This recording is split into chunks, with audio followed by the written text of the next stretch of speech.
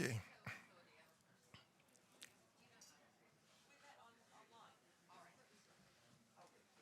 So let's start.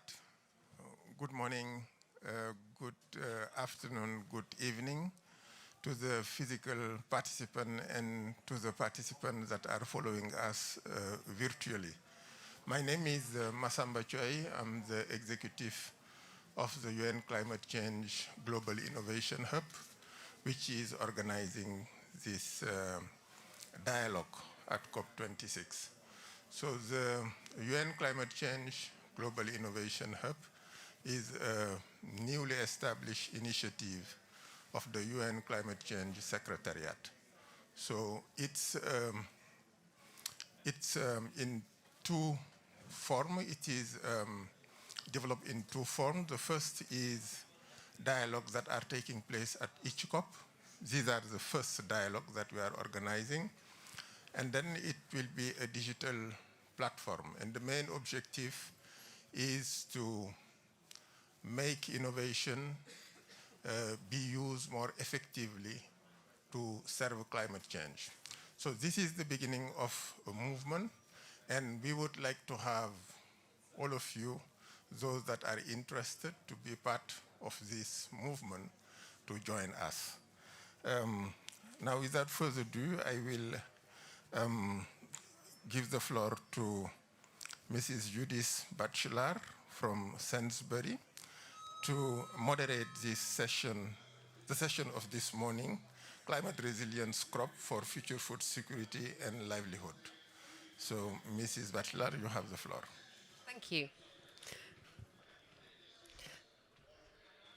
Actually, do you need this? Brilliant. So first of all, welcome to you all here, and welcome to everybody online today. This UN Global Innovation Pavilion has been the centre of lots of very interesting talks over the last week, and I've had the privilege to be sitting there where you are listening to them, and I think today's talk promises to be no exception to that, because we've got some very interesting speakers and panellists for you to listen to. But first of all, my name is Judith Batchelar. I work at Sainsbury's. For those of you who don't know Sainsbury's, we are a UK retailer here, and we have over 150 years of history in food retailing. But whilst we're a UK retailer, we're also a global business, and we import foods from around 70 countries around the world. And so this topic around global innovation is very important to us.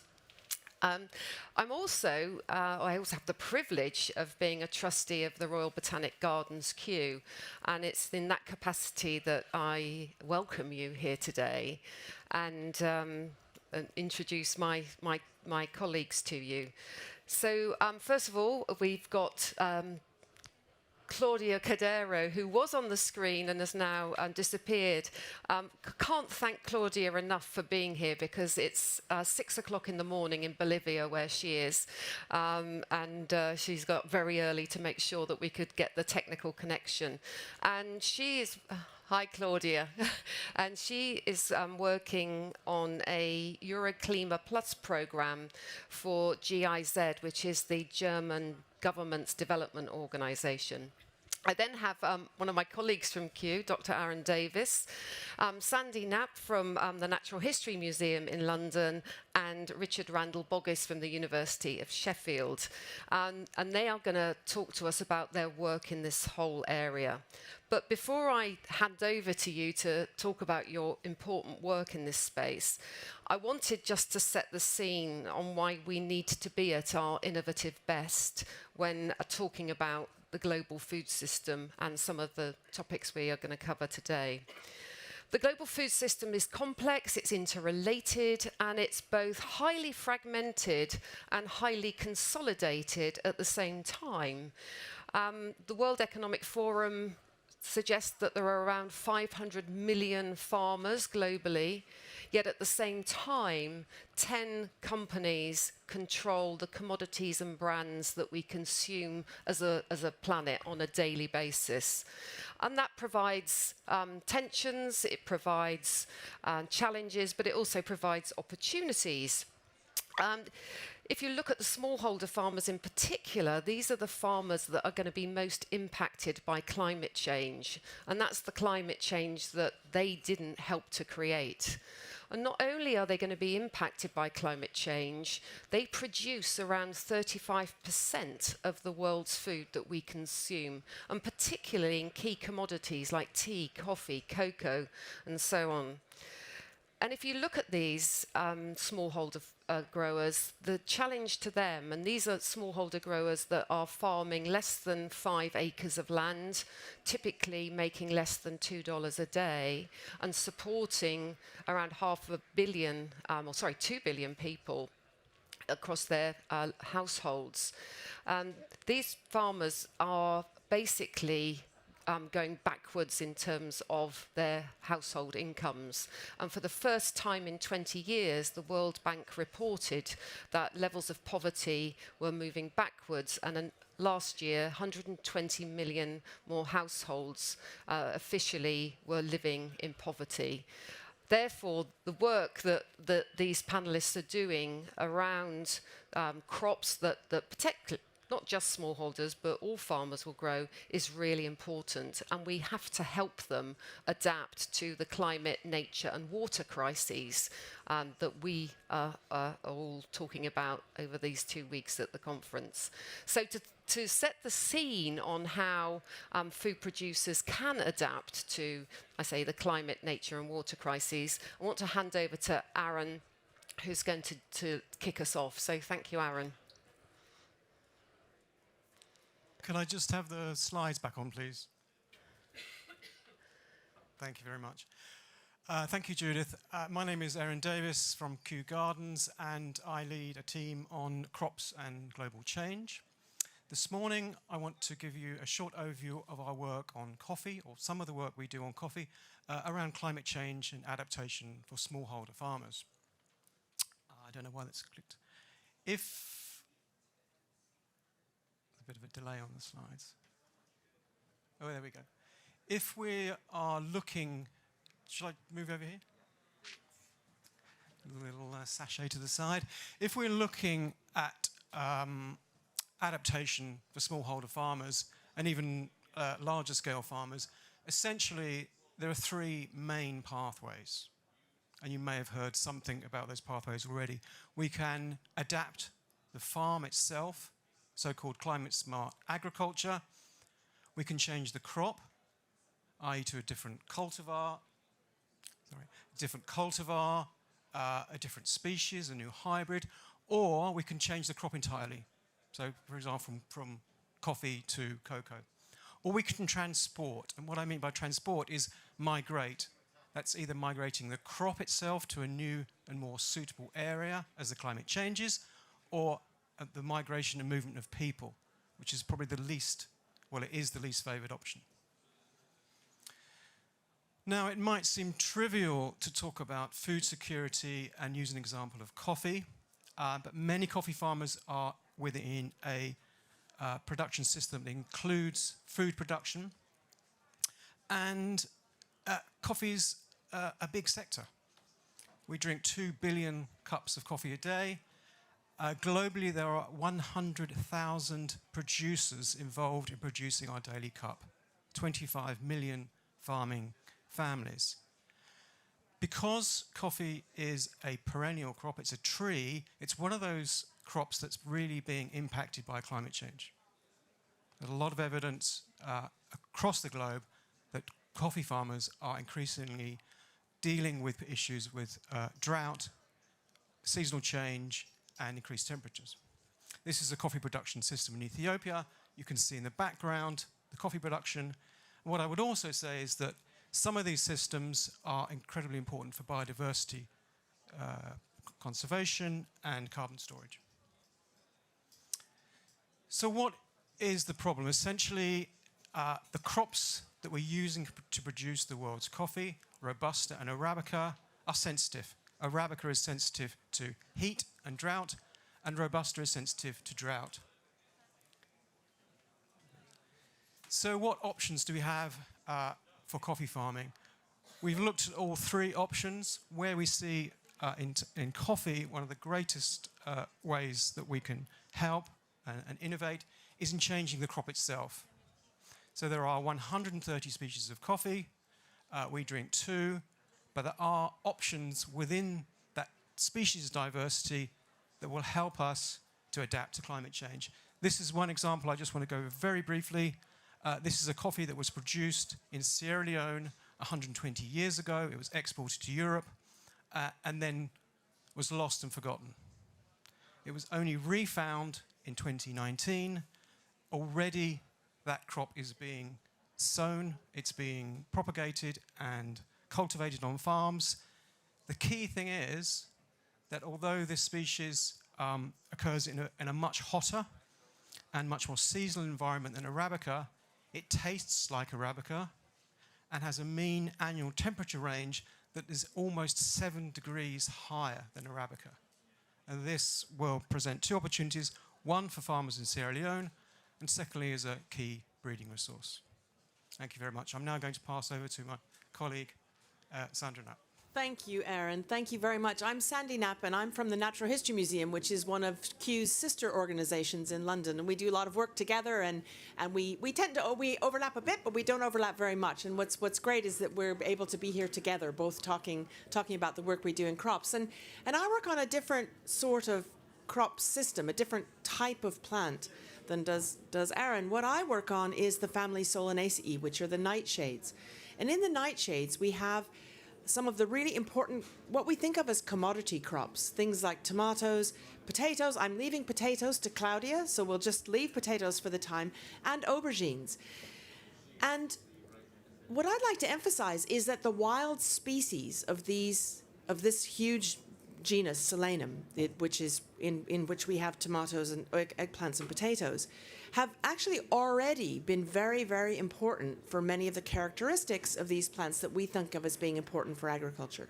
So, for example, the little plant that someone is holding in their hand is called Solanum cheesemanii, and this is endemic to the Galapagos Islands, and a single mutation in that species, which is called jointless, facilitated the mechanical harvesting of tomatoes, which completely changed the tomato production industry and for that big commodity crop. Now, what people don't often recognize is that the wild relatives of tomatoes are incredibly drought tolerant. They grow in places like cacti. This is the wild progenitor of tomatoes over here growing underneath a cactus in Peru, in the Galapagos Islands, very near the sea. And they also contribute all kinds of other important things to us. But most importantly for climate change, and for not only smallholder farmers, but also commodity crops, is as we've irrigated in dry areas, as agriculture expands into drier areas, we've irrigated, which means that the salt, which is held in the rocks underneath these areas, is coming up into agricultural land, which means that thinking about climate change just in terms of heat, we also need to think about salinity. And so some of these species, like the Galapagos tomatoes, which grow near the sea, have really important reservoirs of genetic variation to help us with salinity. So they're important for these commodity crops. This lovely hairy fruited thing down here, a single cross between this wild species and the cultivated tomato, increased the sugar content of the cultivated tomato by 8%, which completely transformed the ketchup industry. So tomatoes have been used a lot in plant breeding for adapting for all kinds of things, mostly for yield, but now people are moving to climate change. Now, aubergines, or brinjal eggplants, on the other hand, are a resource which is only just, the wild species of the brinjal eggplant are only just being brought into plant breeding programs, partly because our understanding of what the species were was very confusing and complicated, and that's where institutions like Kew and the Natural History Museum come in, is we work on the taxonomy of these things. But also thinking about what we want to breed into crops. What's a crop of the future? And if you think about what you need for a crop in a time of environmental change, what you need is something that's resilient and adaptable. So single gene changes and single changes are very unlikely to make a difference. So thinking about the relatives of the brinjal eggplant, a lot of those are weeds. And weeds have exactly the characteristics that we want to have for our crops. They'll grow anywhere, they're resistant to all kinds of diseases. There's other kind of problems with them, like they're a bit invasive and things. But actually, if we can harness that power and that 350 million years of evolution of life on Earth to adapt to environmental change, then we really are on a winning situation. But we need to do it in a way that keeps that resilience and the flexibility, because although we think now of the climate as changing in a particular way, there may be different changes in the future. So keeping that resilience is really important. I just put the white one in there because that's why they're called eggplants. I'll pass to, it's Claudia. She's Claudia, hopefully there. You're up for potatoes. Yay, the other solanaceous crop. Claudia, thank you so much for joining us at such an early hour, all the way from Bolivia. But over to you.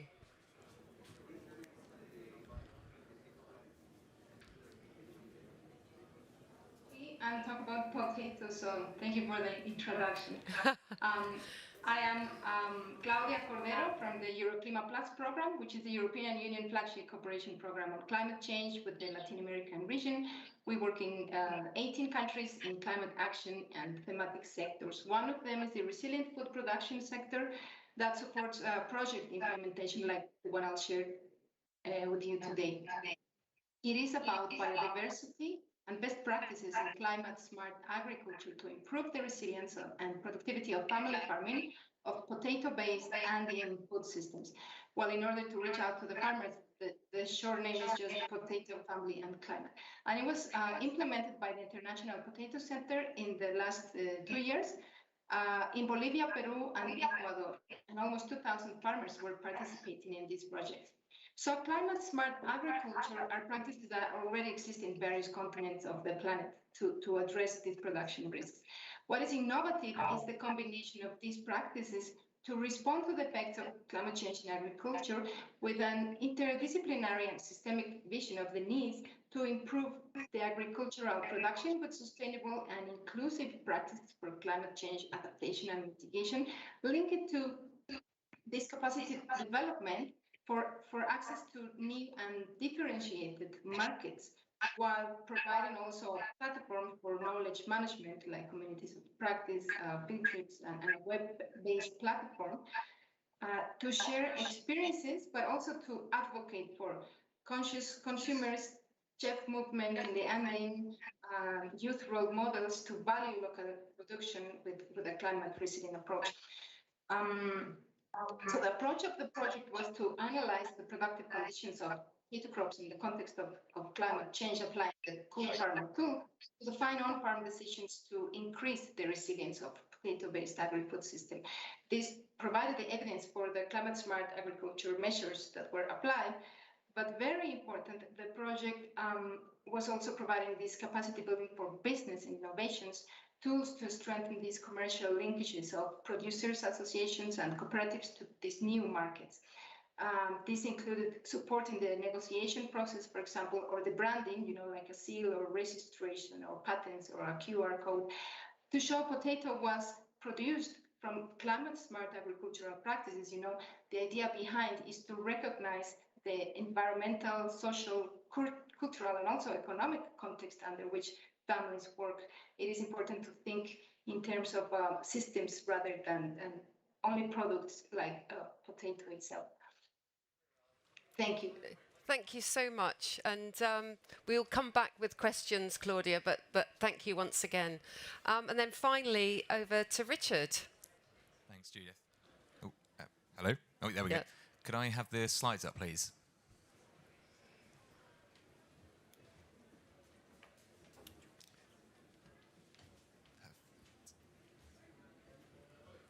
Thank you. It should be switching back to another slide in a moment. There we go.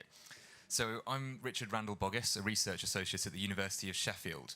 So now, thinking about crop production systems as a whole, we also need to think of some of the other components as well as food in the WEF nexus, the water, energy and food nexus.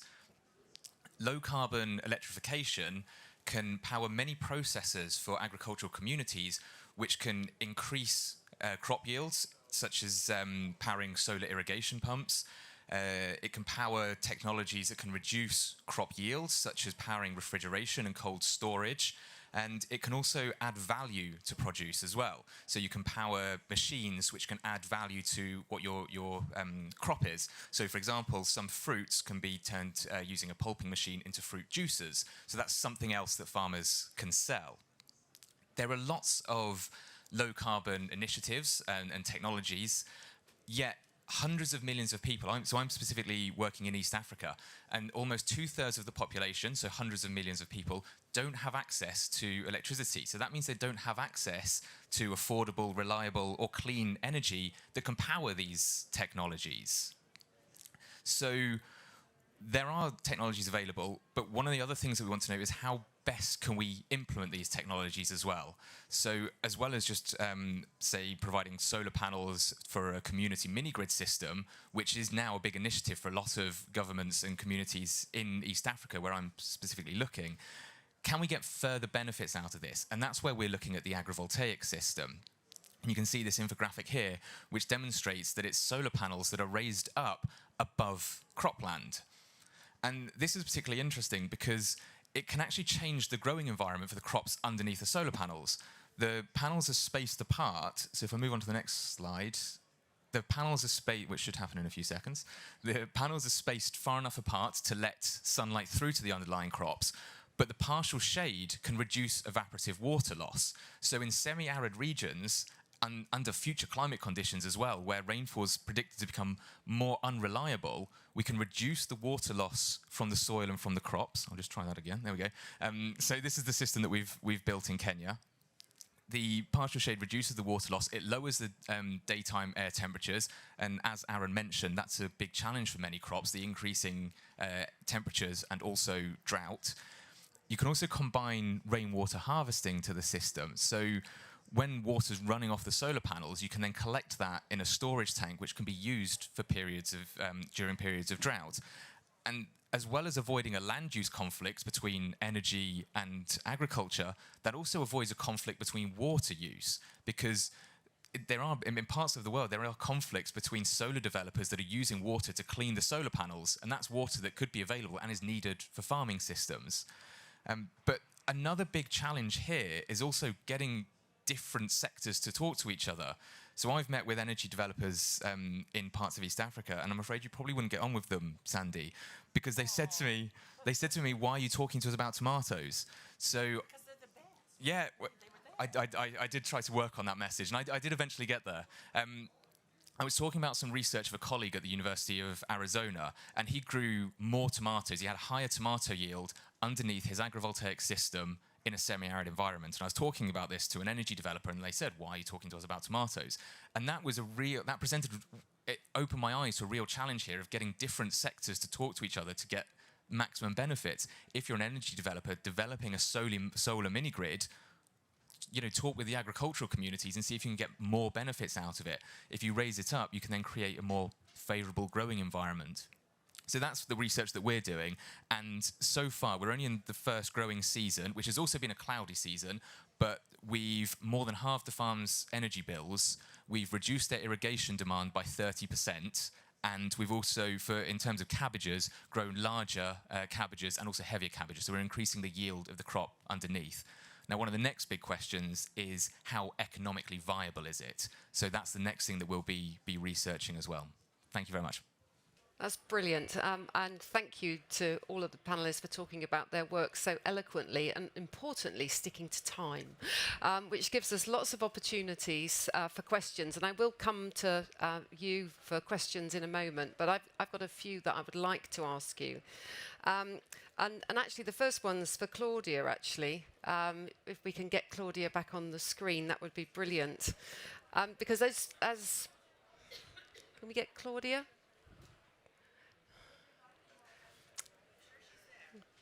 She's there somewhere. Can you hear us, Claudia? Yes, yes. Brilliant. Thank you.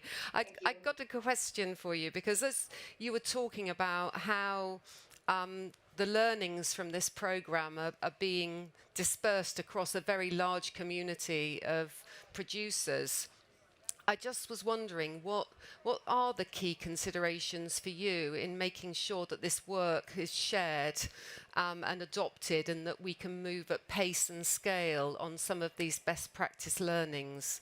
So what are those interdependencies, as they say? Well, agriculture is not just an economic activity for small-scale farmers and their communities, right? But it's the social and cultural heritage of indigenous peoples and communities. So this transition to climate-smart agriculture, for example, in these countries, need to identify change makers across the climate, the agriculture, and the forest and the food sectors, right? And farmers are the key actors here, since the actions or the measures implemented in the farms can fulfill this triple role: reducing the impact of climate change, changing these agri-food systems, and improving these livelihoods of these rural populations. And this could be supported by research in agriculture that is led by science to improve decision making and pool investments, but including the farmers for a collaborative knowledge sharing, and also investments from the private sector to work and to support innovations in food systems while covering the SDGs, for example, like solutions for people, nature, and climate. And of course, these platforms to facilitate this involvement of these different stakeholders. We think agriculture has to do only with farmers, but we need to address climate change while protecting biodiversity, while advancing gender equality, poverty reduction, food and nutrition security for the most vulnerable small-scale producers and consumers as well. Yeah. No, thank you. And I think, again, as you're talking, I was thinking about the point that what works where you are in South America is a very unique combination of different factors, including the things you've just talked about. But of course, every place-based intervention has a different set of characteristics. And I just wondered, Richard, thinking about adaptation and some of the things that you're doing in East Africa, and you touched on the fact that there's a single intervention, but it has lots of other co-benefits. And sometimes it's the co-benefits that are more value to the stakeholders than the intervention itself. What your learnings have been through that work? Yes, thank you. So one of the first things we've learned from the local farmers is that they're very excited because it's such a new technology. So they're really excited to learn about the benefits that the low carbon electricity can bring to them. We've got two case studies. The one that we saw was in Kenya, and that's developed, and that's a grid tie system, so we're reducing their energy bills. We're also going to be developing another system with a farm in Tanzania, and they're off grid, so they don't have access to electricity at the moment. So this will be bringing something new to them. But also, co-design is absolutely key for the success of these projects. It's not a technology transfer at all. It's working with local solar developers so it was a Kenyan business that developed the system, and with the farmers to design the system as well. But we've also had a couple of interesting questions. So it's important to understand what the local community think of these systems as well. And we've had some interesting questions, such as, are the crops safe to eat? They are safe to eat, but it's interesting to hear those are the kind of questions because it's such a new concept as well. I mean, it's new for many of us, so it is interesting to have to explore, but also to see what the community think of it. But the main thing is a lot of excitement. And in terms of other side benefits, we're also seeing that actually we first approached this as a food and energy project, and it's become abundantly clear that it's actually a food, energy, and water project because of the potential savings of water from the farming systems as well. No, great, thank you.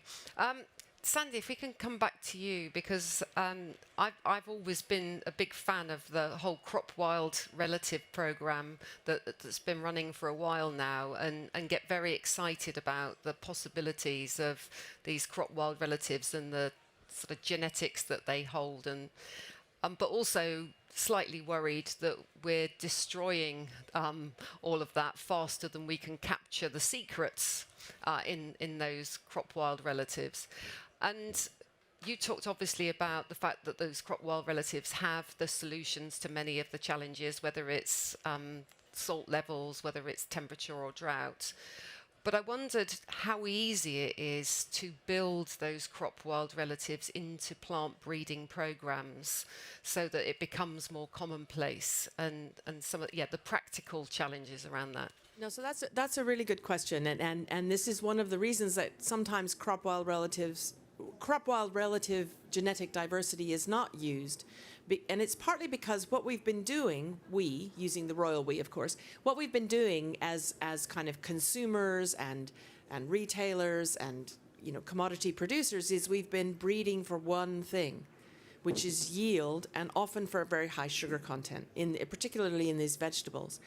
And so it's almost so changing that kind of whole paradigm is something that is quite difficult. But actually getting crop wild relatives to be used in breeding programs. I mean, in tomatoes, they're used a lot. In potatoes, not so much. Potatoes are a little bit more difficult. And in aubergines, as I said, it's only just starting. But if you make crosses using traditional plant breeding methods with these, and you have a characteristic that you want from the crop wild relative, it brings along with it things which can reduce yield or cause problems or increase pest susceptibility. So there's a lot of what's called genetic drag. So there's kind of linkage drag that comes in. And that's been one of the challenges. And that's why to develop a new variety of a crop, it often takes upwards of 10 to 12 years, even for these annual crops. Now, some people say that the solution to that is genetic modification, that you just take the gene you want and you pop it in there, and then there it is. And that actually is fine. That's a good idea. That's happened for some things. But actually that doesn't build you the resilience in the genetic system, which is, I think, what we need for adaptation to things like climate and environmental change.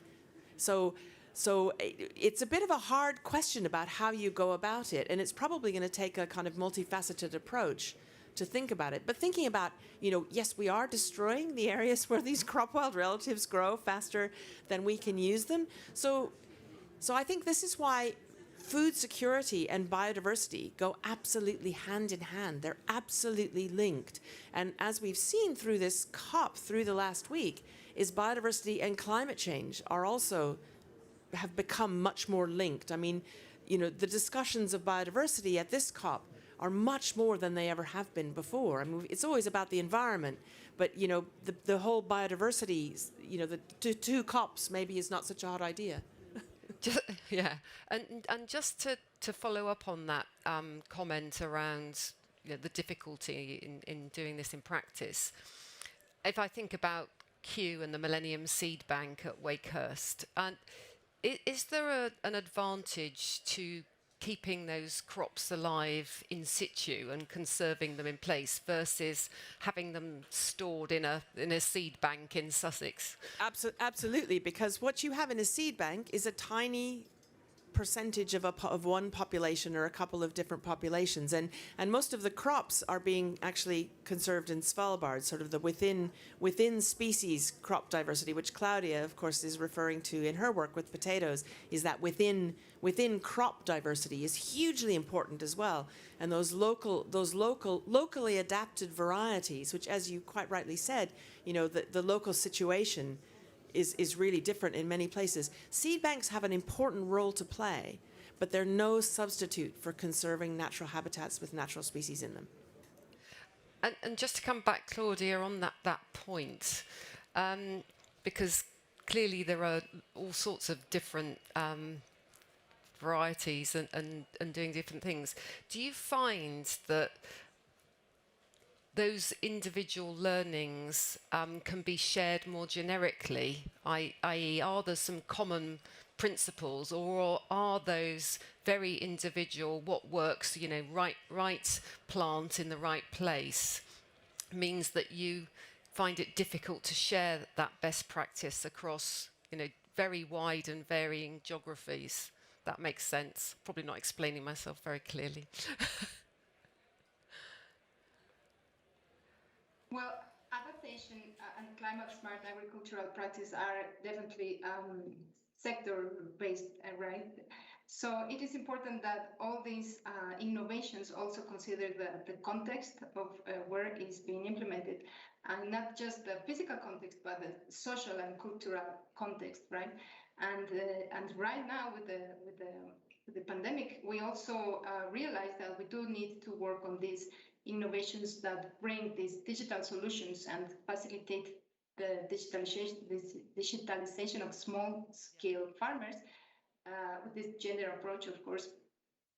But also from consumer side, we need to shift to healthy and sustainable climate-friendly diets, right? So what is important is to understand what we're doing in a specific context is not just about a special crop or a special group of farmers, but it involves the whole of society.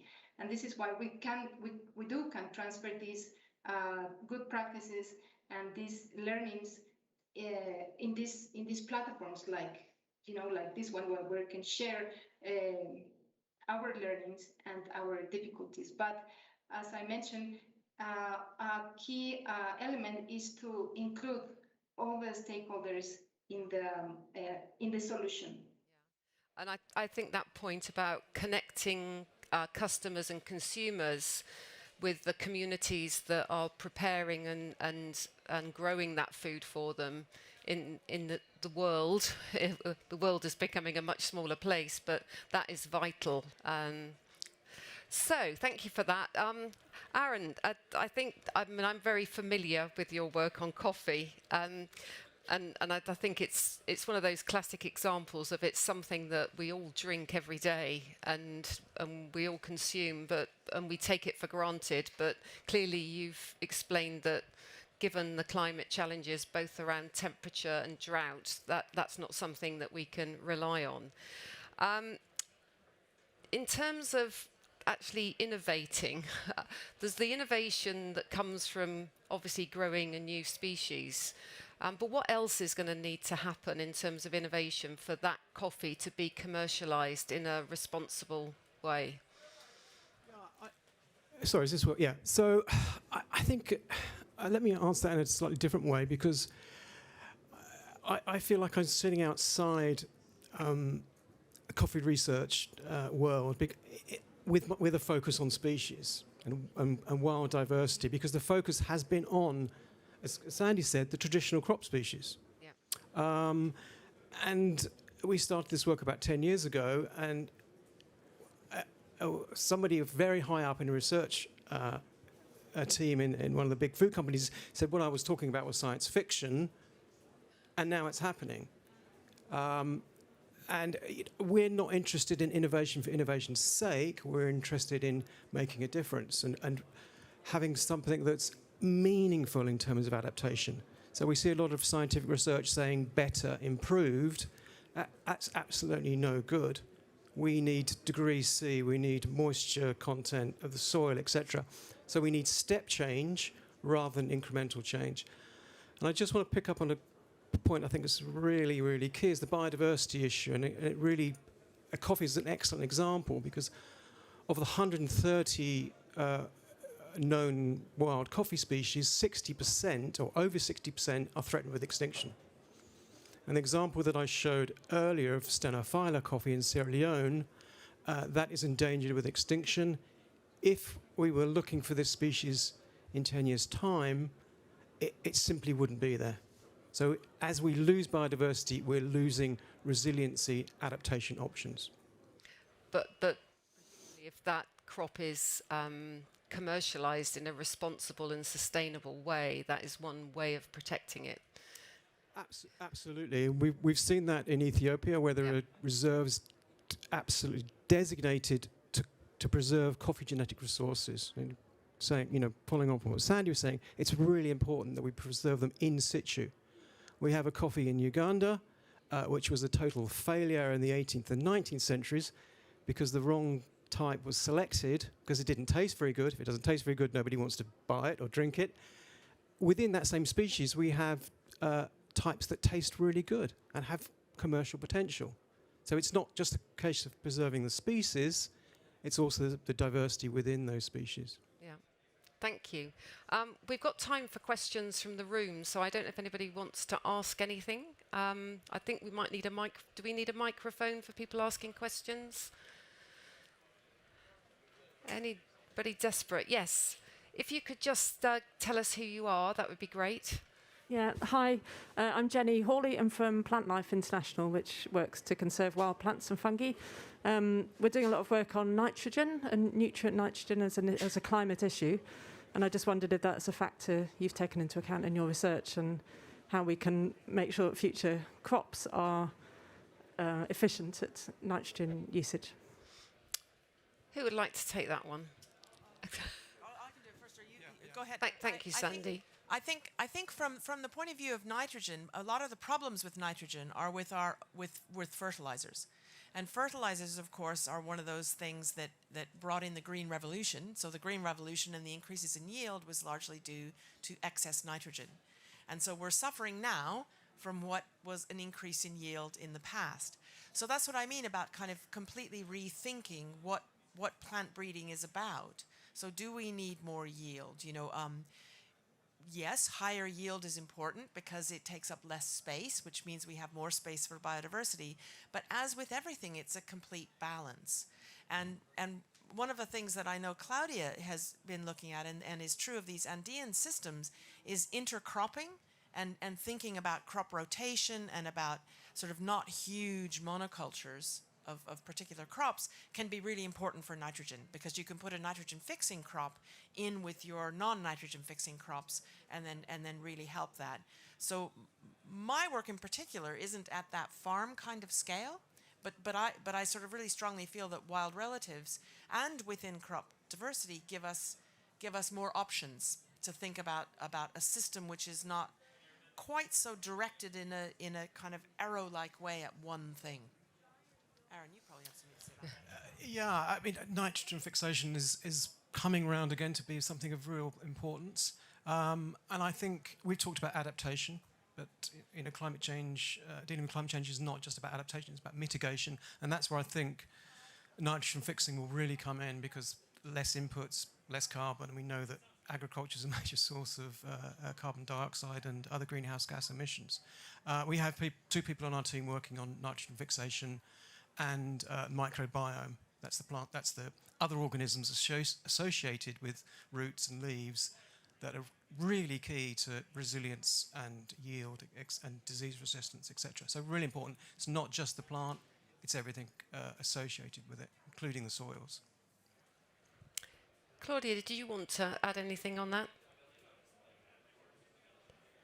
Mentioning, yes, the potato-based systems is the potato is the main crop, but the system includes other associated crops such as barley, quinoa, peas, and other vegetables that are traditional sources of nutrients and family income. So, well, with this climate-smart agricultural approach, also this in this project, this Cool Farmer tool was applied, right, as an assessment tool to support these farmers for more informed on-farm decisions to reduce this environmental impact in agriculture, but biodiversity and the farmers protecting this biodiversity is probably the most important aspect here, to make sure biodiversity is already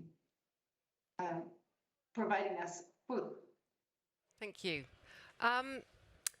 Any more questions from the audience? Yes, at the back. We got...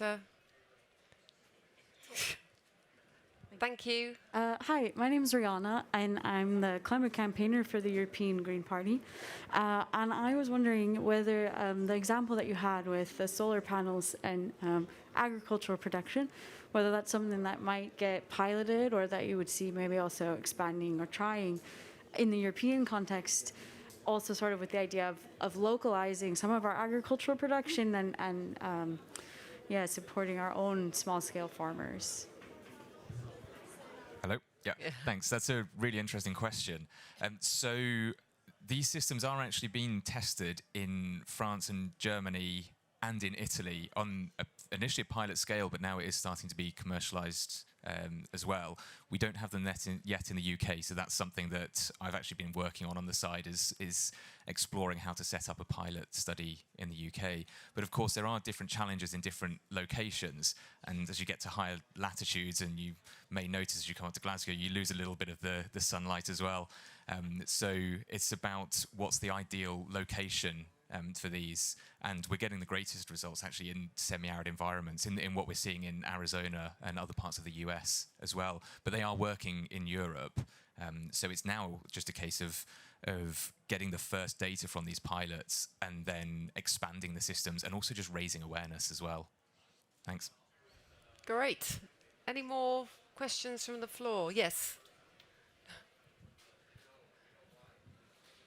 Thank you so much for the presentations, very interesting discussions.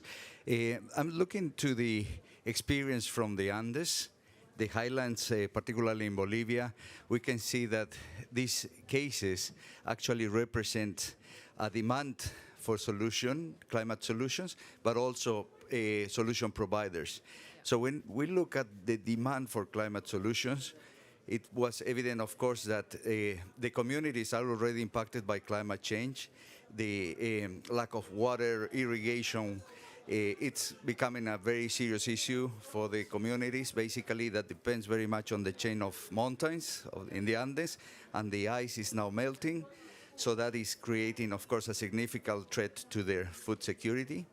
And so on that regard, there are some innovative practices, particularly in some regions, in other countries in the Andes, like Chile, where they are harvesting already water from the clouds that can be probably replicated also across the whole Andes. So I was wondering if there are some ideas or projects to scale up those experiences and address the resilience and adaptation activities on the Andean communities. So that is on the demand side. Yeah. And on the supply side, Yeah. one thing that we learn when it comes to food security is that we still need to look into post-harvesting practices. Post-harvesting represents about 30% of the loss of the yields of the products. And the Andes is actually a pioneering indigenous knowledge set that can really show how to post-harvest the quinoa and all the potatoes, all the crops in a very sustainable but also effective fashion. So maybe in that way they can also share this experience and help the lowlands, for example, to apply the same techniques and improve the yields post-harvesting. Yeah. Thank you. And Claudia, I don't know if you want to add to that, but I think it's that single interventions, but all sorts of other things that either need to happen, and food waste, particularly post-harvest food waste, is a good example of that. All of the, what I would call, not the unintended consequences, but the unintended benefits that we get and how we capture those. Because going back to Richard's point about these are very specific place-based interventions. What's right in one place won't be right in another, and what works in one place may not work in another, but actually it works the other way around as well. So capturing all of the learnings from this is really important. Did you want to add anything, Claudia?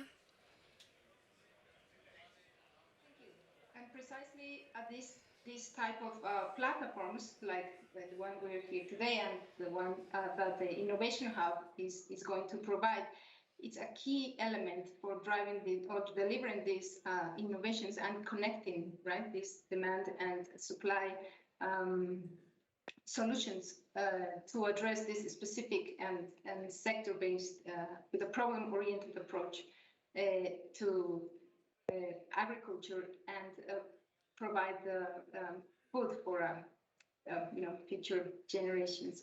Thank you very much. Yeah, thank you. I think that's probably it now in terms of time. We've run out and we could carry on talking about this for a long time, but just to summarise, I think we've heard in some really interesting case studies the importance of our crop wild relatives in terms of the challenges from climate, nature and water, and probably more things, and indeed how that then links through to some of the social impacts that this work can have and the livelihoods, particularly of smallholder growers. I think it's always great when you come to these things because you really feel inspired by the fact that there are things that are really happening on the ground. They're making a difference, not just to our planet, but to the people in those communities. A bit of a plug for an event in about an hour's time. To Claudia's point, connecting customers and the communities that consume these products with the communities that produce them is a really important part of making sure that we reward those producers who are doing the right things for our planet and for nature, and making sure that we as consumers, which we all are, make active choices about those things. But I want to thank our panelists. I want to thank the UN for inviting us to take part in this session today, and to our supporters Bloomberg, and leave you with a thought, because we have heard some marvellous things, but there's a lovely quote that says, "The future's already here, it's just not widely distributed yet." So if you can all play your part in making sure some of these best practice learnings are widely distributed, that would be fantastic. So thank you very much for coming. And again, thank you once again, everybody. And big thanks to Claudia all the way in Bolivia. And it's probably time for your breakfast now. So thank you. Thank you, everybody. Thank you.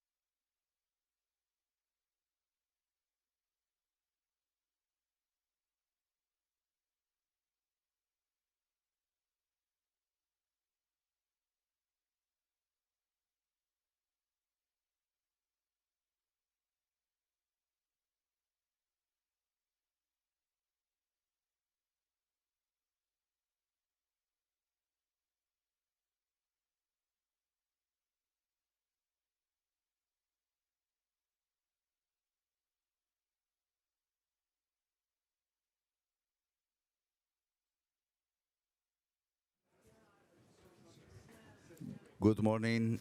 Please have a seat. We are about to start.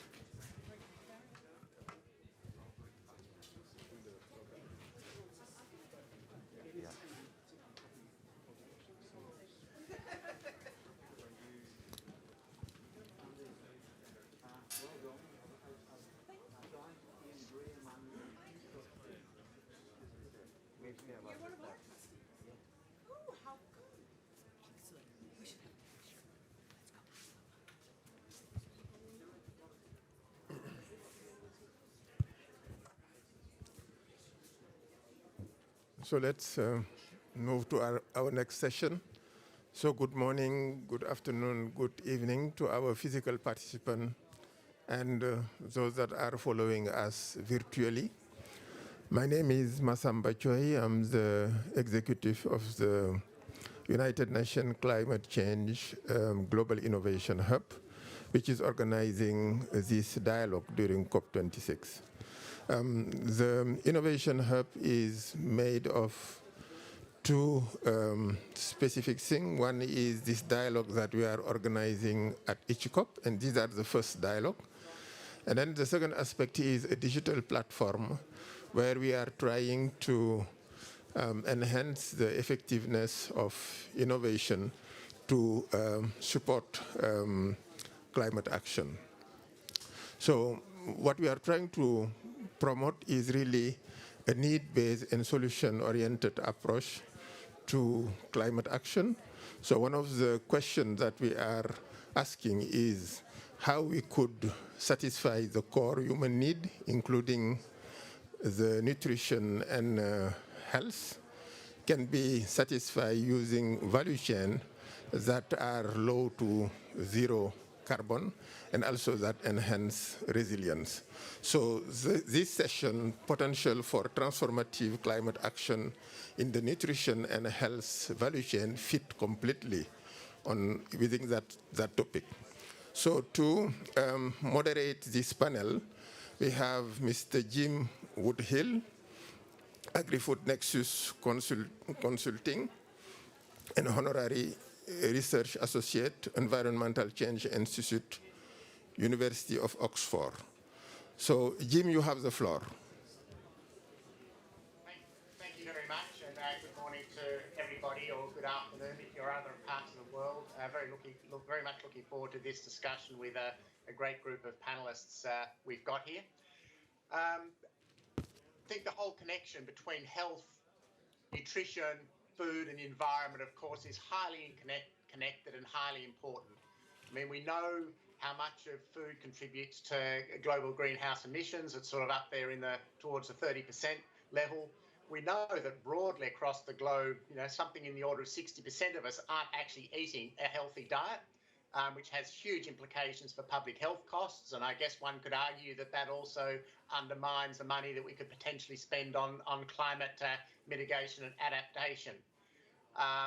We know the huge linkages between land use and environment, and we know the huge linkages between throwing away a third of our food and the cost that has back on the environment and climate. So really important connections here between health, nutrition, environment and food.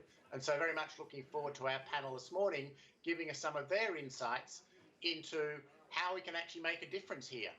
And I guess what I'd really like our panelists to focus on a little bit is also, what I might call here, stealing from my partner, the idea of evidence of hope. So what are some of the things we see that are actually giving us hope that we can bring around some of these big transformations that are needed in the connection between food, health, nutrition and climate? What are some of the big transformations we need? And how do we make this happen on sort of more of a systemic way? How do we get the deeper structural changes that are needed in the system to make this happen? And I think we're also going to hear a little bit of what this means around the potential role of technology and digital solutions there. So to make sure we've got enough time for our discussion, I won't give lengthy introductions to each of our panelists, but I'll ask them to briefly introduce themselves as they come to them. What I'm going to ask them to do is to first give us 2 minutes. What do you think are the big issues or challenges here, and what do you see as some of the solutions? Once we've heard from 2 minutes from each of the panelists, we'll then open up to a broader discussion to explore the issues that I've just outlined, given on what we hear from the panelists in their first 2 minutes. And we'd, of course, welcome any questions that can come in from the audience if that's possible. So, Oumar, could I perhaps hand over to you, Business Development Director for Africa Nutrition International. How do you see this situation? What gives you hope? What sort of changes would you like to see happen? Oh, I think you might be on mute, Oumar. Thank you very much for inviting me to this great panel. So I'm really honored to be here. Thank you, Mr. Moderator, Jim. My take is 3 points to really going through straight to the solution. We know enough about the current situation, how dire it is, and how difficult it could be if we continue doing the business as usual. For me, the solution are on 3 points. The first point is about integration. How can we ensure that health, nutrition are fully integrated into the other programs? So including infrastructure, including any other education, any other sector, this should be fully integrated. So we should work hands on hand to really maximize the impact on those sectors. My second point is about how can we get the food production closer to home? How can we really put most of our way to ensure that we are working toward a food system that is close to the people who are eating, not a food that cross all the world to reach a customer. So you can imagine the carbon prints of those foods. That is really what my second point is. And the third point is about innovation at the base, innovation at the grassroots level. How can we ensure that we take innovation to the community level that is owned by the community, that value the indigenous knowledge that already the community have in the level? How can we value that? How can we build on that knowledge? So these are my 3 points that I will be discussing with you today. Thank you. Lovely. Thank you, Oumar. A really nice start there. Could you just give us quickly, what's an example or something you've seen happening lately that actually gives you hope that these changes are possible? That is it really. For instance, I will take you about our experience with the African Development Bank. So my organization have been working and providing technical support to African Development Bank to ensure that all the investment are nutrition sensitive. So it is a technical assistance that we give to scan all the African Development Bank program to ensure that there are nutrition sensitive. That take into account the nutrition aspect for the integration. Either the program is on health, infrastructure, access to water, sanitation, we ensure that it is integrated to nutrition. And for that, we have been moving from around at the beginning some year ago. The program was like around 2 billion that was sensitive to nutrition. With that technical assistance, we are now moving around $10 billion that are sensitive to nutrition. So I think these are really critical examples. Great, thanks, Oumar. That's a really nice example to sort of kick us off and showing how important it is to integrate these things back into the financial sector as well. And very good points there about the production base and coming back to the innovation close at home. So really nice way to kick us off. Anitha, can I come to you with sort of roughly the same sort of questions, and if you could briefly introduce yourself. Oh, and I think you're also on mute.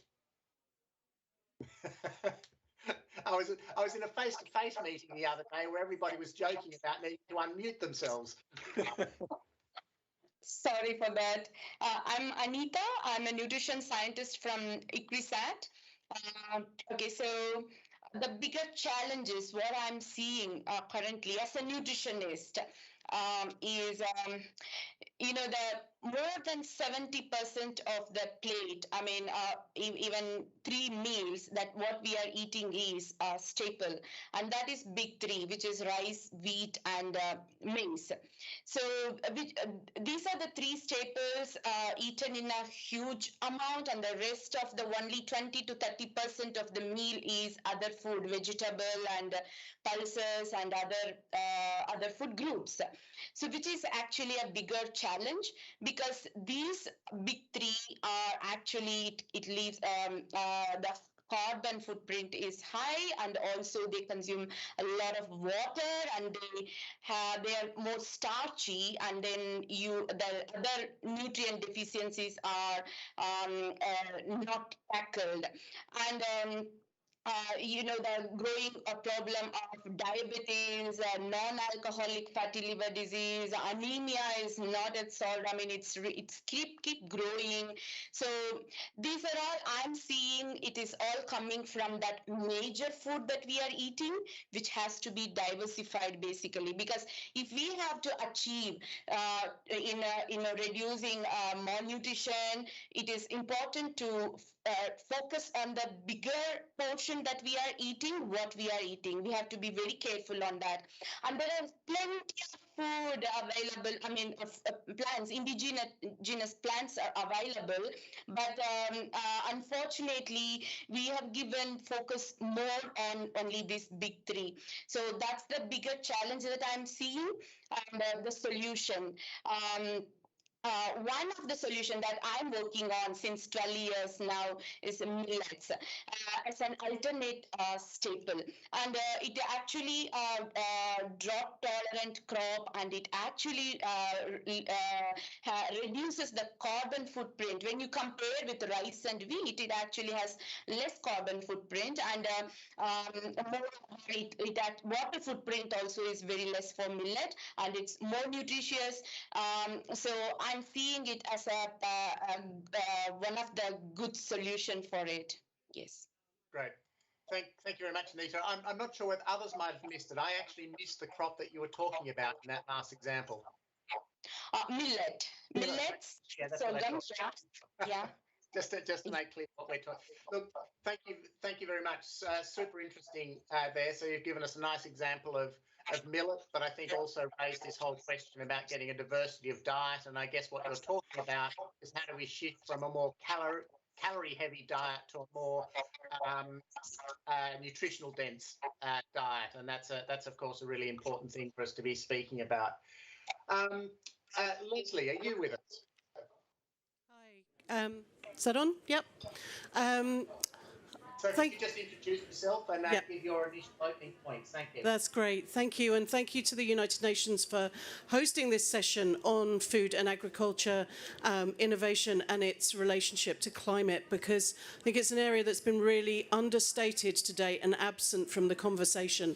I work for Forum for the Future. We are an international sustainability nonprofit that works with businesses and organizations across the world to build out transformational strategies that accelerate their action towards a sustainable future, equip them with futures and systems tools, and build particularly collaborations, which I think is a key point in how we're moving forward towards the climate transformation.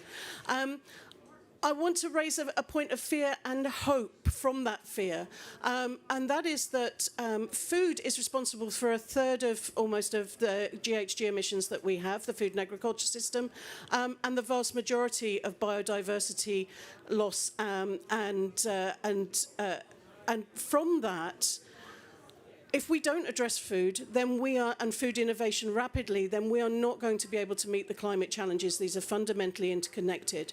So what gives me hope is the increasing attention to systemic approaches that look across actors across the system towards creating that change. And one particular example of that hope is a project we've been engaging in and creating in the United States called Growing Our Future, which looks at how do you create the acceleration and the transformation towards regenerative agriculture within the value chain, and through a lens of sustainable nutrition. So looking at how do you produce the right kinds of crops regeneratively in ways that will deliver healthy and available and affordable diets for all. And that has brought together over 70 actors across the system, from indigenous farmers organizations, Latino farmers organizations, through to the big multinational food giants and investors. And we have 4 work streams that we can see coming out of that, real practical action. So on work streams on finance and shifting the finance system, aligning on policy demands, looking at real practical solutions on the ground, but particularly for this, new routes to market. But what we see is it's an absolute transformation of the way value chains work that is going to be required for that. And I hope we get a chance to talk about that further. Great, thanks, Lesley. Just quickly, for those that maybe aren't in the know, when you talk about regenerative agriculture, can you just give us a couple of practical examples that maybe give people more of a visual image of what we mean by that? Yeah, so this is very much the adoption of practices on the ground that will build back soil health, will sequester carbon, and will provide productivity, but in ways that ensure the resilience and thriving nature of production going forward into the future, but also addresses farming and food from a social dimension, so looks at this from the point of view of sustaining livelihoods, but also making available the right kinds of foods that will enable people to have healthy diets. And the challenge with that, just very briefly, is that we have a food system that is designed for monoculture, is designed for commodities, and is designed for extracting value. So unless we shift the goals and the outcomes of that system to one that provides livelihoods, provides improved soil health, provides carbon sequestration, and makes those changes towards products that deliver healthy diets, we're going to continue to go down a path that will lead to degradation. Great, thanks very much, Lesley. Great intro. Tom, good to have you with us. What's your view on all of this?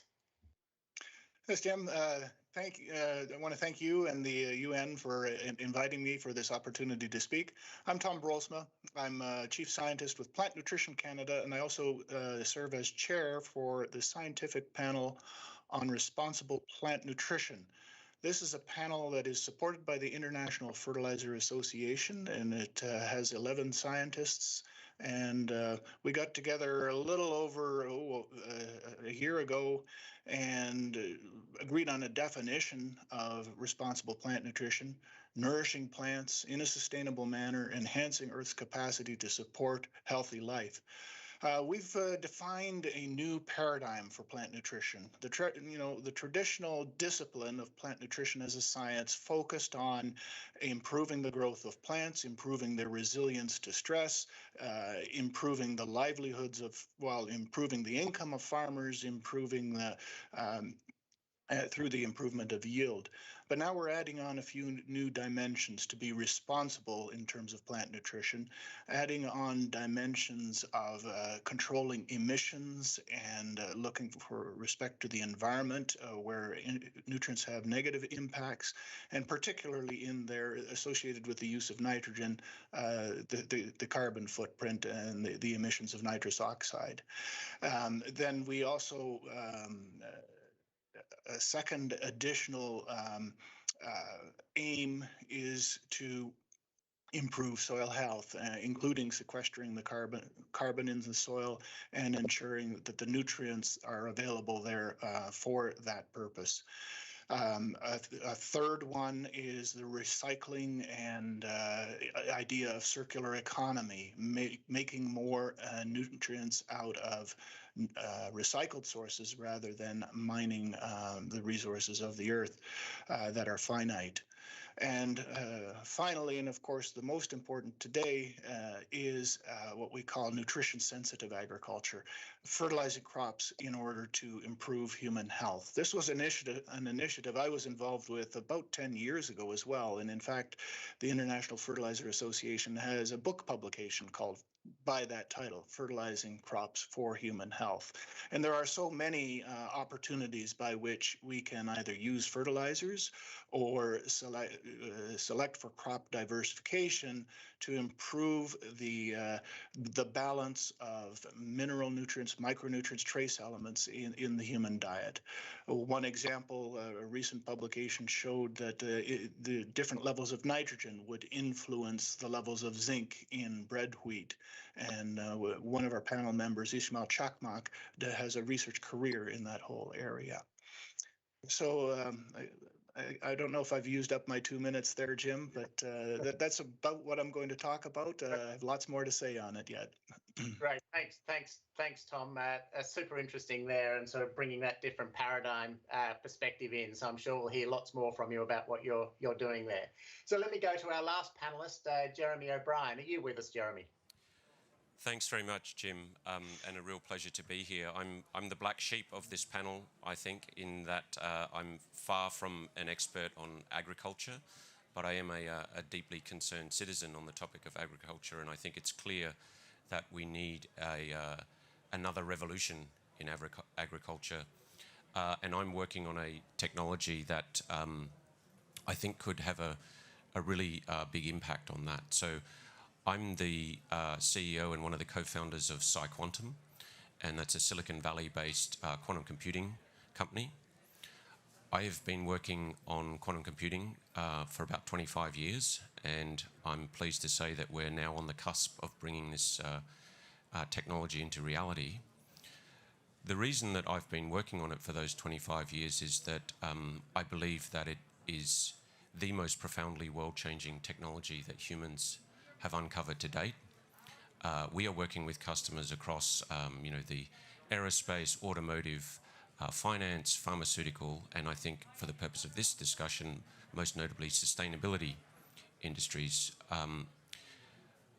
When I first read about quantum computing, the promise was that we might bring about a revolution comparable to the digital revolution, the industrial revolution, or the agricultural revolutions that humans had had before. And now I'm very interested in how we might deploy this technology to participate in the agricultural revolution 2.0 that I think we're all talking about here, a sustainable agricultural revolution. And the reason that I'm optimistic about that is because one of the big domains of application of quantum computing is chemistry. So chemistry, of course, underpins everything. Everything ultimately requires a chemical explanation. And it turns out that until we have a quantum computer, we aren't really able to give that detailed explanation. We cannot simulate molecules at any sort of scale of relevance. And so many applications across agriculture of great potential. I'd like to talk, if Jim will allow me, about one in particular that Tom mentioned, which is the carbon footprint of nitrogen fertilizer. That's a very concrete, very well understood one in the context of quantum computing. And there are many others that are speculative, and my sort of call to action to this panel and this audience is let's get on with figuring out how we could deploy this technology, how it could help this revolution that we're in the midst of now. Thanks, Jim. Great, thanks, Jeremy. Super interesting, and I think we can come back to you to sort of get some more insights into what might be some sort of really radical, out-of-the-box sort of solutions to all of this from the computing side of things. Look, just to kick it off and try to draw together what I've been hearing from all of you, could I put the question to you, to what extent do we see a synergy between achieving climate goals and improving nutrition, and to what extent do we see a trade-off? So in many parts of the world, we know people need to be increasing the amount of nutrition in their diets. We know across the world, we probably need to be eating a lot more fresh fruit and vegetables. So, is it a win-win by improving nutrition and trying to reduce the climate impact? Or in fact, if we want to improve nutrition, do we also have some more pressure on the environment? And what does that mean? So, just initially, what are some of your thoughts about where the trade-offs are or where the win-wins are from linking nutrition to climate? Let me just open it up to see who would like to sort of have a first go at that. And as you're doing this, you might like to sort of link to what you've heard any of your other panelists say. Shall I give you a Tom, start? Tom, you go. Were you looking almost ready to jump in there? I'm not sure what I'm hearing here. Are you what? Did somebody ask that I could start? Or I was taking a hint from your big smile of whether that was meaning you were perhaps willing to jump in.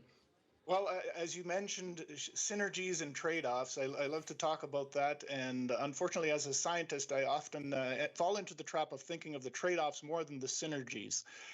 We know that with rising CO2 in the atmosphere, plants have responded to that. They can grow faster. Unfortunately, the carbon does dilute some of the nutrients and make nitrogen less available, make some of the micronutrients also, the micronutrient concentration in foods may be diminishing because of that. So that's a very important trade-off, I think, that's relevant to human nutrition that needs to be addressed. At the same time, I believe that the initiatives that we take to build soil health, for example, may be helpful in ensuring that foods that we produce are more healthy.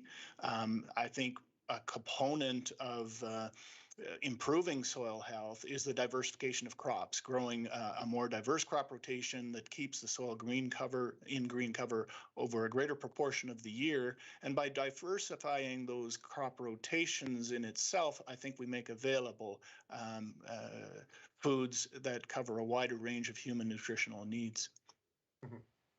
Great, thanks there. Anitha, I can see you sort of rapidly writing some notes there. Fundamentally, do we have a trade-off or a synergy around the nutrition-climate linkage? Okay, again, I'm taking example of millet. Okay, so at least from my work experience, I would like to talk about it. In many countries, I worked in both Africa and Asian countries. So in most of the countries of Africa and Asia, what is actually eaten more is maize, wheat, and rice, and you all know that. And so what I actually found eventually is the water footprint, that actually water usage of rice is actually 30% more compared to millet to give the same nutrients in the same quantity, like even iron or zinc. So we have to spend a lot for rice and wheat and maize compared to millet when for fertilizer usage again is very low for millet, and then carbon footprint is also low for millet. So when we can actually afford to the crop that is produced in a less cost, so it's good for the farmers, and also when it can give more nutrients, 30% more than the other big three. So I see really the investment should go on millets. And we have conducted a recent systematic review and meta-analysis that we have conducted recently, and it's also published. So what is evident is millet is multiple, it has actually multiple benefit. So why don't we actually look at the multiple benefit? Like it already I said, carbon footprint is low, water usage is low, and now it is actually it can actually reduce up to 50%, blood glucose level compared to rice. So it's actually another advantage. It's diabetes is a global health issue. And then the non-alcoholic fatty liver disease. It is actually almost 30% of the world population is affected by non-alcoholic fatty liver disease, and it is actually predicted that it's going to be doubled by 2050. And then there is anemia. So all bigger health challenges when I'm seeing, and then the bigger benefit of growing millet, I definitely actually say that there should be a diversification of multiple food group, but there is a need for diversification in the bigger portion that we are consuming. That's what I really wanted to emphasize, so that the nutrients actually will be increased in that bigger portion. Yes. Right. Thanks, Anitha. I mean, you've given us a nice example of where you would say there is a clear win-win there by using millet. Just very, very quickly, how do you get people to eat millet as opposed to rice? Because I think if we look at rice consumption in Africa, for example, I think it's going up very rapidly. Oh, okay. I'm sorry, I missed your question, the first sentence of your question. Sorry, apologies if it's my strange Australian accent. How do you get people to eat millet as opposed to rice? And I think if we look at the statistics in Africa, for example, I think rice consumption is going up very rapidly. So, you know, how do you get people to eat something differently? Just very, very quick response. Might come back to that. Okay, yes. Actually, yes, rice consumption is increasing. That's true. But the, culturally sensitive way of introducing the crop without, affecting the taste preferences, and it is possible, and we have proven it in several studies that was conducted in school feeding program in India, and also in Africa we have conducted school feeding program where we could able to change that the behavior through the participatory approach. It's possible. It needs the awareness, knowledge, and they should able to accept it, the taste preference. It should meet with everything, then it is possible. Okay, so we need to be thinking very carefully about people at the consumption end of the value chain, not only the production end, but we'll come back to that. Oumar, I think you're dying to jump in here and give us some thoughts about the win-wins and the synergies. The win-wins and the trade-offs. No, I really feel like there is a synergy, and that's really give me also the hope. And I feel like people, the more and more we are getting aware of that. For instance, I will just highlight the point on the food waste and food loss. So do you imagine that in certain countries that farmers lost around 0.5% of the harvest due to various reasons? So this is a big loss that could really fill the gap of most of a big part of the importation of food. So you take, for instance, the rice, as my colleague Anitha said. You take, for instance, you imagine the carbon footprint of 1 kilo of rice traveling from India or China up to Bamako or anywhere, and you imagine the footprint that's linked to that.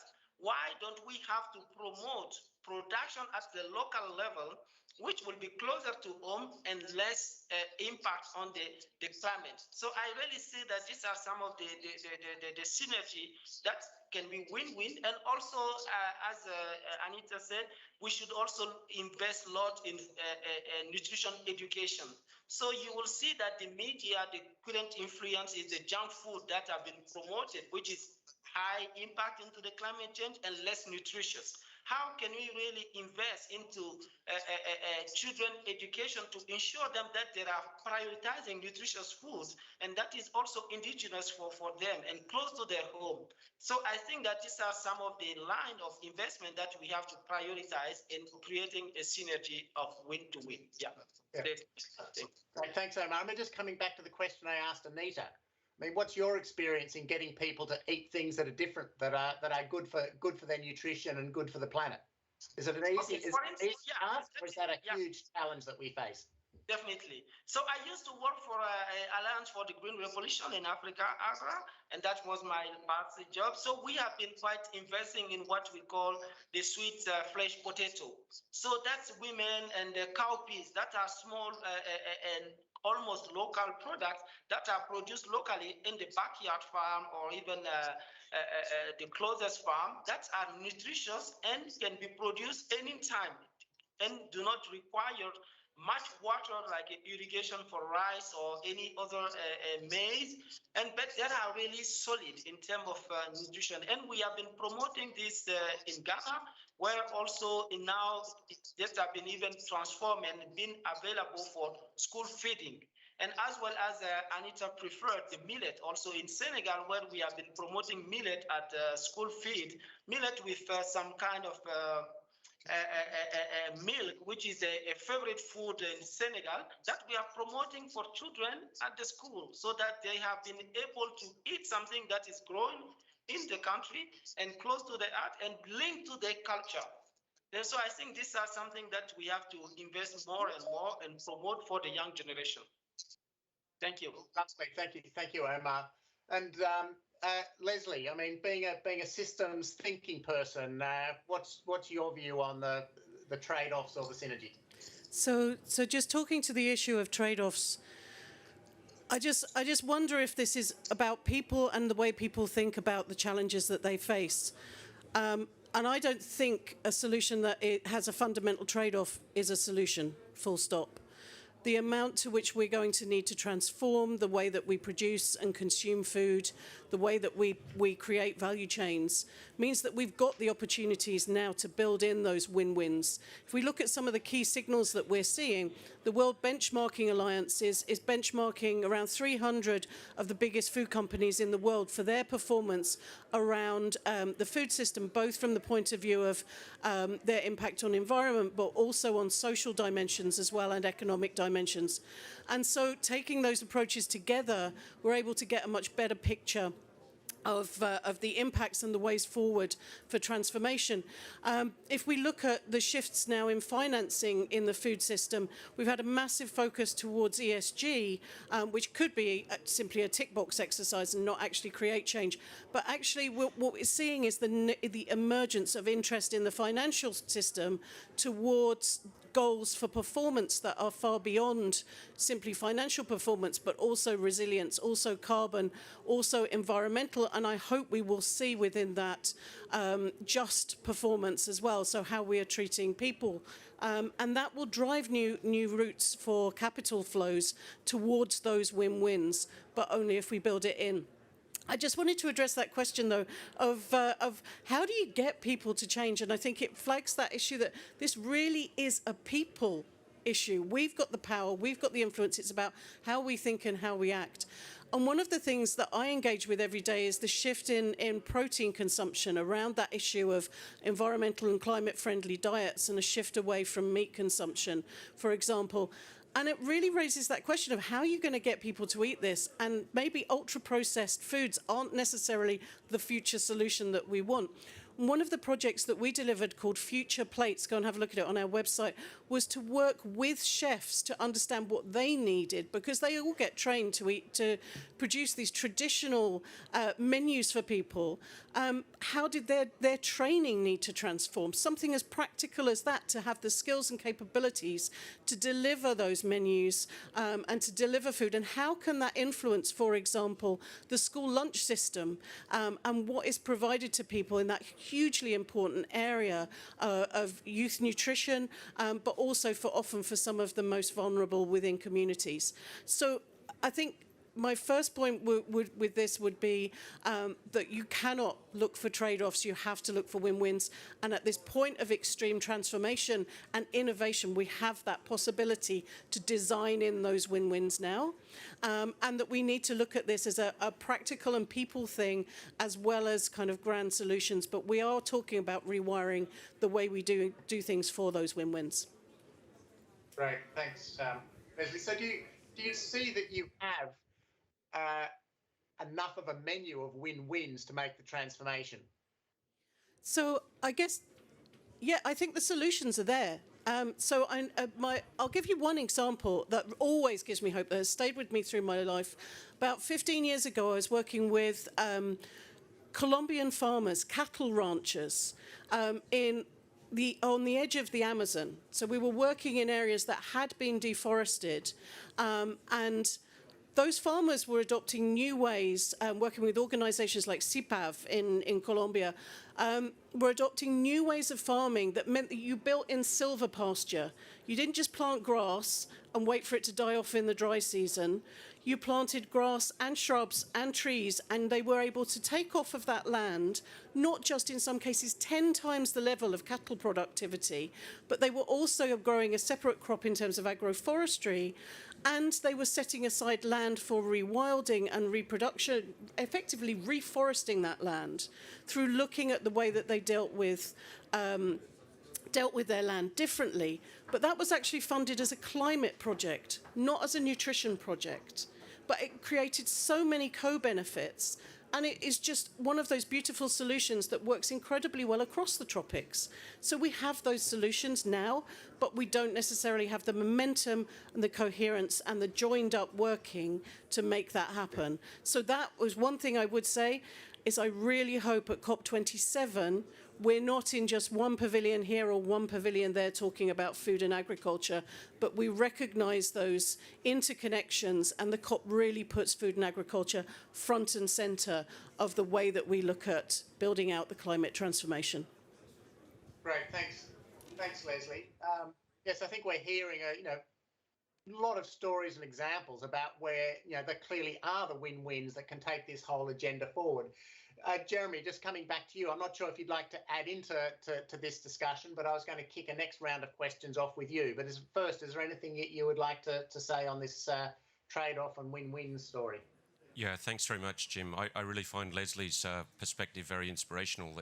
If it's a trade-off, it's not a solution. I think that's a good mantra for people. And I think also coming out of the discussion is, we need to be human-centric. And I think Oumar and Anitha were clear on this. It's not about, making people change their diets, but sort of inspiring them to do so with, healthier, more nutritious, more tasty food. And I love this idea of going to chefs. And I have an experience of this from long ago, also around 15 years ago, of working with some Liberian refugees in Ghana who were displaced due to conflict. And I vividly remember being told, we Liberians, we say, if we haven't eaten rice, we haven't eaten. And of course, they were in a circumstance where rice was very expensive and beans were, readily available. And I think that just speaks to this topic, which is that we really want to inspire people, give them something that's great for them, not ask them to, suffer privations in order to help things. So I think that's really a really interesting way of looking at things. And perhaps I'll leave it there for now, Jim. Okay, great. Well, I'm going to come back to you with sort of a next set of questions, which essentially is, how far sort of out of the box of our current understanding of what we eat do we think the solutions lie? So, you've been talking about, quantum computing and rethinking chemistry, which has got all sorts of implications. So I guess we can imagine that, is all of our food going to be produced in some big vat? Are we going to shift to a huge amount of seaweed production? Or, are we looking down the tube at some really radically different ways of feeding the world in a more nutritious and environmentally sustainable way? Or is the basic structure that we have with sort of tweaks around the edges going to be the way we're going forward? What's the range here between really radical ways of changing the sorts of things we produce and eat, and how much we understand farming as being the core as opposed to factory food production into the future, and what are perhaps some of the implications for that? So, Jeremy, I'm not sure if you'd like to kick off with that, and then I'll just open up to whoever would like to jump in. Sure. Well, just taking up a point that Lesley made previously, we have the solutions. And I think that is true across sustainability and climate change more generally. We have the solutions, and we've had them for decades. What we haven't had is the political, social, and economic will to implement those solutions.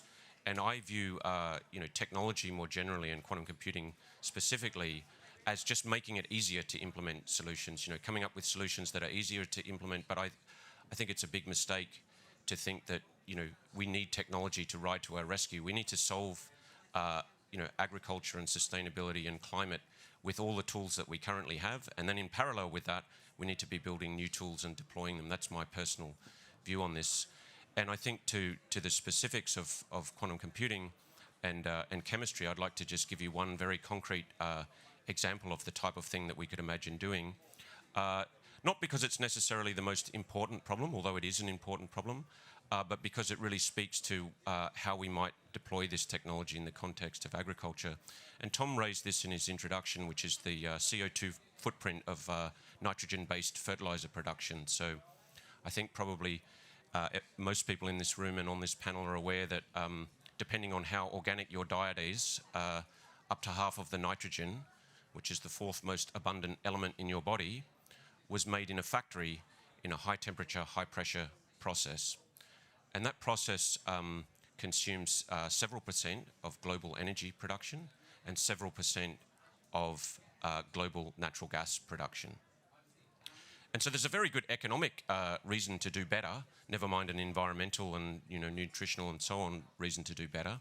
And at this point, obviously, the disclaimer is we don't necessarily use that nitrogen-based fertilizer wisely, and we cause all sorts of environmental problems with its overuse and indirect use and so on.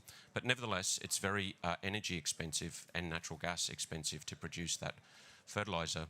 The process that we use to do that was invented more than 100 years ago. And despite the imperative to do better, we haven't done better, despite knowing for certain that there is a better way to do it, because we know that there are bacteria in the soil doing exactly that task, not at high pressure, not at high temperature, but at ambient conditions. And so those bacteria, over billions of years of evolution, have enabled, sort of chemistry miracles to be performed, and that's true across the natural world. What nature does with chemistry is truly astounding and makes us look like cavemen by comparison, I would say. And a big part of that is our inability to simulate that chemistry.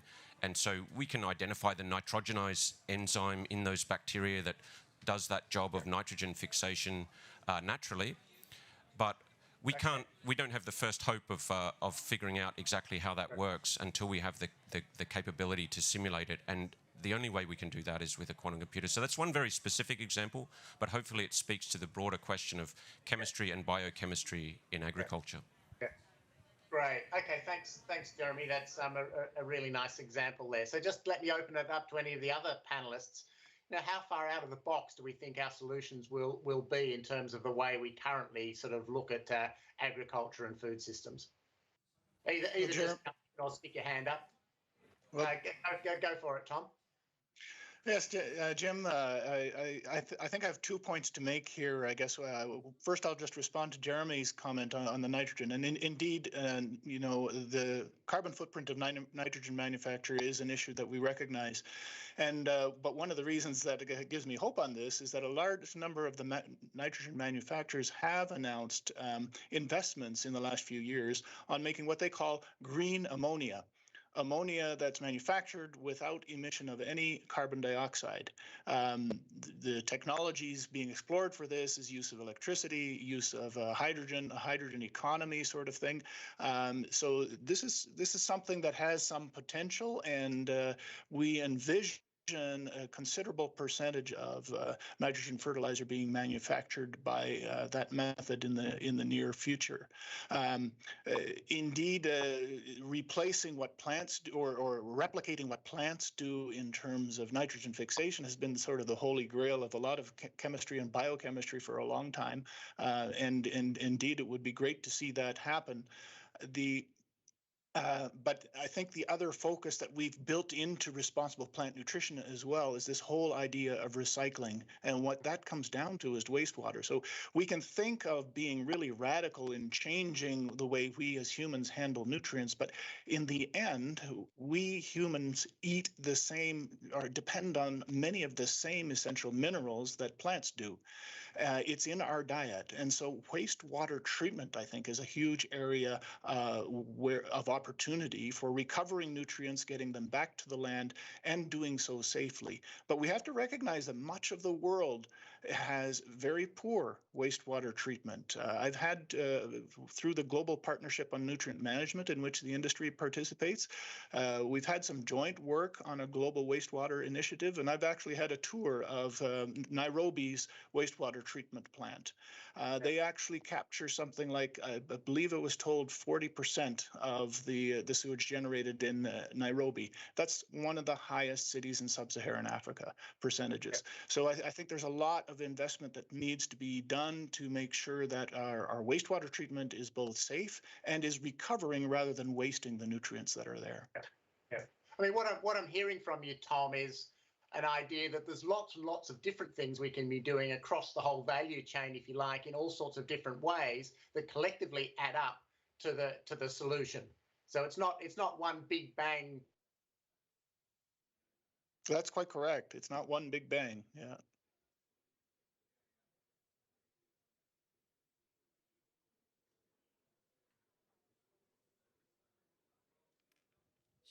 Shall I try and follow on from this? In the box or out of the box ideas, I think some of the key things that we have in the box are often so boring but so essential to the transformation that we don't look at them. But if we want to think about how we're going to move to value chains that can handle a diversity of different crops, that can handle farming systems that are more complex than monoculture, for example, we need to be able to build in infrastructure that can actually handle those. We need to be able to physically have routes to market to enable them to do that, and we need to have partnerships with off-takers and growers to de-risk that shift for the growers themselves. So some of those solutions are in the box, but it's actually out of the box thinking of how do we do this differently. And I think I see these technological solutions as being a really interesting point of acceleration. I get slightly scared by quantum computing because I have to admit, this ages me. I was 24 before I actually even touched a computer, so I don't know what he's talking about, but I trust you completely with it.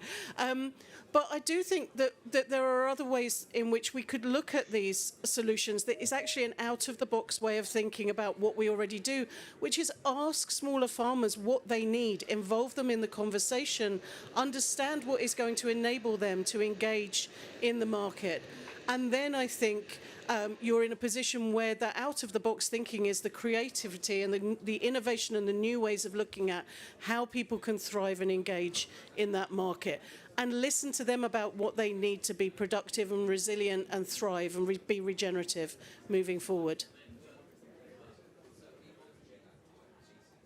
Great. Thanks there, Lesley. I'm glad that the panel managed to survive without a moderator. Maybe I can just hang up permanently now, but I'm not quite sure what happened. My internet suddenly died. So any other comments on this topic? Yeah, I can add. Okay.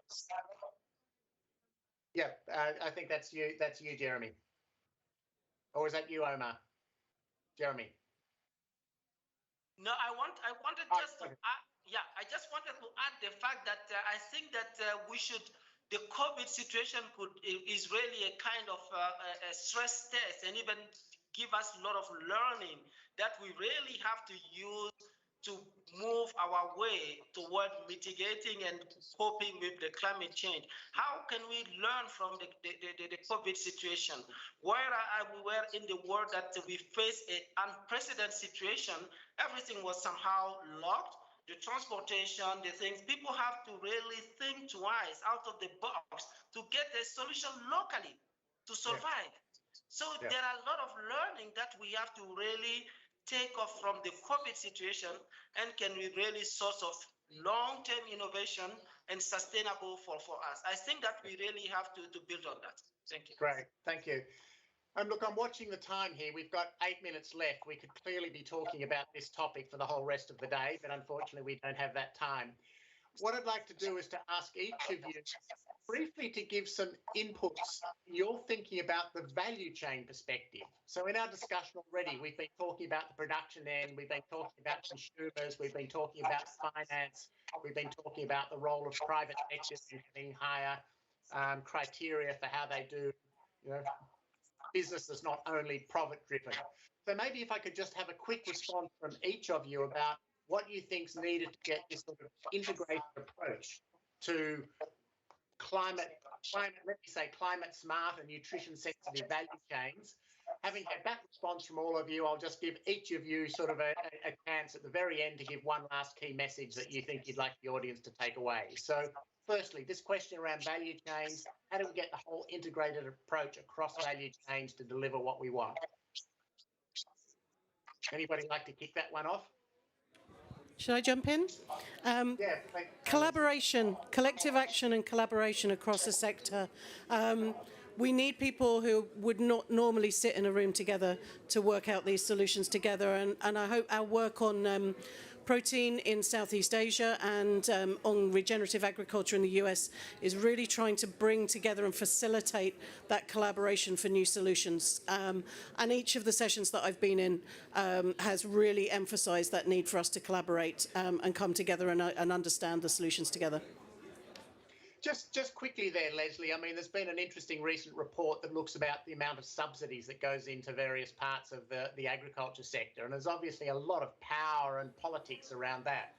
Is getting people just to sit around the table enough? Well, I think it's about sitting around the table to decide what you're going to do. The kitchen table isn't going to get you anywhere other than Greta's blah, blah, blah. So I think we're all have that call to action to get on with it, but in a coordinated way. But one of the reasons that we have a policy work stream within the work we're doing in the United States is that the policy incentives and financial incentives for the shift in agriculture that's required to meet the climate just don't exist. It's a perverse situation financially, and we need people to act together with coherent voices, and certainly those who sit at the top of value chains have got a huge amount of potential for influence in telling policymakers what is required for them to be able to actually make that action happen. Right, thanks, Lesley. I mean, Oumar, you've been up to your neck in value chains across Africa, I think. So what's your experience of how to get value chains doing the right thing? Yeah, there are some noise background. So my thing is just synergy, integration, and yeah, that's are the 2 points. Okay, thank you. Yes, in North America, there's sorry. Jim, did you say my name, or did you? Is it Anitha going? I said your name, Tom. Okay, thanks, Jim. I think of an organization in North America named Field to Market, and this is a collaborative movement that's been working at least 10 years. The fertilizer industry has been engaged with that in order to link what we call the 4 R's of nutrient stewardship, applying the right rate, the right time, the right place, to get all the outcomes of responsible plant nutrition and get them recognized by the rest of the value chain. And in that value chain, we have distributors, we have agri-retailers, we have food retailers as well. And ultimately, it's the consumer needs a label that they can trust that does ensure the outcomes of cooking. And it's a huge labor to do all this collaboration. So I'd just encourage paying attention to organizations like Field to Market, because I think that's the kind of initiative that's needed.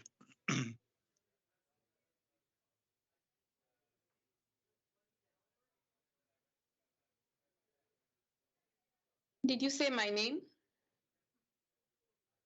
Oh, I'm not. Okay, yours is muted. Muted. Sorry. Thank you, Anitha. Any thoughts on getting value chains to work properly for our goals? Yes. Yeah. If you look at the staple value chains, we all know that rice, wheat, and maize value chain is completely developed.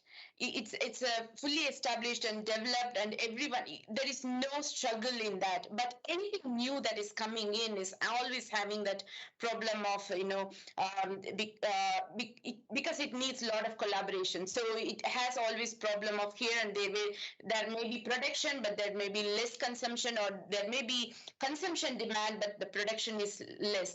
So that actually we see for the value chains, for the commodities, which is not actually fully established, which needs a lot of collaborative work, policy change. There is definitely need for the government to interfere in this and bringing that kind of policy change. And there is a lot of scientific evidences required to actually even promote the market. And there is a need for working in every bit of the market, from the production, then SMEs, markets, and the consumers. There is a lot of need for working with the consumers, behavioral change. So there is always I have experience in working with millet, PGNP. In fact, in Tanzania, when we introduced PGNP in school meal program, that there was no consumption demand at all. It was new food for them in the basket. So it required a lot of work with the consumer end. So it all depends, because some value chain is fully established, some are not. Yes, right. And it requires a lot of work from everyone. Thanks, Thanks, Anita. Look, we've covered a tremendous amount in just a short hour. Let me just go around everybody, starting with Jeremy, for just a very quick last soundbite of what you would like to have as your takeaway message, perhaps linking it to something you've heard from one of your other panelists. Well, I think I heard from every one of my co-panelists the need for collaboration, and yes, let's collaborate. And if the fact that it's a major urgent challenge isn't enough for you, collaborate because there's value that's going to be created. And why is there value going to be created? Because everyone benefits from a better educated, more technologically literate, and healthier global population. Great, thanks, Jeremy. Lesley. We've got 10 years. We've got to do it. And we have to step up to the shift and the transformation that is required right now. And yes, collaboration, but we need to look at the wider system that we're in and what opportunities we have to work together. And I'm really hopeful. Thanks, Lesley. Tom? I'm speaking to you today from Salt Lake City, where the American Society of Agronomy, the Crops and Soil Science is meeting. And what really gives me hope is that there's a huge number of younger people addressing a lot of these issues in the science work that they're doing. So work that looks at plant nutrition, makes plant nutrition more responsible, more sustainable, and guides the stewardship of the nutrients that we use in agriculture. I think a focus on that is important. Thank you. Anita, and finally, Oumar. Did you say my name? I said Anita first, and we'll finish with you, Oumar. Okay. Oh, yeah, you said my name. Okay, yeah. Yes, so yeah, so there is a need for collaboration, integration from different field. I mean, there is a need for health and Department of Agriculture, Education, Ministry of Education should be part of it. So it cannot happen without collaboration in all the horizontally, vertically. Yes. Thank you. And finally, Oumar. Yeah, I am really hopeful because I know that we don't have a planet B. We have only one planet that we'll have to save it. So definitely, and on the more serious engagement, I think that yes, the fact that people are engaging, the more and more people are investing into innovation to really address the problem. So that is really a big source of hope for me. And if you go across the world, you will see that number of young people that are engaged to solve these problems. I think that together we will make it. Again, synergy, working together, and integration, innovation at the grassroots level will make the solution. Thank you. Lovely. Thank you so much. Look, we're out of time. Thank you all very much. That was a super stimulating discussion. We've raised a huge range of issues. I think we've left no doubt about how important the linkages are between nutrition, health, and climate issues. That has to be linked if we want to solve the climate problem, but it has to be solved if we want to tackle a whole lot of other human challenges. You've all been very optimistic about saying there really are a lot of win-win opportunities out there, but we just have to get people collaborating to make sure they come into reality. And I think also that we have to get the incentives right, whether it's at the consumption end or the production end, to drive those changes. So again, thank you all very much. I hope our audiences enjoyed listening to this, and hopefully we'll cross paths at some other point. Thank you all very much. Thank you. Thank you.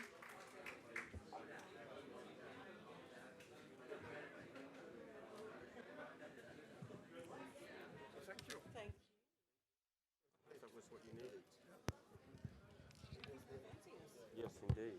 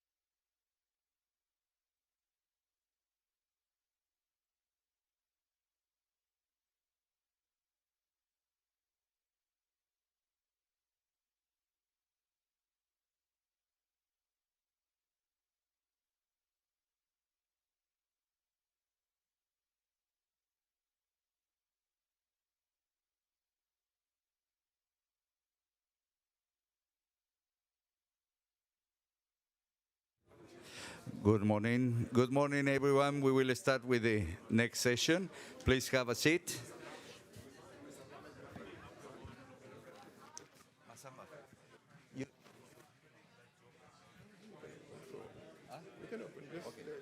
Thank you so much.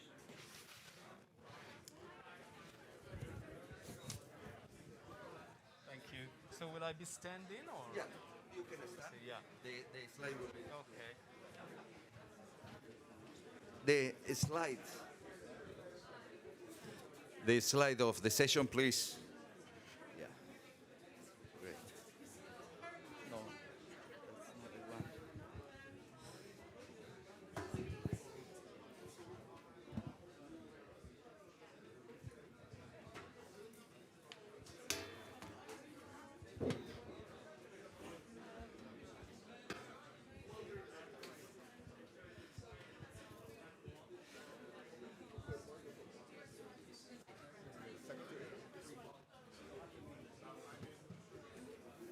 In the facility, you yeah.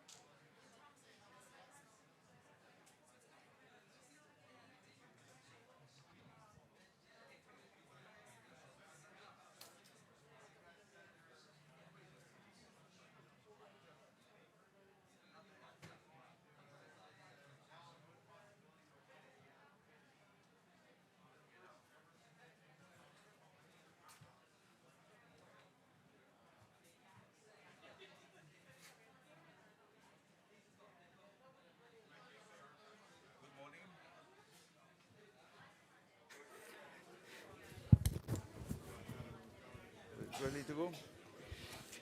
Good morning, everyone. Please have a seat. We will start. So, on behalf of Massamba Thioye, the project executive of the Global Innovation Hub, I would like to welcome you all to the second session of today, Monday, the 8th of November, here at Glasgow, in the margins of COP26. It's a pleasure today to introduce Mr. Sitoni Oldada. He is the Deputy Director at FAO's Office for Climate Change, Biodiversity and Environment. Mr. Dada, he will be providing some insights on the work of FAO for the future of food and environment. And this is pretty linkage to our work on the core needs, food, nutrition and health, in the context of the Innovation Hub, an initiative that is being launched this week at the COP26 with the purpose of establishing a network of experts and organizations that will be helping us to establish the marketplace for demand of climate solutions, but also solution providers that will be connected through our digital platform. In the second part of his interventions, he will also be presenting some of the work that has been undertaken by the Sustainable Wildlife Management Program. I'd like to thank Mr. David Mansell, who is being supported also with this session. And with this introduction, we are very pleased to have you here, Mr. Oldada, and the microphone, the floor is yours. Please go ahead. Well, thank you very much, and welcome everyone who are joining us here in person and those watching virtually. As you said, innovation is absolutely key to transforming agri-food systems, to make them more efficient, more resilient, and more sustainable, particularly for the various challenges that we're facing, a growing population of around 9 to 10 billion people are expected by 2050 that we need to feed and nourish, and also the challenges obviously of climate change, biodiversity loss, and also the pandemic. All these affect food security, and therefore we're looking to increase and enhance the adoption of solutions across the board, and innovation is one of the important vehicles in helping us to achieve this. And the goal of FAO is to achieve food security for everyone and to ensure that people have regular access to enough high quality food to lead active and healthy life. But unfortunately today we have around 811 million people who go hungry. And on the other side of the spectrum, we have around 2 billion people who are obese or overweight. So you can see what needs to happen in making sure that the agri-food systems are transformed to become more efficient and resilient so we can end hunger by 2030 as required by SDG 2 in the SDGs agenda. What we found through this increase in hunger is that there are a number of driving factors, particularly climate change, but also conflicts and economic downturns. And in addition to that, COVID-19 pandemic has been making the situation worse, and we estimated that we could have around 132 million people who could be also become malnourished and added to the 811 million people I mentioned that suffer from hunger. So responding to these challenges really require a system-based approach centered on the use of innovation. And this is why in FAO we aim to achieve this through green and climate resilient agriculture and resilient approaches.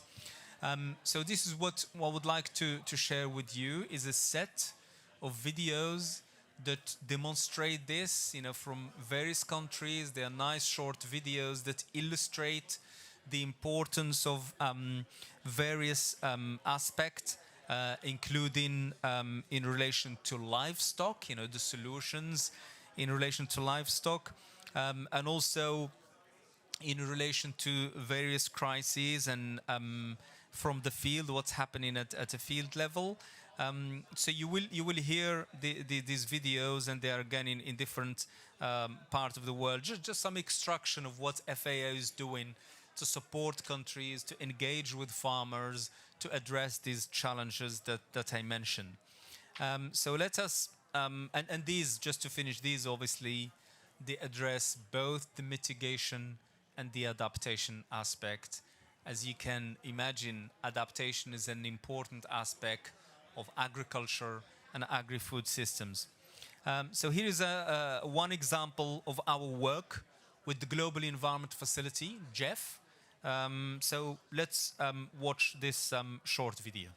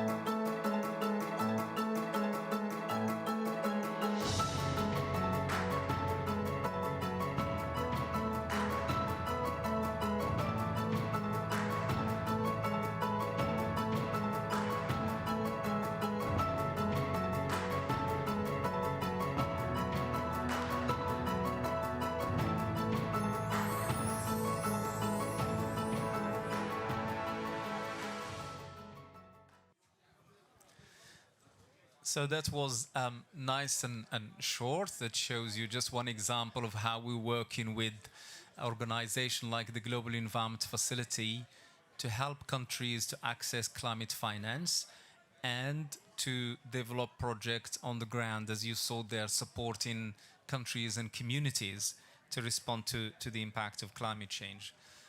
Obviously, in the agricultural sector, livestock is an important sector. It accounts for around 14.5% of greenhouse gas emissions, with cattle in particular responsible for about 2/3 of this figure. So to cut emissions from livestock production, in particular methane, by up to 30%, livestock systems must be made more efficient through technologies and through improved feeding, genetics, and also health. And livestock byproducts can also be recycled and used wherever possible as feed, as fuel, to generate energy at farm level, and also as fertilizers. So this video we're going to watch now, the short one, present 5 ways in which we can reduce emissions from livestock.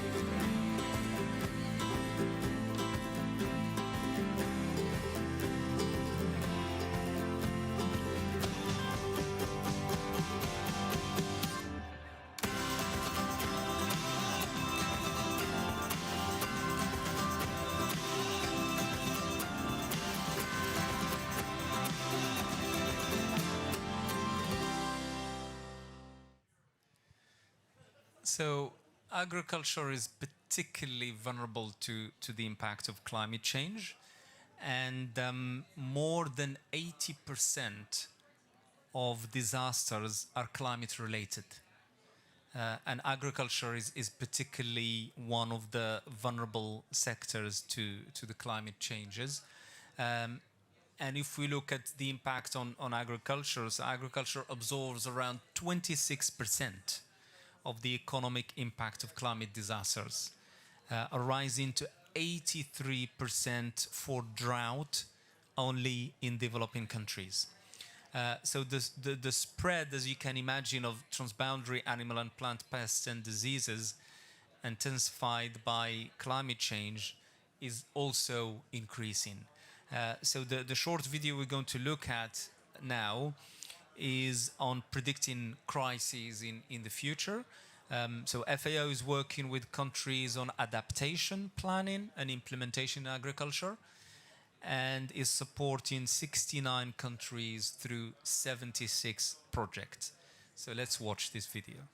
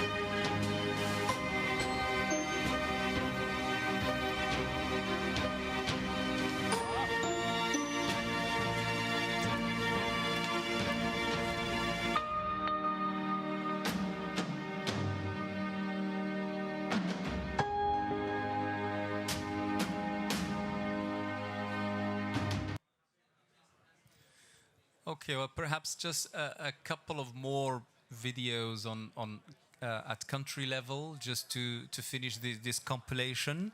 And this is particularly for a program that we are running that is highlighting the importance of innovation, and that's the Sustainable Wildlife Management Program, which was launched back in 2017, and is an ambitious 7-year program, or 7 initiative funded by the European Union, with additional funding from bilateral partners such as France.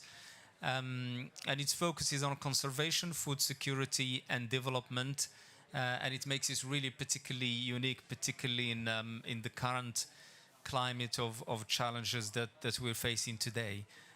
So let's look at an introduction to this program briefly, and then we can have an example in Madagascar to finish, just to show how the program is being implemented. So let's show the video for the introduction of the program.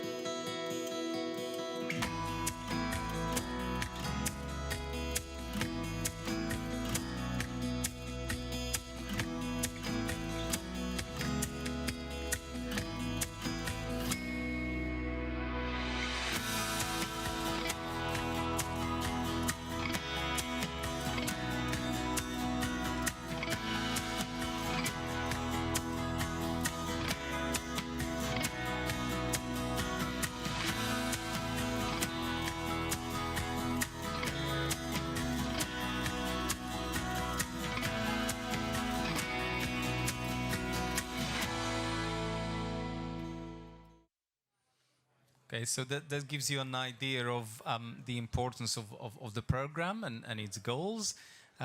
So just to finish with one video on how the solutions that were mentioned here are being implemented by FAO and by working with partners that are part of a consortium for driving this program, which include the French Agricultural Research Center for International Development, CIRAD, the Center for International Forestry Research, and the Wildlife Conservation Society.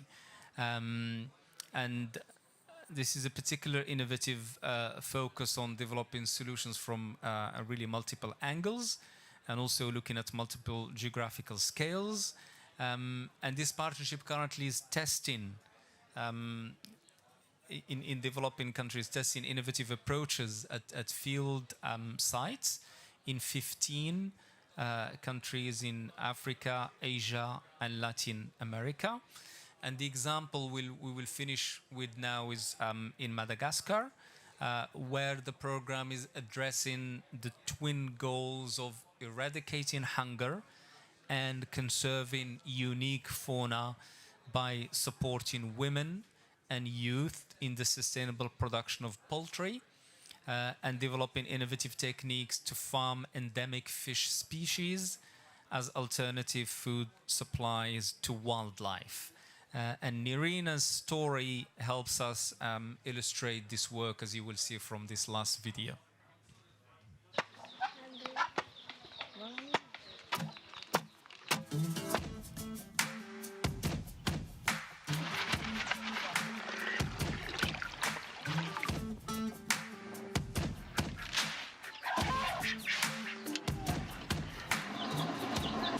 Le tegna hitako sarotra zegny satria zegny za raiky zegny mamelogno zare roa. Za reniny, za babany, za dadiny, za belahiny. Tsisy mpanampy. Zay zegny ny telo minambary agnatin'ny andro raiky. Vola tsisy.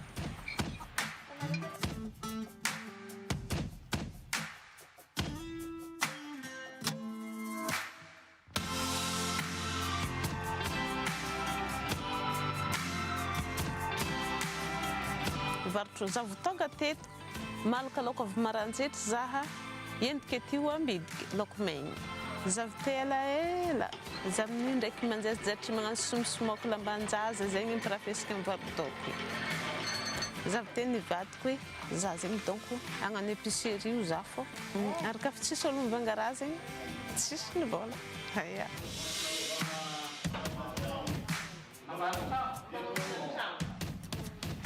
za vao te elaela amindraiky naregny fisoratana agnarana amin'ny fiompiana-koho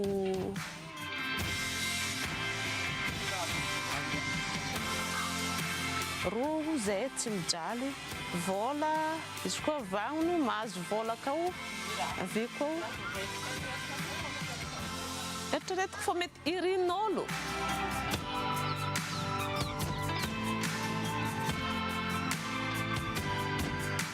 mba tegna fagniriagnanahy amin'ny fianakaviananahy amin'ny andro hafabe agny mbô miala amin'ny fiazanany agnaty ala fô an-tanàna fô zegny mahita vokatra na raha hohanigny zegny afaka mampivoatra le olo ivelany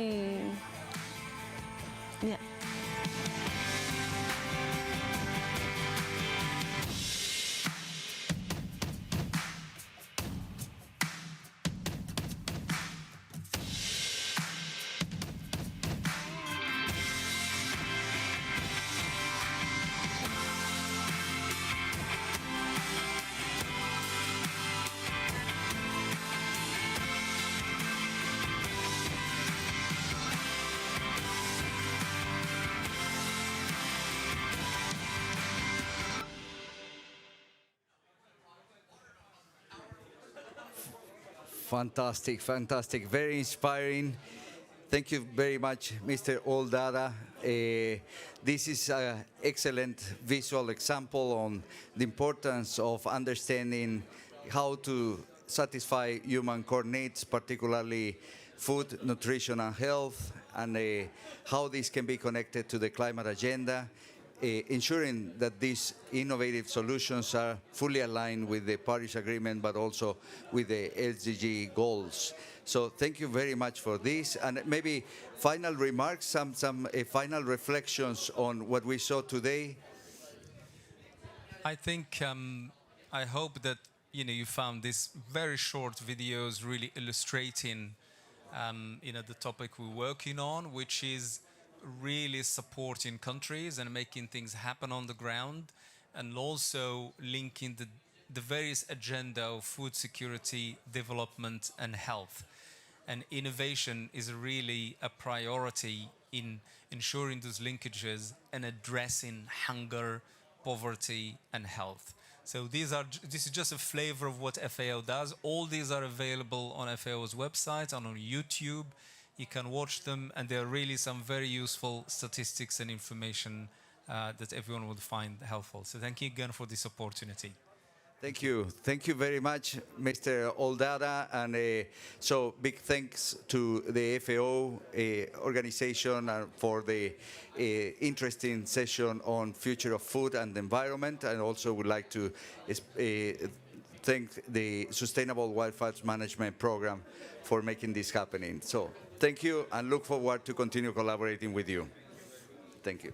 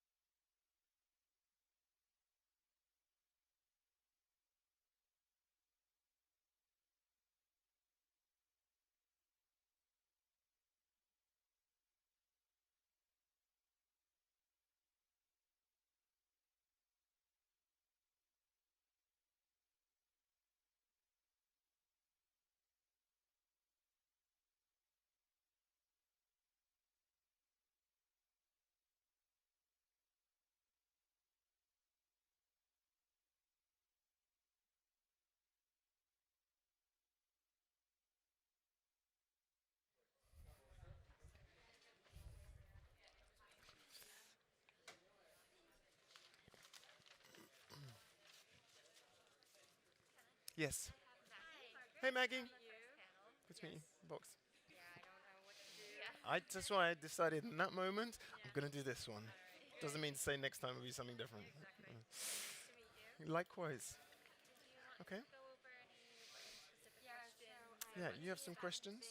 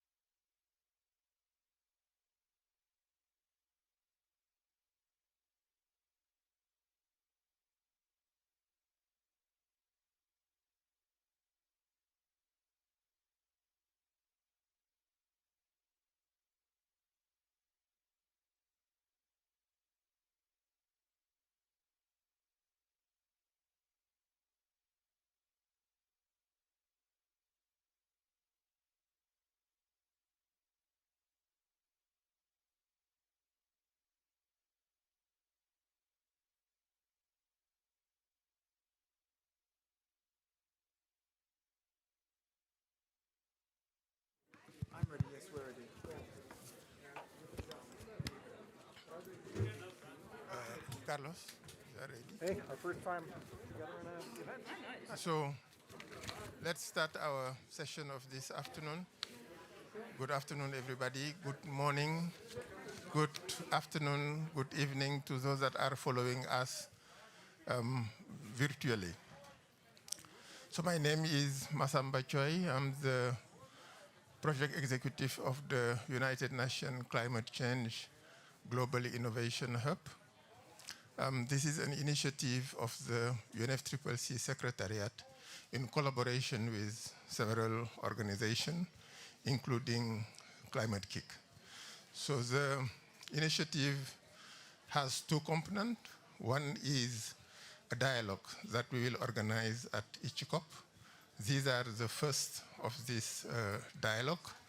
And the objective of this dialogue is actually to bring together all the relevant stakeholders that can help make the use of innovation to serve climate action more effective. The second component is a digital hub, where we will try to find solution to demand for climate and sustainability solution.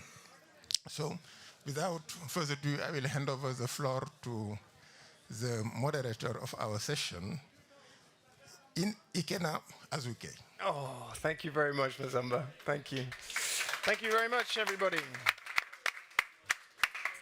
Hello, everyone, and yes, as Masamba said so eloquently, welcome to the UN Global Innovation Hub Pavilion. Today's session is hosted by the European Institute of Innovation and Climate, EIT Climate Kick, and EIT Food. The sessions are devoted to a healthier food and nutrition system and a healthier planet. My name is Ikena Azuke, and I'll be your host today and for the next of these 4 50-minute sessions. I haven't actually seen any questions being asked in previous sessions, but of course this session is going to change that, isn't it? I would like everybody to be very engaged and get your questions ready, because you'll have the opportunity to ask. You all know as well as I do that there is no talking about farming without talking about biodiversity. There's no talking about consumption without talking about production, marine health, soil degradation. So we are taking a systems-based approach, and that's why it makes perfect sense for us to be here in this pavilion, which is devoted to finding solutions that benefit the planet and benefit all of us. All right, we have a variety of speakers over the next 4 hours, and they'll be talking about topics that really resonate globally. And talking about resonating globally, there's a very well-branded list of ways to reach Climate Kick and Climate Food. Be sure to follow everyone on Instagram and on Twitter and on Facebook, and you can use the hashtags that are listed here. Where are they? Oh, they're not even, oh, they do miss off the hashtags. Systems change now, okay? So use that hashtag if you're sharing. Oh, there it is. It's in huge letters. Thank you, Daniel. Should put my lenses in. Okay. I'm going to introduce you to our first 2 panelists, and then later on there'll be another 2 panelists, and at the end everyone is going to join us on stage, and you'll get your opportunity to ask all 4 questions.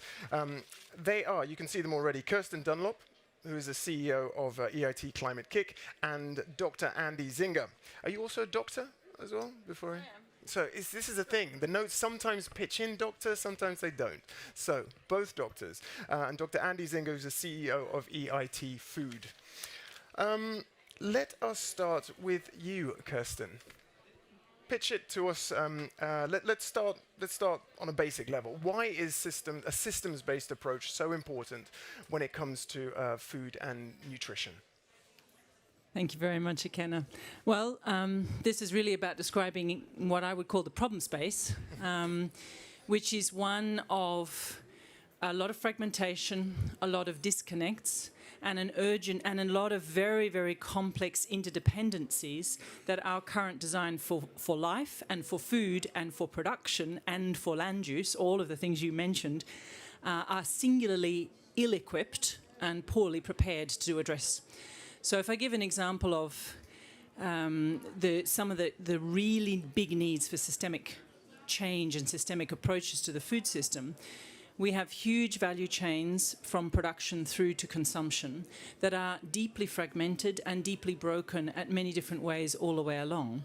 So one of the challenge here is very few big retailers concentrating an awful lot of market power and determining and competing to drive down prices for consumers. So that creates a kind of a vicious circle of effects on putting pressure in the whole system. It means that the upstream of that, producers have very little control over prices, so they're kind of out of the market, which is why they're so dependent on subsidies. So you've got a really complex set of challenges. And this is not an area of my expertise, so I'm going to be passing to Andy for why is that so locked in. But from the perspective of the role that innovation plays, it means a few things. It means needing to work on every single point of leverage in those systems simultaneously. And this is something we have not really been able to do or haven't learned and designed for doing. And leverage includes, for example, some of the unforeseen or unexpected leverage points. So the role that cities play as market-making, demand-making environments, including right down to where cities directly produce food for marginalized communities that can set a sort of set of expectations all the way back up. Or the extent to which what we've learned from the pandemic in terms of food systems fragility suddenly creates the opportunity and the imperative to start to think about urban farming and food system security in cities, which is a co-benefit for social cohesion and community well-being in fragmented cities, but all of a sudden starts to drive up a different set of signals into the food systems chain.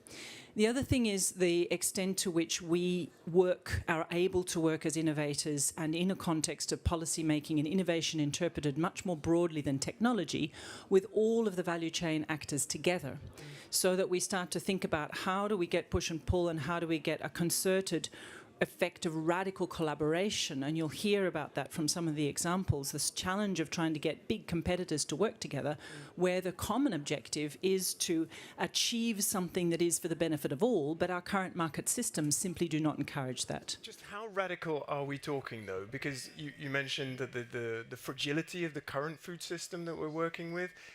Tell us, what's the range we're working with? How radical do we need to get in terms of unlearning how the current food system that we're used to? Well, I'd say three reflections, and two of them supported by a couple of numbers. If you go and speak to CIMMYT in Mexico, working on grain crop diseases in the three major staples, they tell you that we are only 6 months ahead of the latest mutations in disease affecting wheat, corn, and maize. Any one of those staple crops comes out, falls apart, and we suddenly have a situation where billions are literally unable to eat. That's a very short innovation cycle, and as climate change effects really take hold, we run out of the historical data and experience to understand how to iterate fast enough to stay abreast of that. So that's massive breadbasket failure. Multiple breadbaskets failing in the world creates huge issues around conflict, and all of a sudden we lose the space to act with intelligence and with the kind of collaborative effects. Once people are literally fighting for their lives, everything collapses. The second is, if you think about food production, cereal production, 50% of cereal production is going to animal feed. And in the EU, that's 70%.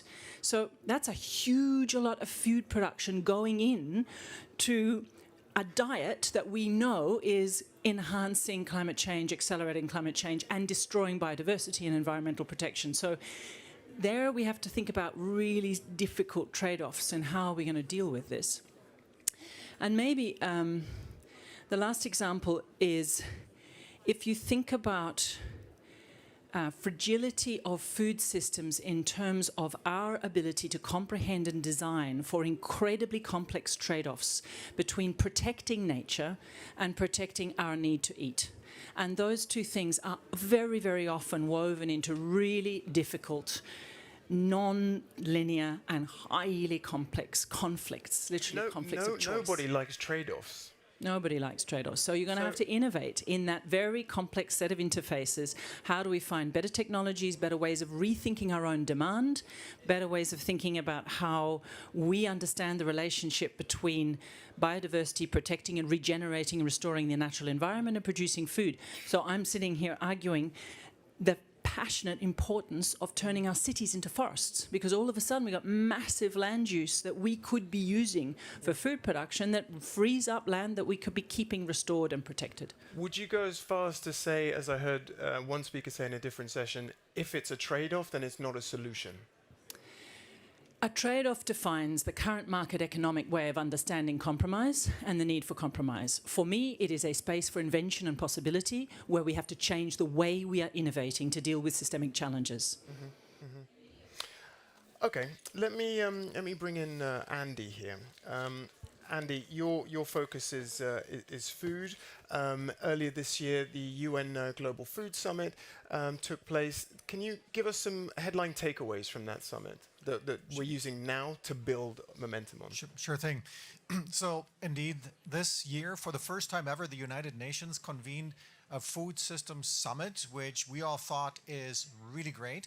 And this took place in both July and September. It was the platform for experts and representatives from organizations from across the globe to discuss and gain insights on the challenges that we're facing, many of which Kirsten just mentioned. And as a result of this, 2,200 idea submissions were received, and out of those, 59 were clustered into solution clusters. So this is more the solution space as opposed to the problem space. And those solution clusters very much now serve as some kind of a roadmap going forward.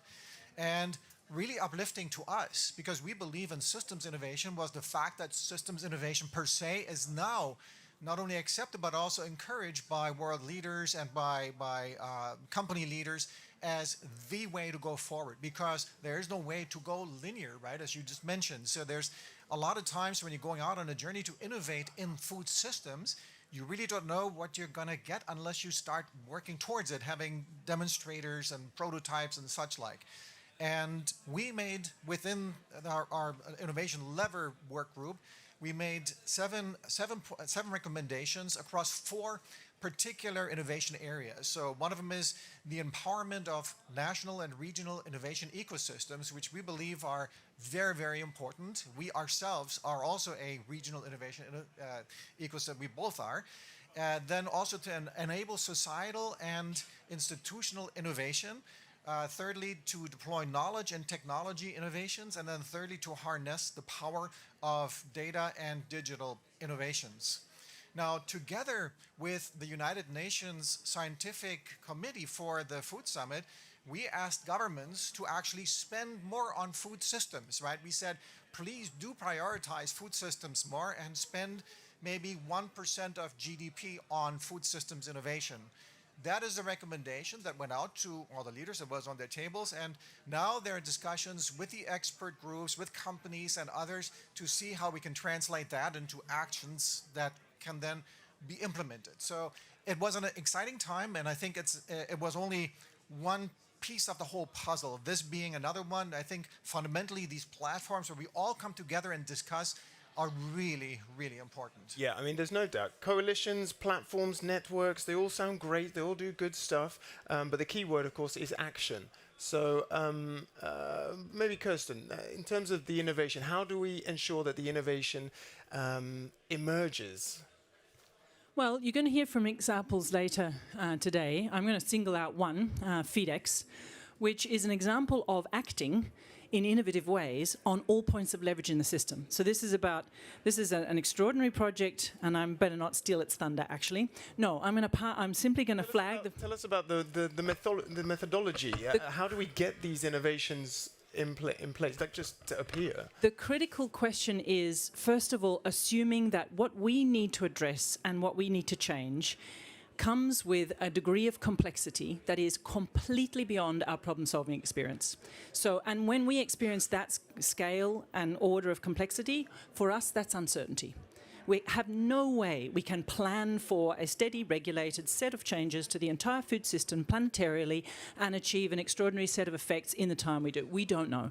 So we need to design innovation as the best possible human technology we have to deal with uncertainty, which means implementing solutions, ideas, ecosystems, clusters at every single point of leverage simultaneously, and connecting up a whole lot of diverse solutions simultaneously so that we accelerate the pace of learning. But it's a shift in our mental model that says this is not innovation to produce solutions to go off to get money in the capital markets and come back gradually into large-scale corporations. This is using innovation to learn as quickly as possible at every point: fiscal innovation, policy innovation, food systems, design, technologies, environmental protection, logistics and supply chain, and learning, extracting that innovation experience into learning that we drive directly into regulatory sandboxes, policy making, decision making, corporate boards of directors, liability and responsibility, and so on. Yeah. You run that kind of system of innovation and all of a sudden we can see, A, how difficult it is, how many things we have to combine, and most importantly in this sector, why it is so important for big competitors who are currently incentivized to compete to put down their competitive logic and say, how the hell do we do this together? Yeah. Okay. You mentioned uncertainty, and if I was, all of these ideas to do what you're talking about requires money, requires financing, and the people who provide that are bankers. Bankers hate uncertainty. Uncertainty equals risk for bankers. How do you bring them along, those institutions, export credit agencies, all of these guys with big money, how do you bring them along? I started my COP morning this morning at 8 o'clock in a room with a bunch of big businesses talking about exactly this, and the conversation was about strategic risk, because the risk to our ability to survive, full stop, as a species, or the risk to how many billions of us actually survive, because this is really about a choice on how many, the risk to businesses to stay alive in markets as markets regulate, change, as catastrophes happen, as we adjust and respond to that, is so significantly greater by orders of magnitude than the risk of deliberately seeking to adjust and change and transform your core business model before it's too late. You just need to change the risk logic. It is so much riskier not to embase and learn and hook up to every innovation ecosystem and cluster in the world to understand where are the alternative business models, how do we shift diets, how do we shift perception, how do we deal with waste, how do we start to do this cleverly, how do we change demand? Yeah. And that is an argument that banks understand. It's really about stranded assets. And what about you, Andy? You've lived across the world. You've I'm sure talked to lots of different bankers. In your capacity as CEO of EIT Foods, how receptive are people? How committed are people to embracing food systems thinking? I think everybody's mindset is changing, right? So I think in the past, companies and organizations were thinking in terms of their own silo, right? So you could in the past just produce a product and sell it somehow, right? But now we understand that everything is interconnected, right? Particularly, and people like to talk about the food chain, but it really isn't the food chain, it's a food network, right? So because it is more like a cobweb, right? Like a spider web. And I think through all the work that organizations like Climate Kick, EIT Food, and others are doing, I think that helps for everyone to understand better that systems innovation is the way to go, including bankers. Bankers, as you said correctly, they don't like uncertainty, but I think everybody can work with a certain level of risk, right? In business, you're always talking risk. Everybody hates uncertainty, but I think here, I think the borders between the two are actually disappearing, and I think even bankers are getting slowly but surely used to this whole idea. But I will also say that besides financing for startups, we're seeing a huge amount of money being brought into the agri-food sector, so where like even 3 years ago, everybody was a little hesitant to even invest in those businesses. Now it's like the big thing, to me it just feels like a huge bonanza that's just in the beginning. It's only beginning now. So in the US it's going full bore. But here it's also starting now. So I think times are getting very good. I think people are beginning to really understand the enormity of the task at hand.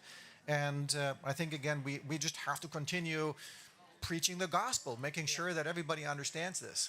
Okay, I'm going to go to you guys in a minute for a question, so be ready, okay? Be ready.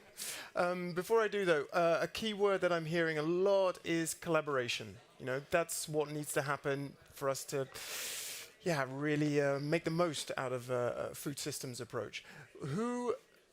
Name 2 organizations, each of you, who are not currently talking together, who you would love to just stick in a room, shut the door, and leave them to talk. Who would you pick, Andy? You go first, Andy. Who would I start? Let's see. So I think, I can't tell you particular names, but I think what's still not really happening enough is that between the production side and the retail side, there's a lot of different pieces in the middle, like logistics and transportation, cool systems. So I think there isn't enough of the involvement of that. That's certainly true for us, and I think it's also true for other players in the marketplace. So I think everybody knows the upstream, everybody knows the downstream, but the piece in the middle, I think, is still a little bit underdeveloped in my view.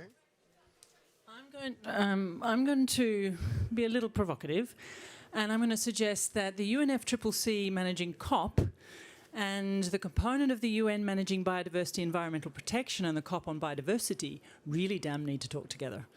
And I just want to give an example. I remember one of the things that really struck me around random fact, but reading about the fact that counterintuitively to what we might assume, really higher levels of carbon dioxide in the atmosphere are received by plant photosynthesis, not in ways that you would expect, but in ways that produce significantly higher levels of sugars in plants.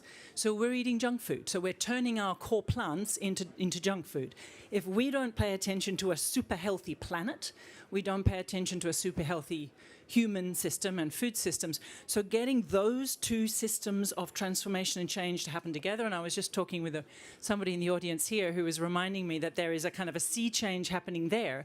Those are 2 systems I think really need to start co-designing, co-acting and co-regulating together. Okay, very clear. Thank you very much. And while we're at it, Ikenna, we are in a COP. Surely we could have done 2 weeks of plant-based diets. I'm just like, oh, come on, guys. Anyway, I had to express that. Someone nodding vigorously there. You're also disappointed. You would have liked to see 2 weeks of or more time devoted to plant-based diets. Why? Well, I went to get a vegetarian salad and only the chicken salad was left. So it's really a personal. Okay, do we have any more questions in the audience? Do we have a question? Yes, go ahead. Thanks, Andy Kirsten. That was a wonderful introduction. For me, it's all about... My name's Anthony Finbow. I'm speaking a bit later. I'm CEO of a company called Eagle Genomics, and we're employing network science for a range of things I'll talk about later. But the question when it comes to impact for the bankers, for the private equity investors, for the VCs even that are more enlightened is, how do you describe return in a networked environment? Thank you. Who would like to take that? Do you want to start? Okay. Yeah. So I think the return I think is twofold, right? So and I was just in an investor conference a few weeks ago, where many of the really large family office representatives were talking, and what they said was that they are looking for financial returns, right? And clearly, so it's a financial game still, right? So it's not like, okay, well, it's all, let's just break even. No, it's got to have a financial return, but the investments that the investor community makes also wants to see an impact on the world. This is what the family office at a minimum are saying, and that's also the money, of course, that the venture capitalists are chasing, right? So because when they raise money, they go to family offices, obviously. So I think this piece on impact, and different family offices are looking at different impact. Some are looking more at energy impact, others are looking more at healthy diets, others are looking more at climate impact. But I think, what I really see is that there's truly a need for them to also show that they're doing good for society and the environment, people and the planet. So that's, I think, the return. So there's the mere financial, but they also have to go back to the family offices and say, this is where we're impacting society. So I think you have both social return and you have financial return, both of them now. Okay, Kirsten? My build on that would be, we have precisely the question of core finance and capital markets in our sites as one of the principal objectives for innovation. And for me, there are three dimensions. One is about changing the metrics and our definitions of value, because if we shift to well-being economy, then all of a sudden return takes on a whole new set of dimensions, and we can start factoring those in. And of course, leveraging every single thing possible from the GRI to the kind of things like Earth for All, the initiatives that are really trying to create new market economics. The second is change the time frame. Our market system is wired on very, very short time frames in which it's very hard to shift that paradigm of return. As soon as you start changing it into even medium-term effects on resiliency, supply chain disruption, COVID is super helpful as a way of helping just people to understand, are you thinking of return now, or are you thinking about what happens when the cost of shipping containers goes up by 500%? And the last one is change the perimeter of the conditions. So it's really starting to think about, if you wish to participate in the next generation of market economics, where are you defining the boundaries of return? Because co-generation, co-participation, co-determination, and much more complex distributed business models and ecosystem, industrial ecosystem, starts to ask you to think about multi-point return and kind of multivalent business models. And then it's a different conversation. But I'm describing one of the frontiers of innovation. I am definitely not describing, as you know, the way the market currently thinks. Clear. Thank you very much. There'll be time for more questions at the end. Let's move on to our next two speakers. Thank you, Kirsten. Thank you, Andy.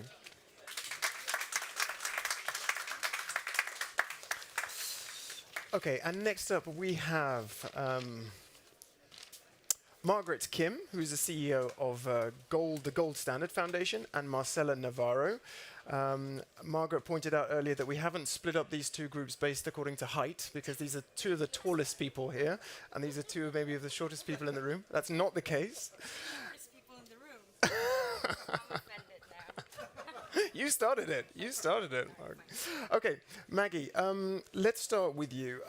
Again, when we spoke before, you said you talk about certification. As soon as you start talking about certification, you lose people in the room. But certification is so much more than just getting a label. It's about the methodology. Perhaps, though, first you can start by telling us, okay, what role does certification play when it comes to a systems approach to food and nutrition? Thank you. So the good news is I didn't lose half of the room by being introduced as a certificate. I think we need to really shift the way we look at the process of certification, obtaining certification. So Kirsten and Andy talked about systematic approach and how interlinked all the challenges are. So for me, just to step back a little bit, in future, I want to be able to go to a store, scan a product, and know what the carbon footprint is, what the impact of water is, if they use the labor in a safe way in their supply chain, if this product has had any impact on empowering women. I want to see all of that. And I want to be able to be an individual who goes into a store looking for this information and making smart purchase. So why are we not there? Because I see three gaps. One is financial gap. And everybody talks about innovation in finance, but already in the audience there were some questions asked, what's motivating the financial flow? And it's good to know it's slightly changing in the course of last few years, but there's still a finance gap. And second is technology gap. In order for us to understand these impacts, they don't just come from nice narratives, they come from intense metrics, baseline setting, monitoring, reporting. And where's the technology? Where's the systems that support this? And third is behavioral change. We simply don't have enough advocacy around behavioral change because we're all gathering here at COP and yet buying chicken salad. So how do we actually bring individuals to change their consumption practices? So how does standard and boring metrics play a role in all of this? Is actually trying to provide a robust way to make decisions for businesses, for governments, in a robust way, monitor and report on your progress, and basically drive at that real impact that you can claim at the end, whether it's in the markets, in carbon markets or market mechanisms, whether you're a private equity looking for financial return and impact return, or you're a government trying to report against your NDCs. all of these have to be gathered through a transparent digital system to support that. And I think standard is often misused as an ex post tool. Okay, we had a project, so let's go to gold standard. Let's work with some metrics organization to get that certificate. Certificate should be seen as a means to an end, not the end. So how do we use that methodology, that practice, that safeguarding process to drive impact-driven decision-making? So that's where the standard plays a role. Okay, and you're now about to elaborate and tell us exactly how we do that, right? Exactly. What does the future of certification hold? So the solutions. Let's go to the solutions, because we talked about the 3 gaps. In finance gap, I really see opportunity in innovating in certain areas. One is we need more blended finance, and it's so tired to hear about everybody talking about blended finance, but what does that mean? And do we actually have models that worked? So we're very fortunate to be part of a consortium trying to work that out, and I have to be very honest, it's not easy. Convincing private equity, project developers, or private equity bankers to agree on project selection that's impact-driven is still a very foreign language. Also, in market mechanisms, clearly everybody knows us as a voluntary carbon standard, but what we drive in the market mechanisms is it has to be used in a catalytic way. So while I support the hype around scaling the market, it has to be done in a right way, because otherwise we're going to continue to get greenwashing criticism. So how do we do that? And the markets are changing. Markets are merging between voluntary action and compliance action. So can we have some harmonization in the standards or metrics to measure our impact and report against it? So it's not really about how many credits you're going to drive from the carbon methodologies or carbon standards, but really what kind of impact are you driving at, and how can you use that in which context? So that's second one. And third is corporate action. So we talked about value. I think the food systems, the nature-based solutions, all of that, corporates probably have the biggest role to play after governments, because this food system, sustainable food system, will determine their sustainable business future. So I think corporates are finally getting it, not as a CSR, but really how do we create a sustainable supply chain that will create sustainable business for us as a corporate going forward? So I think there's a lot of challenges around Scope 3, and I can probably spend the whole day talking about it. But can we actually create innovation in financing those challenges? So can we create collective action funds between corporates? Kirsten talked about, it's difficult to get competitors to pull together and work on a common challenge because they source from same places. But let's focus for a little bit longer on the certification, because the way I see it, if we really embrace a systems approach, then ultimately you have to ask, do we need certifications at all? Because the system works. So could certification even be a bit of a distraction now? So that's what I really want to avoid. Certification should not be a disruptive tool to get to where you want to be. And oftentimes people talk to me about, oh, it's so expensive. And you asked a very good question, who should be talking to each other? The gold standard should be talking to farmers associations. Because is really the value that's being certified by gold standard, is that benefiting farmers? I don't know. I hope so, but is it really maximizing that impact and return that are going to the farmers? We don't know sitting in office in Geneva. So we need to talk about this more, and how can we simplify, reduce the cost of certification process using digital tools to ensure that maximized benefit actually goes to those communities and farms and the bottom of the chain that actually these projects were created to deliver. So it's a big challenge, and certainly it can't be solved just on our own as a small standard, but it needs technology partners, it needs systematic sort of leadership like the EIT Food and Climate Kick. So we need to bring in different sort of expertise in driving this transformation. Okay, let's talk a little bit about leadership and innovation, and let's do that with our next guest, Marcelo Navarro.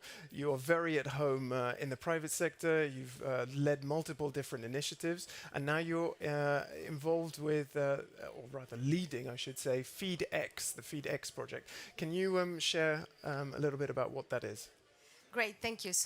And thank you, Kirsten, and I'm super happy to be here. I want to talk about adoption, right? And when we talk about FeedX, we're talking about changing the process of talking about things and doing things, right? So when I talk about adoption means how we can make sure that corporates, investors, academia, researchers are adopted into the system. So I think we have spent too much time, and this is probably my introduction before going into FeedX, with all the respect to the innovation centers, and we are one here, we need to move from the innovation theater. We need to move from that into the adoption case. I would like to see, as a result of COP, a commitment for the corporates to adopt at least 10% of these alternatives that are creating biodiversity and climate damage into solutions that do preserve the planet, that do bring prosperity, that do bring health to the people. So when we talk about adoption, we are extending the level and understanding of risk, right? So with all the respect to the words again, we go to a playground and we play with innovation. It's like going to a playground and playing with our nephews and then disappearing and going to our house. What I'm going to talk about in here is how we make sure that we understand the risk from a different perspective, from a buying perspective. We then integrate the risk of funding. We then integrate the risk of science. And then we integrate the risk, of course, the performance of the innovation itself. Well, everyone is on the edges of their seats now, because this is a big build-up. What is FeedX, exactly, and how is FeedX doing adoption? So what do we want to do with FeedX? And that's probably the reason why we're here is we are testing intervention points during each interaction in the feed space to make sure that we bring fast the adoption of alternatives for protein and oil that replace solutions of today that are or will be unsustainable. Some examples could be soy protein concentrate, some examples could be fish meal. So FeedX objective is to shift 107 million tons from unsustainable sources of protein and oil to sustainable sources of protein and oil by 2025. This is 10% of the total feed production globally. Why we chose feed, we heard Kirsten before, feed represents 50% of the impact in GHG in agri-production. And I am into the point... in Europe. Yes, and 70% in here. I'm totally Latin, and not because of that I'm going to say what I'm going to say, but I don't think that the solution is asking us to not eat protein, animal protein. I think this is very naive. I don't think we will have the time to evangelize and educate people to stop eating this type of food. So let's open our eyes and respect what we call the self-interest. Self-interest of the buyer. They need to buy sources of protein that are high-performing sources of protein. They cannot buy sources of protein that perform half of the protein base. This is what we talk about the integration of innovation risk. When we talk about the investors or the funders, I come from banking and I have a very strong opinion on the inclusion of risk, funding risk. We don't have the mechanism behind the money to support new risk methods. We can put 20 billion on the table, but the processes behind allocating the 20 billion are still Fred Flintstone era. So we cannot expect to release capital at different stages of the life cycle of this alternative if we don't change the way we understand risk. So that's when we talk about in FeedX, we are looking into demonstration risk funding. We're talking about scaling funding. We're talking about incubation funding. Totally different three types of risk. And these type of risks need to be funded in a very different way and measured and monitored in a very different way. There are funding that are not adequate for demonstration. VC is not a demonstration funding type. I don't believe it's real. So let's look into how we de-risk demonstration with different type of risk, and then the buyers will get the confidence levels they require. That is what I call the procurement risk. So integrating procurement risk, the buyers, integrating funding risk, grantors, VCs, bankers, family offices, and philanthropy. Only 2% of philanthropy money goes to climate. That's not enough. How are you going to do that, though? How are you going to, encourage people to unlearn their idea of what risk is and learn the new? I love what you're talking about. I think it's not about unlearning, it's relearning. Because in a way, we have all come from different parts of the system. And that's why I'm a big believer on system. And system is complex because you don't know at which point in the system changed. So the intervention that you create today, you cannot measure it tomorrow. Might be this plus the other plus the other plus the other. So measuring system impact is more difficult than measuring just a bilateral exchange. So what do we do in FeedX is we look into the key intervention points for the adoption of these alternatives, looking into the key risks of, I repeat, procurement, funding, science, and innovation, and move in a systematic way the confidence levels so we can demonstrate the adoption at each stage of the process of this innovation in what we call the adoption protocol. So I can call it, we monitor adoption indicator, but we also monitor confidence levels indicator. Confidence levels for the investors, confidence levels for the funders, confidence levels for the innovators, confidence levels for the buyers. One indicator that can change adoption, and I think is fundamental. Who would you like to be put in a room with then to let's focus on adoption? Well, look, I would like to be with, let's say, two type of people, right? I think we need governments to raise the minimums. And we need governments to, first of all, raise the minimums, and raise the minimums at a lower risk for them, meaning understanding that they have enough demonstration to raise the minimums. I'm sorry, just for my benefit, what minimums? Oh, yeah, I should have explained that. I'm talking about adoption, so I would like to see government demonstrating their adoption point. I want to see the government here, all the governments that are committing to something here, I hope, to demonstrate that they are reaching their adoption point, that at least 10% of the procurement they have from critical sectors comes from sustainable alternatives. So I would like to talk to the governments that will say at least 10% of the corporates that create, of industries that create more biodiversity and climate damage are procuring from sustainable sources. Okay. So that would be one group. I would like to bring together as well what we call consciousness. And I probably, it's going to sound a little bit Hare Krishna, and it's intended, right? How do we bring consciousness into the process of procurement? How do we bring consciousness into the way we do businesses? So I would bring the general councils of the corporates that probably represent the consciousness. Because if there's one risk, the CEOs will be alerted by whom? Probably by the general council. So the general counsel of the business will be able to tell the CEO, hey, there are alternatives, meaning sustainable solutions. Why are you not buying those solutions rather than why you should buy these solutions?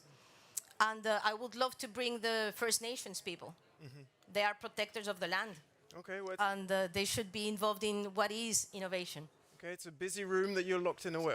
Totally. Well, we need 3 days. Sleep. Maggie, who would you like to be in a room with? And then I'll open it up to questions from the audience.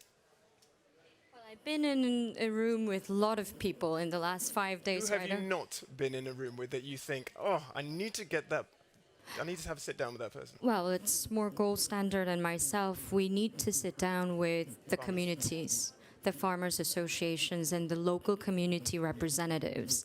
Because we talk to governments at decision-making level. We talk to corporates at decision-making level. We talk to suppliers at decision-making level. But ultimately, all the gold standard certified projects or verified projects are at some point reaching the most vulnerable communities, and I don't get to really hear from them what the benefit is of that certificate. I know in theory, but I really want to see that. So I think I need to put more time and effort into understanding their challenges that will hopefully address some of the systematic challenges between gold standard in Geneva versus the projects that we're supporting. Okay, great. At this point, let me invite Kirsten and Andy to come and stand next to our... and let me ask if anyone in the audience has a question. Yes. May I have a mic? May I have one of your mics? Thanks. Yes, go ahead. Hi, thank you. So I just, as a comment, I'm really excited to hear the conversation happen today. Systems change, and addressing Margaret from Gold Standard, I'm very excited to say there's something out there that's bringing a rigorous, transparent, credible environmental food label to transform the food system. So I'll be talking about it in the next panel, but we're working on it, bringing farmers to the table as a very important voice in the whole value chain. Okay, lovely. A bit of advertisement there. Do we have a question? Yeah, we have a question at the back. And then I'll come to you, Mum. What's your name? Where you from? It's Ian Stewart. I'm the Royal Scientific Society in Jordan. And I'm just wondering, given the scale and the urgency of the problem, you know, the next 5 years being critical, how do the panel see the fit for purpose of the university sector in driving deep transformation, radical change? And also, do you think they've got things to learn from the business community? Great. Good question. Thank you. Oh, is the mic on? It's okay? Okay, great. So I believe the role of academia... No, I don't think it's working. Try this one. This one seems to be working. Thank you. Okay, thanks.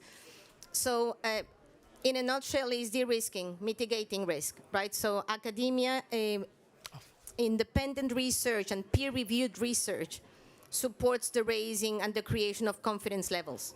Confidence levels to bring some money in, confidence levels to procure from.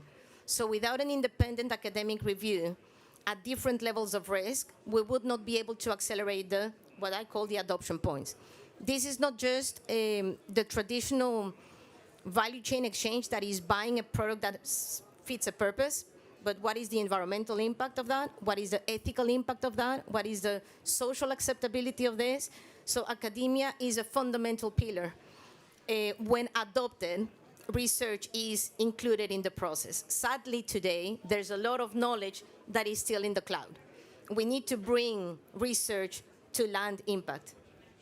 Okay. Very brief reaction, because then I think we've got time for just one more question before we have to go on to the next panel.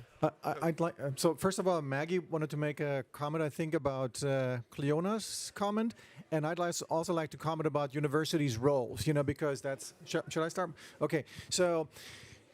We as a KIC, and this is true for both Climate KIC and ourselves, we have in our innovation ecosystems large industry, we have universities, we have research centers, we have startups, we have NGOs, all those different players, right? And in my mind, you know, this is my mental model, I see large industry as excellent scaling partners. The enormity of the task at hand right now is such that all of the large players in industry today have a lot of technology challenges they have to solve, and to me, the way to solve it is to bring in, among others, of course, their own R&D and R&I capabilities, but also startups.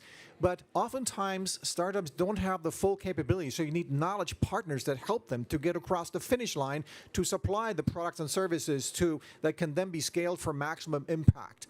And this is also true for research centers and NGOs. You know, NGOs, to me, are also very helpful in helping to define the problem space much better. So Kirsten mentioned the problem space. To me, that's the most important space of all, because we have to all figure out what are we trying to solve for, right? So before we jump to solutions. But I think universities are very, very helpful in being the knowledge partners that help to bridge the gap between what smaller corporates and SMEs and startups have to offer and what the large corporates need. So that's, and there's still in some cases a gap, but there's many universities that already have this puzzle solved, in my view. Okay, final remark from Maggie, then we have to round it up. Yeah. Just on those two comments, I think the role of standards and certificates, and however we want to call it, has to align with science, and therefore academic community is critical for not only for startups, but Gold Standard, we've been around for 17 years, but we continuously learn from the academic communities in improving our methodology, in expanding our scope of projects. So I think there's a critical role for academic community to play a role, and standards need to consolidate. So I'm working on that. Great. Now, that's a pretty fiery first session. Thank you very much, everybody. Very much appreciated. Okay, we're going to take a 5-minute break. 5-minute break, and then we'll continue with our second session.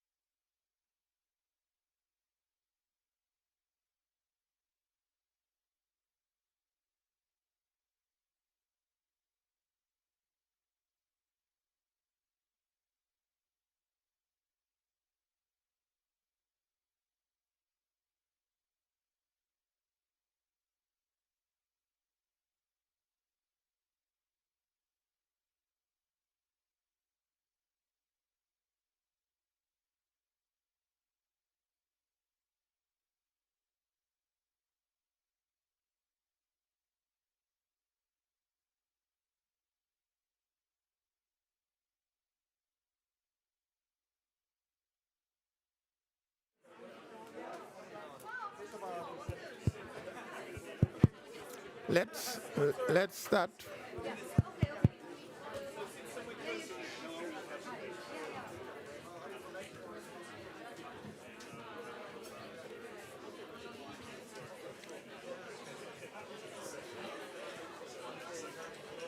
So good afternoon. Good afternoon to those that are in the room, and good morning, good afternoon, good evening to those that are following us virtually. My name is Masamba Choi. I'm the executive of the UNFCCC Global Innovation Hub. So we are organizing this series of dialogue as part of the Global Innovation Hub. So the hub has two components. One that is in the form of pavilion, like where we are.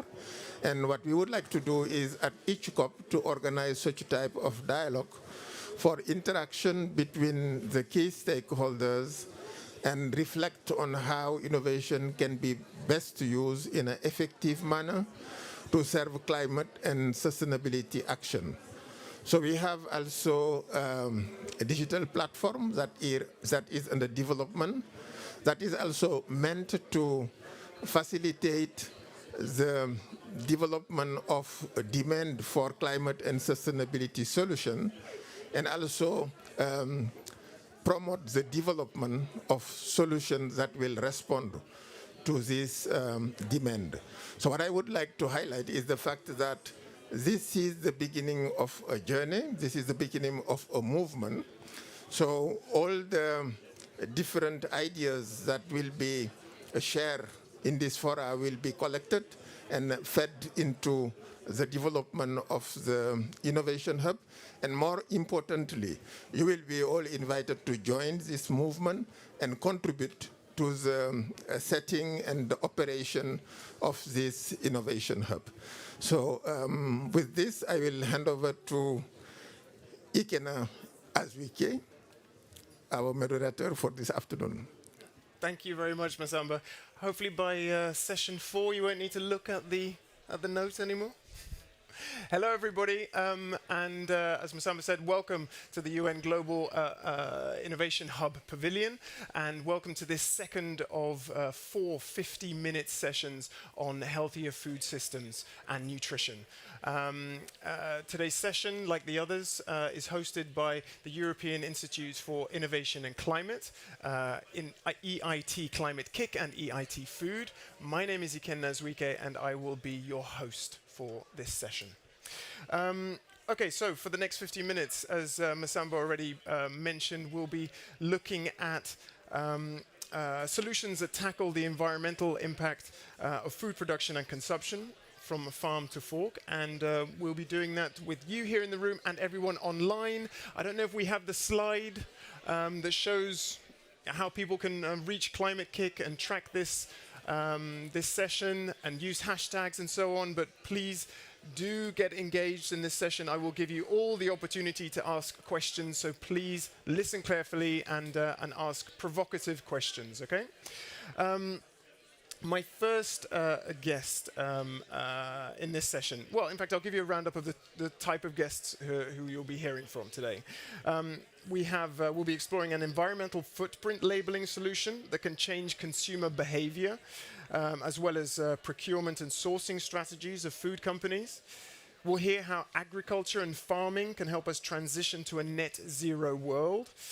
We'll talk about innovative ideas around food waste, and at the end of the session, we will hear from a Rabo Carbon Bank on the role of finance and capital. The all-important money lady is here with us today. Okay, my first guest is Cleona Howie, who is the CEO at Foundation Earth, an organization with some very exciting ideas in the field of measuring environmental footprint to help both consumers and other actors in the food value chain. Cleona, come and join us. Round of applause, lovely. Okay, Cleona, you're developing one of the much talked about innovations at the UN Global Food Summit. Can you tell us what that innovation is and how it's really part of this systematic approach towards food, a healthier food system, and a healthier planet? Thank you, Ikenna. So it's a real pleasure to be here with everyone today. We just heard about systems change. We just heard that to do a successful systems change, we need to align, right? We need to consolidate. We need to bring things together. We need to harmonize. How can we move individually towards a true systems change if we're all doing it on our own? From the gold standard, we heard about the need for credible, transparent data to be communicated out there so that people, when us as consumers, when we're buying any product, but today we're talking about food, so food and beverage, that we actually trust what the label is telling us. We know it's science-based. We know the methodology behind it is rigorous and robust.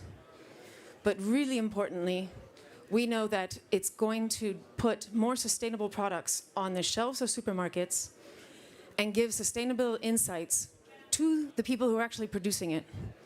They all want to innovate. They all want to transform and change the way they're producing food. But if they don't know what their precise environmental impact is, how do they do it?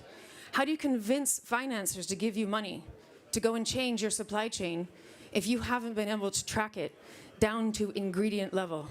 This is what Foundation Earth is bringing. Foundation Earth is bringing a independent, neutral, non-for-profit solution to labeling food and beverage, harmonized across the world.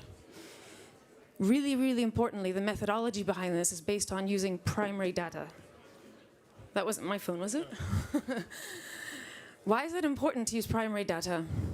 It's important because if I'm growing a tomato in Spain and I'm busting a gut to make it sustainable, and someone else is growing a tomato somewhere else and using harmful pesticides, you need to be able to compare my tomato to someone else's tomato. If you're using secondary data, you can't do that. All tomatoes within a product category will be more or less the same. If we want producers to change the way they're producing, and we want more sustainable food on our shelves so we can buy it, we need to be able to know what tomato is safe and sustainable. We heard in the last session a little bit about the climate crisis is now actually a health crisis. We know that more than ever after COVID. What's happening out there, direct impacts on the environment, is a direct impact on our health. So this is about bringing healthier, more sustainable food choices to the consumer. Really, really importantly, by doing primary data supply chain mapping, you're transforming the whole food chain, because the consumer can only change their behavior if they trust in the label. They trust that certificate. They believe it's true. They can go on a QR code, digitally look online to say, where was the impact of that tomato? Was it transport? Was it packaging? Was it the way it was produced? And that's what this label will bring. Then talking to financiers, the financiers will be able to give money where innovation is due, where incentivize companies to change. Just had a question. Marcella in the last session alluded to this extended food value chain, as it were. In your innovation, who else are you talking to? Are you talking to academia? Are you talking to farmers? How does that work? Thank you, Kenna. It's a really, really important question. Foundation Earth is an independent non-for-profit. Collaboration is the key word of the century. We can't do this alone, nor can anyone else do this alone. We're bringing to the table, supported by EIT Food, the academics, who have the science-based methodology behind it, and it's changing every single day. It's so dynamic. What we knew about measuring biodiversity impacts yesterday is not what we know today, and you have to bring that in, and you need the people who understand it to bring it in. We're bringing together industry players, major industry players, big, but also small. We're speaking directly to farmers. Farmers can't be left out of this. Their voice has to be heard. They are the stewards of our land, and therefore the quality of food that comes out of there is down to them. Then we're also talking, obviously, to consumers. And so far, we actually have, you can go out there, we're in the UK, the first products on shelf are in major retailers in the UK.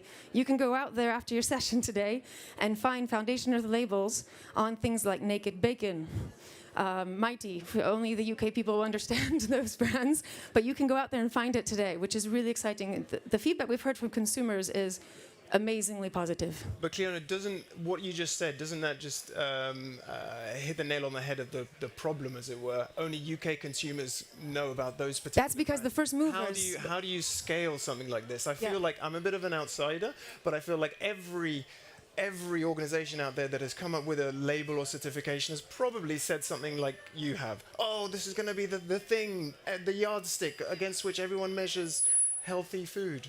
Why are you different? Why are we different?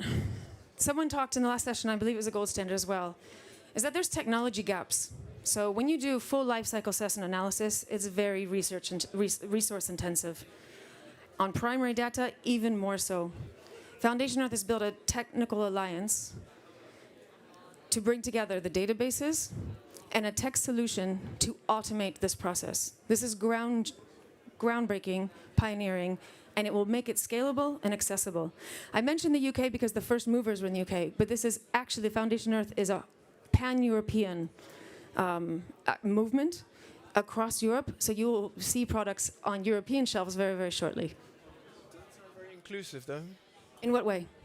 In that you've only referenced Europe, European market shells. That's a very good point. So when we talk about standards and metrics and harmonizing them, we have to talk to the rest of the world. The first movers and producers and retailers have been Europe because we started in Europe. We are already talking to the States. We're talking to farmers in the United States, taking their data because they're happy to be a part of this. We're talking to Australia. We're talking to South Africa. We're talking all over the world. So the solution has to be global. We are working with global supply chains. Whether we like it or not, we're working globally because supply chains are global. Okay. Do we have any questions already from the audience? Yes. Let me give you a mic. Ooh, too enthusiastic. Go ahead. Thank you. What's your name? Where are you from? Trevor. I'm originally from Tennessee, the States. I was wondering more about your backend. You said that specifically it was built on like a tech platform to process some of the primary data. So how much time have you guys spent developing your backend? What are some of the things that you take into account? And like how does your backend and your data differ or offer something different than maybe one of the big 3, big 4 tech companies could? Thank you. So this is about bringing together, I talked about collaborations, bringing together all sorts of actors, right, in this whole value chain. And the backend is not a single point of reference. So this is a collection of different databases across global markets and bringing them together. There's open source data. So life cycle assessment specialist knows that there's ones that are open source and there's ones that are privately held. Remember, we're an independent non-for-profit. This is about democratizing the solution, making it socially acceptable to all size companies. And we're bringing those players to the table to talk together about the importance of knowledge share, even at database level. This is a very important question also about policy. Where does policy come in? And where does a top-down push, where is it needed? Not only on standards, but also on data governance. Okay, clear. Thank you very much. Clearly, we'll be back at the end, possibly for some more questions. We're going to move on now with our next 3 speakers. First of all, it's Lisa Sweet, who's the head of food systems at the World Economic Forum. Christine Brunel-Lignot, who's the VP and head of sustainable agriculture at Bayer Crop Science. And Alex Bell, who's the CEO of Agoro Carbon Alliance, which is part of Yara, creating solutions for decarbonizing farming. Welcome on stage. Hello. Little round of applause, guys, please.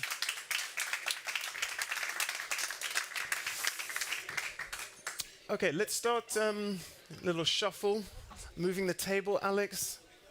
Let's start with you, Lisa. We've heard about the crucial role that consumers can play and how it's important that we cater to consumers as well. But how can we increase we've also talked about collaboration and learning and understanding. How can we increase engagement between consumers and farmers, people working in agriculture? Well, first of all, thanks for the promotion. My boss is sitting in the audience over there, and I just got his title. So I'd like to start with that. That's great. But I think this is a topic that's kind of near and dear to us in some of the collaborations that we are seeking to launch and in the process of doing is to bring the connection between the farmer and the consumer much closer together so that changes that happen on the field, on the ground, are ones that actually are illuminated to to the consumer, they have an understanding of it, and then they can use the power of their demand pool to demand more of these products. There's transparency through the system, and they have the visibility to that. Okay, but being provocative for a moment, if I'm a consumer and we want this to work sustainably, I don't care. Like, I just want my lunch. I want a good sandwich. I just want. So, does it actually matter that I have a conversation or I'm aware of what the farmers are doing? Just give me something I want, and if it happens to be sustainable and take into account the full food value chain, great. And you see that in a lot of the labeling that's popping up, the messaging that's popping up. It's not that a consumer is necessarily looking for that laundry list of everything and anything that can be put on the packaging at all times. That's just confusing to them. They want big general messages. They want to be able to tap in and dive into more detail when and where they need it, but they don't need that confusion. I think this is where the power of brands really comes in. And as we've been developing some of the coalitions, we've really been looking to bridge the connectivity across the value chain to create that trust and to create that pull through so that there can be more transparency in what the brands are delivering and communicating at the end of the day. Another angle that we've been working on and helping to facilitate is actually farmer to consumer dialogues. There's not enough of that taking place, and a lot of farmers will say, hey, I just want to produce what people want. But they don't necessarily know what people want. And as much as possible, if we can collapse some of the conversations so that we can pull out some of these key learnings, and Christine will actually be speaking in a few moments of some of the key learnings that we're hearing about from the farmer side through a large-scale representative survey that we've done in the EU. If we can start to bridge those gaps, we'll have a chance at creating solutions that deliver to what everybody needs. Okay, and talking about those gaps then, tell me a little bit about this 100 million farmers, 1 billion consumers project. What can that mean when it comes to food systems transformation? So the 100 million farmers is a platform model. It's really looking to drive net zero, nature positive into the food systems, but recognizing that it is a transition. And the approach that we're taking is really looking to create regional coalitions, recognizing that all food systems are not the same around the world, that there's different farmer sets and they have different needs, and there's different landscapes out there in the world, and then there's a different consumer base. And so how can we create coalitions of action? They're not coalitions that are aiming to be perfect, but they're really coalitions that are looking to pick up on a joint ambition, a desire to drive change, that are working with the farmers to understand what those changes are that can be brought to bear, and that are connecting through the value chain to place those products, the results of those efforts, in the hands of the consumer. So Christine, I think, will be launching into the European coalition that we've already started. Yep. Hello. So I can maybe take a minute to explain about the EU Carbon Plus Farming Coalitions. So it's a pretty new one. So, and the idea was to bring together multidisciplinary stakeholders working into how we can best support the EU Commissions to implement the Green Deal and achieve the net zero objectives. So the approach we have been taking was to put the farmers in the center of all the work we are going to do together. So basically it's about first understand the farmers' needs, but not coming from the companies about do you know what the farmers needs? Better to be a bit humble and go back to the farmers and ask the questions. So we are running today a survey around 1,800 farmers. We are covering 10 crop country combinations, which are selected because of their footprint in terms of carbon emissions, because they are a potential for decarbonizing, and they are attractive from the food system, food industry, and the end consumer. The second aspect of this work is about co-designing the solutions. It's about leveraging all the disciplines that we have around the coalitions to work together to address what the farmers tell us they need. So not pushing for single assets. As a buyer company, I will not push for, I want you to buy my insecticides. I want to deliver a solution which is meaningful to the farmers in Romania, in France, in Germany. And we need to address this as a coalition. We need to act as pre-competitive to fill the gaps that we're identifying today with the farmers' community. The third aspect is about moving from the inside to the actions, basically saying that we are collecting now from the market, directly from the farmers, the needs. We are analyzing also the MRV, the monitoring and reporting and verification aspect, which is all about how to manage carbon farming in the future, and then to get to understand the regulations. Regulations which are meaningful and to support the farmers, but how we make this interesting to get achieved. Here the 4 areas of learnings that we get so far, and here is only a teaser. So in 2 months you will get much more information. We are going to publish a very extensive report, but there are 4 areas that the farmers is telling us they need to fill the gap around awareness and knowledge on climate smart practices and carbon farming. Then to find and address the risk management together. They should not be the only ones to take the risk. This needs to be split between the partners. Data governance is key. It's absolutely key. You get on spot. This is critical to support the farmers to gathering the data, share the data, but process the data for their own interests. Last but not least, we need to ensure that policy and regulations are understood and accessible to the farmers, as well as the companies who need to support the scalability of these implementations. Wow. I mean, this couldn't be more food systems transformative if you tried, really. This has got everything there. But how receptive are farmers to this, to embracing this? They are very interested. So basically they say, don't tell me what I have to do. I know. They are running the farms. They know. What they do not correlate is about what activities go to a climate farm activities. So how we are coming to them talking about carbon farming. They don't know what is carbon farming. They know what is practicing a rotations, what is a cover crops, what is terminations. They know. But then you need to transition explaining about how does it reflect into a carbon farming activities. They are up for any support around data, any support around and accessibility of regulations and greening payment, eco scheme. They are super happy to hear about that. They just don't know how to access it. So there is tremendous work to be done together. And is the political will there, the vision? Because I feel like a lot of farmers think we've been abandoned for a few decades. We're just left to do what we've been used to doing. Yeah, no, and that's exactly where they need to build up some confidence.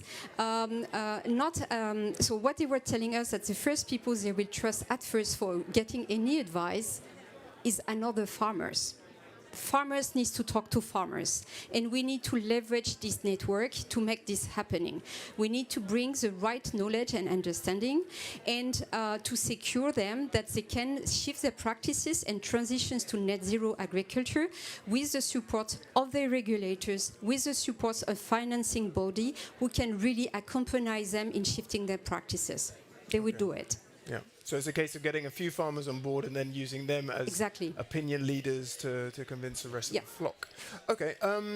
If we go back to that previous slide, well, anyway, there was a box there that said knowledge and awareness. Alex, perhaps you can tell us, what's the role of science in this? How can science support this food systems transformation?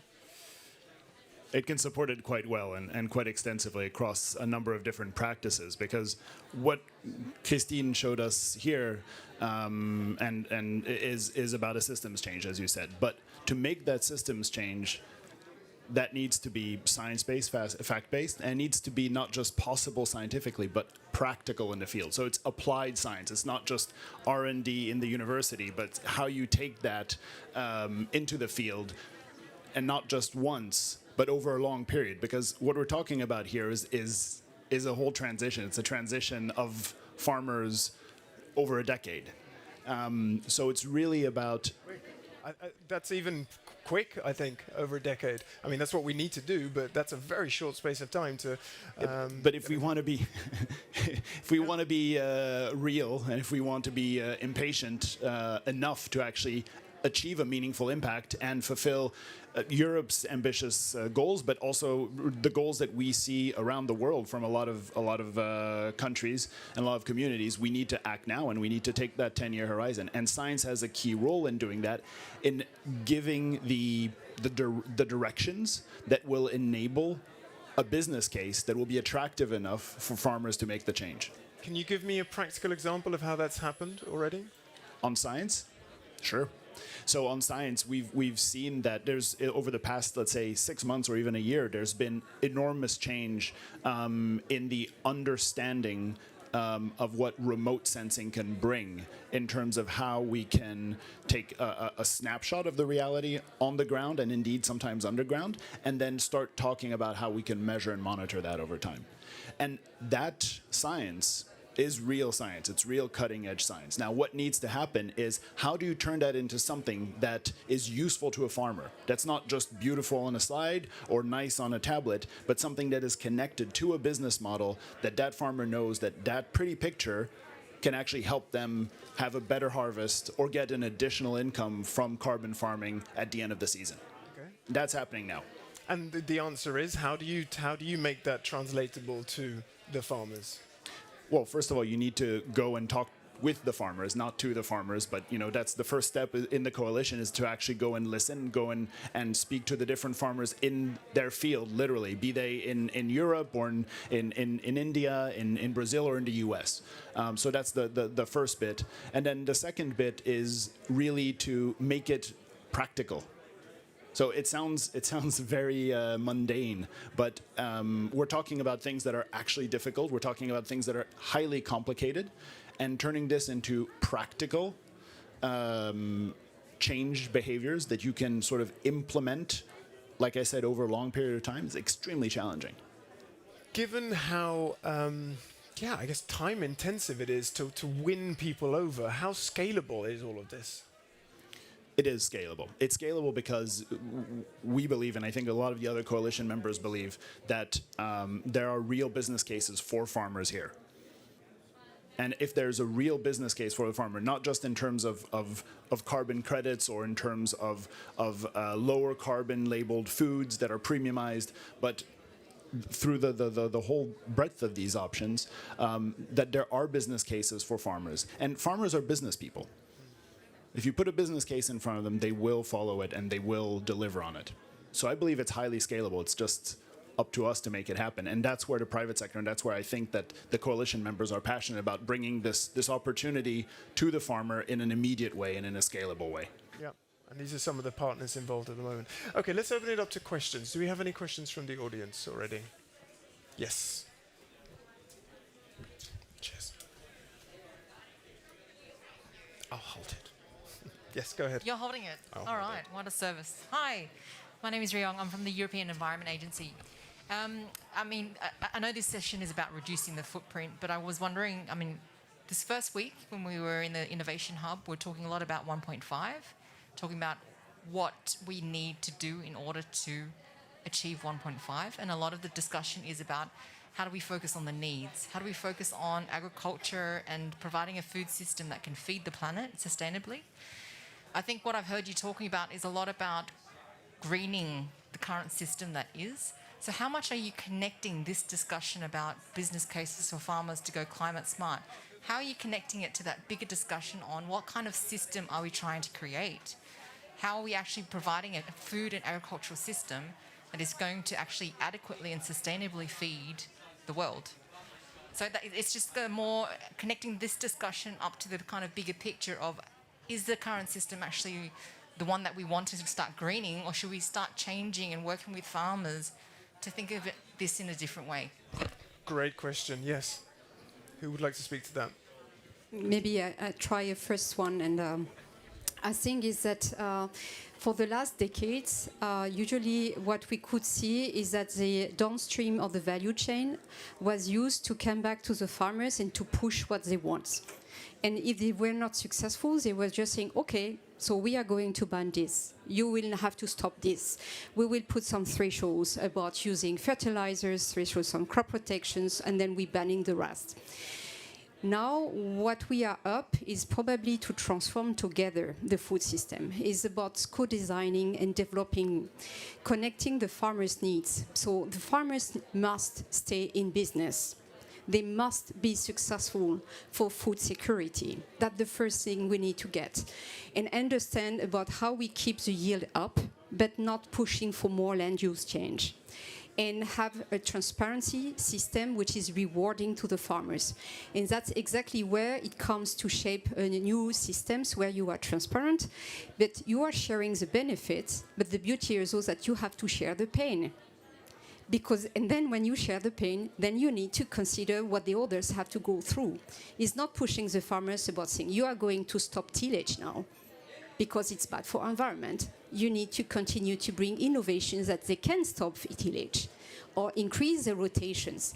And that's what will allow more innovations. That would be key for everyone to go and transform at that level. Clear. Yes, one more question at the back, and then we'll move on. Oh, hold it. Hi, I'm from a climate technology company called Climate AI. We do climate intelligence looking out 1 day to 40 years and help farmers make decisions around weather and climate. One way to drive mitigation is by focusing on creating carbon markets and the sort. I'm curious how you guys think about the other side, which is how do we use adaptation and tools that make farmers profitable anyway as a way to drive mitigation through things like cover crops and through things like climate intelligent farming, based off of the weather that we see coming up, and precision agriculture tools. These are things that make farmers more profitable, and they inherently have side benefits. I'm curious how you think about adaptation as a lever for mitigation. Yeah, great question. And I think that in our discussions with farmers, this is something that really comes up, is that they don't think in these silos, right? They don't think adaptation, mitigation. They think, what kind of changes do I need to drive? And a lot of the long-term attractiveness of transitioning to different ways of farming is about building that resilience. It's about building, using a mitigation lever in the short term to deliver long-term adaptation, long-term resilience. So in terms of drought resistance, flood resistance, long-term soil fertility, all of these good benefits that come, but that need to be catalyzed by something. So we see a symbiotic relationship between the two from the demand side, which actually matches really well the way the farmers see their operations, which is really holistically, obviously. And maybe I'll just add on to say that this coalition was launched in May, so it's been a fairly short time, but even during the course of that, we've seen values shift. And so going back to the prior conversation, it's really around what are these new values that we're integrating into the food system that speak to something more than productivity, that speak to resilience, which gets to this, we as farmers, I'm not speaking on behalf of the farmers, but the farmers don't necessarily have these bifurcations that those of us in the broader ecosystem are looking at. So what is it that they value? And this is where the survey has been so beneficial in helping us to unpack what they value, what they don't understand, what connections that we can help build to this broader growing value set that may be changes on the regulatory front or changes on the commercial front that aren't integrated because there are two different sectors that are speaking in a different language. Okay, thank you very much. And that's all we've got time for at the moment. We're going to move on and welcome you back later for some more questions. Okay, round of applause, please, for Lisa, Christine, and Alex. Okay, and next up we have David Katt and Barbara Bruulsema. Welcome. Yes, thank you. Okay, David, you are an innovator, and you're working on making our food system more efficient, more transformative. Can you share with us exactly how you're doing that? Yeah, thanks very much, and wonderful to be here, also with Barbara, and actually I think we have a whole Dutch crew up on stage now. So thanks very much for being here. And to answer that question, actually I must take a step back, and it's pretty impressive and pretty unfazing. I don't know how all of you feel about being here and seeing how incredibly big and intricate the system is, and we're basically, I felt like cattle for the past 4 hours, the first 4 hours of my day. So, however, we can look very large, and that's systems, and that's extremely important and extremely interesting, but that's not how we're going to drive the change in the next couple of weeks. That's not how we're going to drive the change, for example, at Davos, you know, which is 3 months out. What is driving the change is to really have action. We're talking about targeting, we're talking about measuring, and what we need to show is that we can actually move the needle. So what Wasteless does, is the company I'm representing, is we help prevent food waste in grocery retail, very, very simply, by having you pay the price, a different price for a product that's expiring sooner than a product that's expiring later. That's the very short story. So you, as a consumer, get a choice 3 times a day on whether you're going to buy something for the fridge or something that you're going to eat tomorrow night. The bigger picture of it is that we can actually create, draw down carbon emissions of about 40 megatons per year, which is coincidentally kind of the annual output of the UK.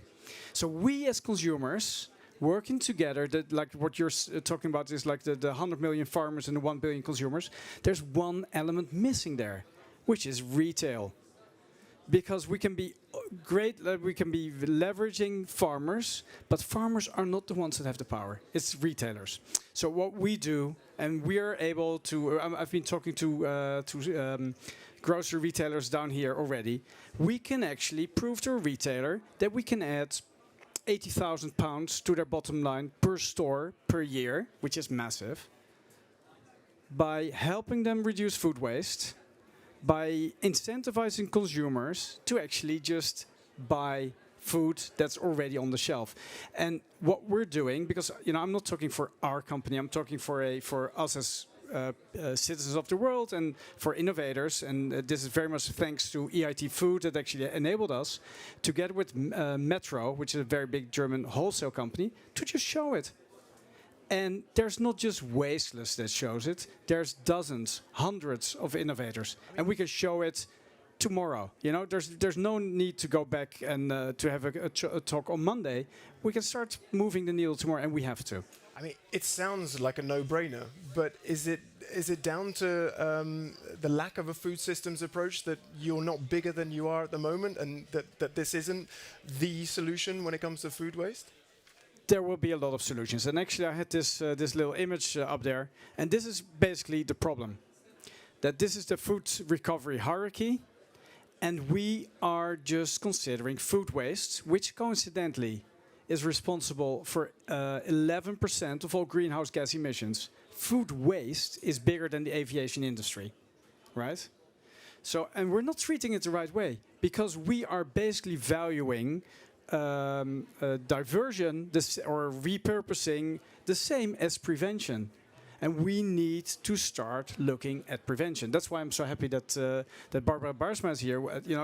Rabo is one of the biggest agricultural banks in the world.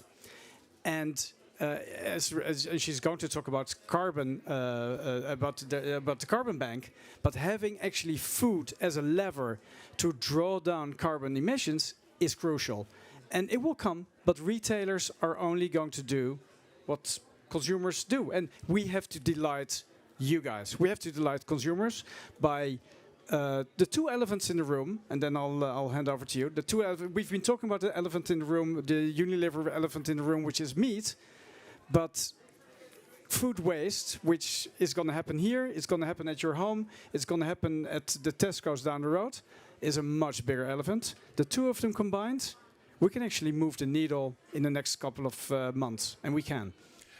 But I'm just thinking about the question that was asked at the end of the last block about working within the current system to greenify it, as it were, or really taking that another step back and thinking about the systems-based approach so that we eradicate waste in the first place? Like, you're very much about the current system. We don't have time.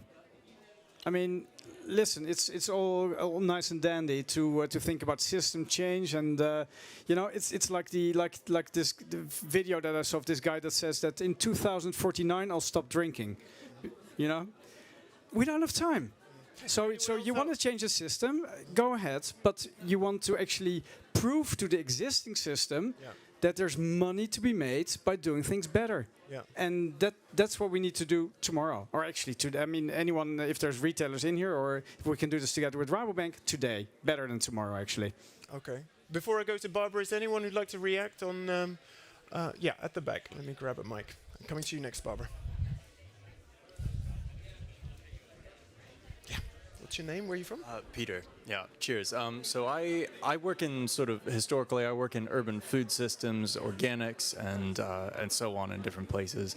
I would really challenge us that we do need to be looking at a different system than we have now, which is in this coalition, why I'm sort of curious about where the vision of our large agribusiness companies is. Where do they see themselves in a world where when we implement these tools for a healthy and functioning climate and communities that are based around a multitude of small-scale producers and ecological health, the markets as we know them for herbicides, pesticides, and petrochemical-based fossil fuel industry that depends on $700 billion worth of annual subsidies worldwide to exist, that won't be there.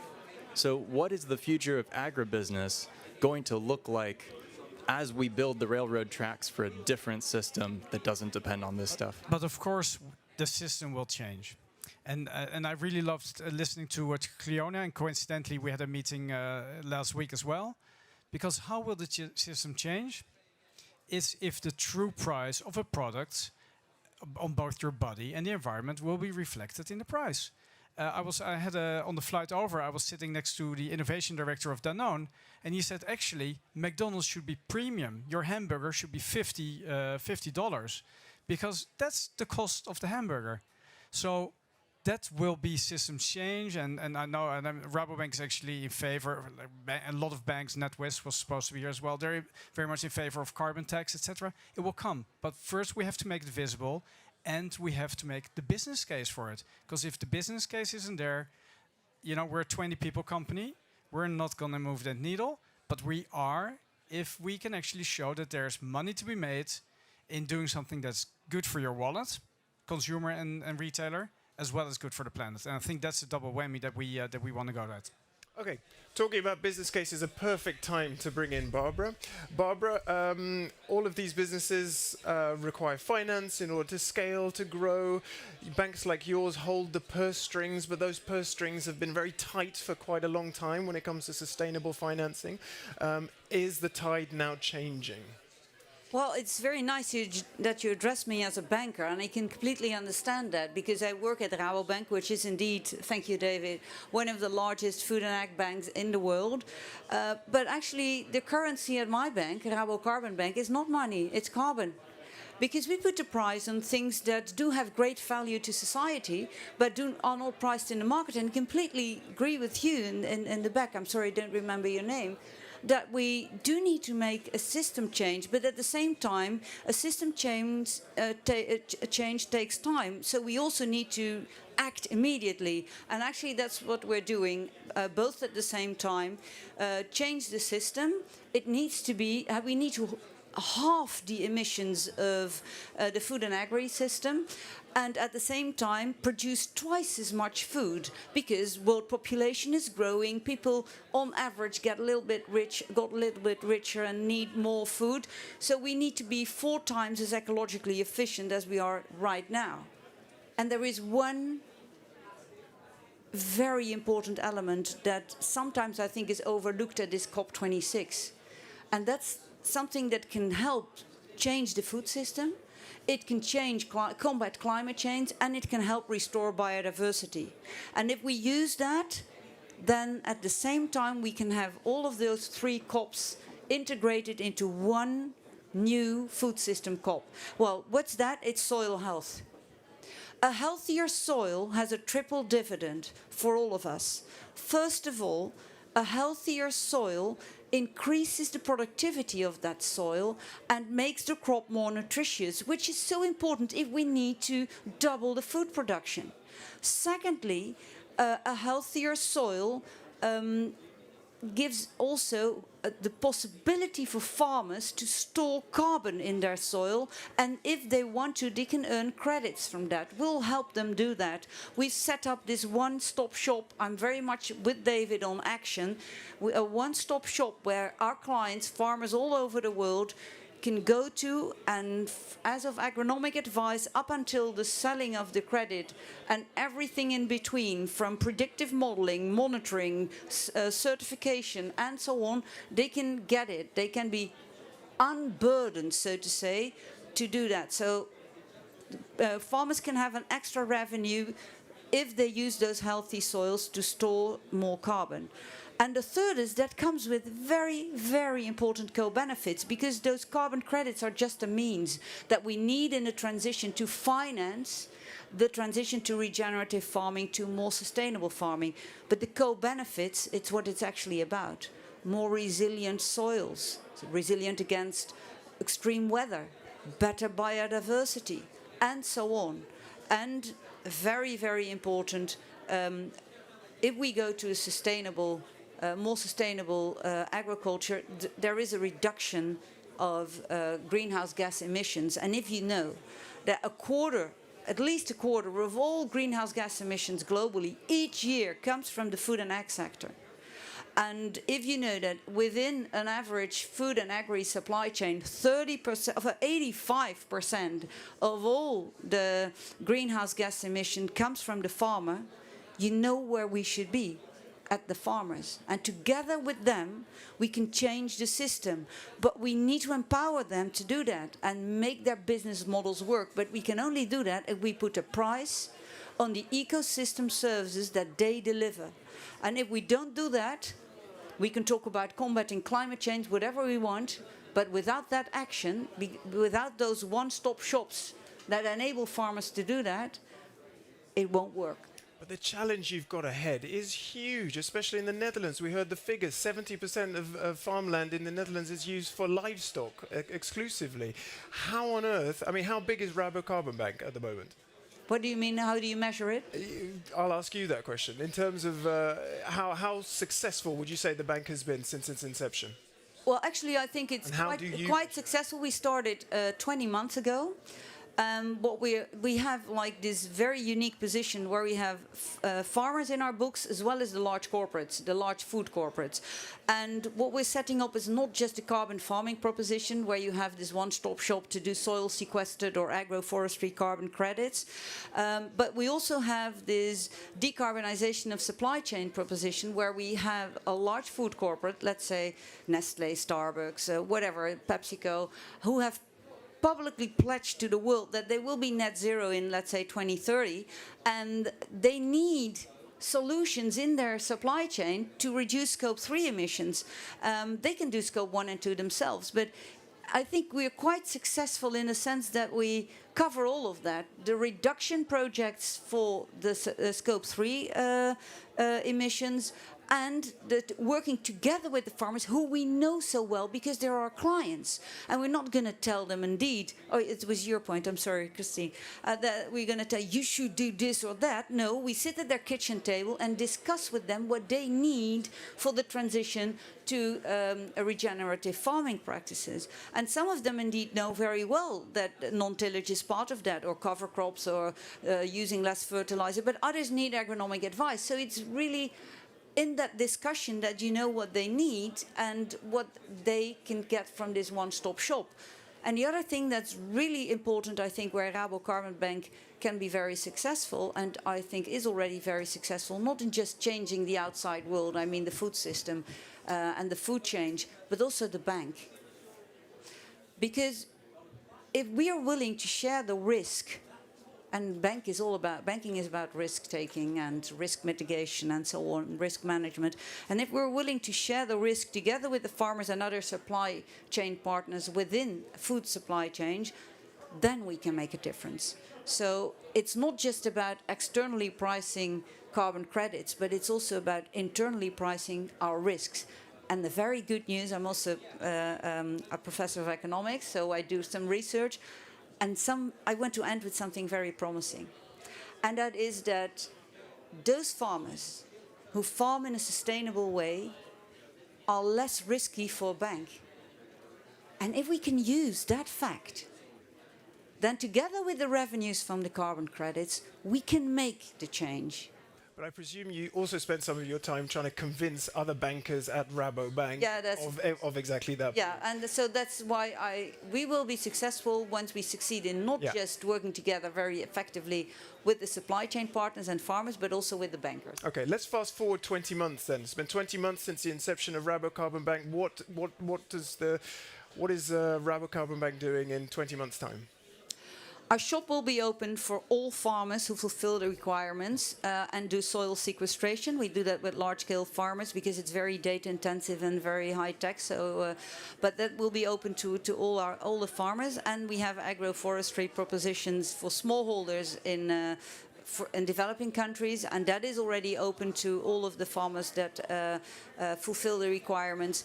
And we will have much more experience with this decarbonization supply chain proposition, and we'll have scaled that up, let's have a dream, to 100 supply chain. 200? No, 100, and that's huge. That's really huge. That you can make a difference.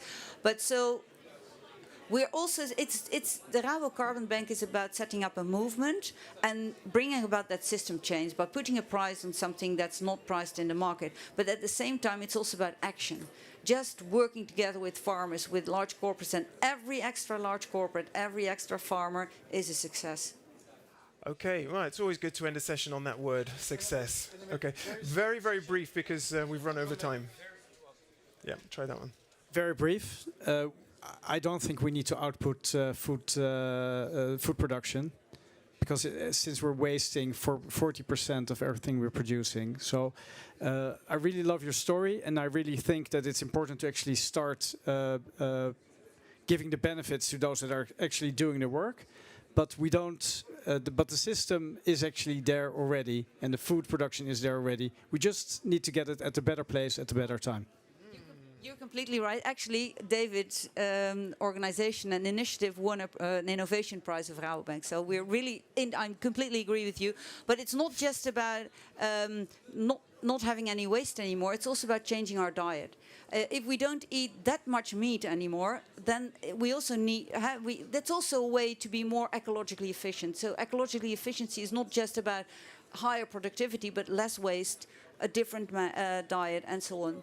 Yeah. Absolutely. Yeah. Okay, thank you very much, both of you. And I'm so sorry we don't have time for our other speakers for more questions. Thank you very much. Okay, we'll take another 5-minute break and be back with our third session shortly. Okay?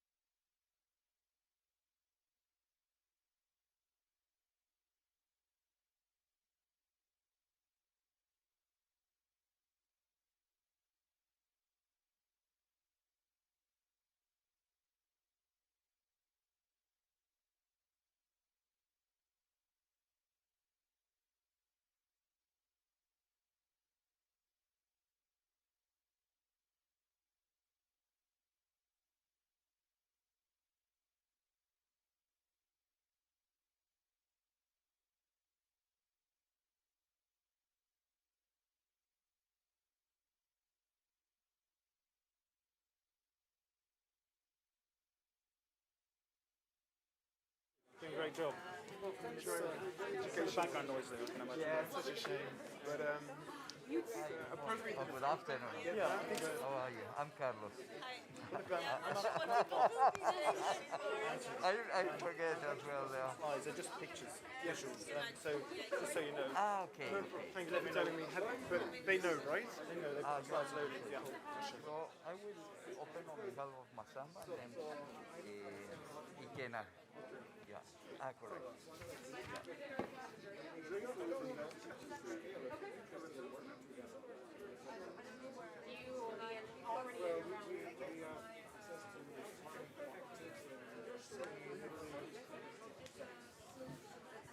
So, Ken, are we about to start?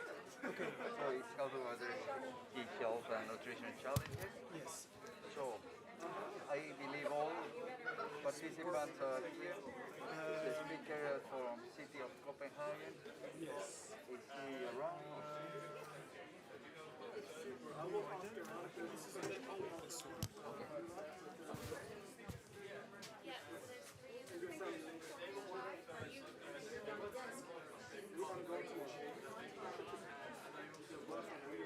Good afternoon, everyone. We will resume in a minute. Please, if you can have a seat.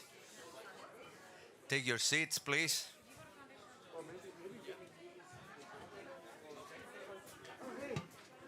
Nice to see you.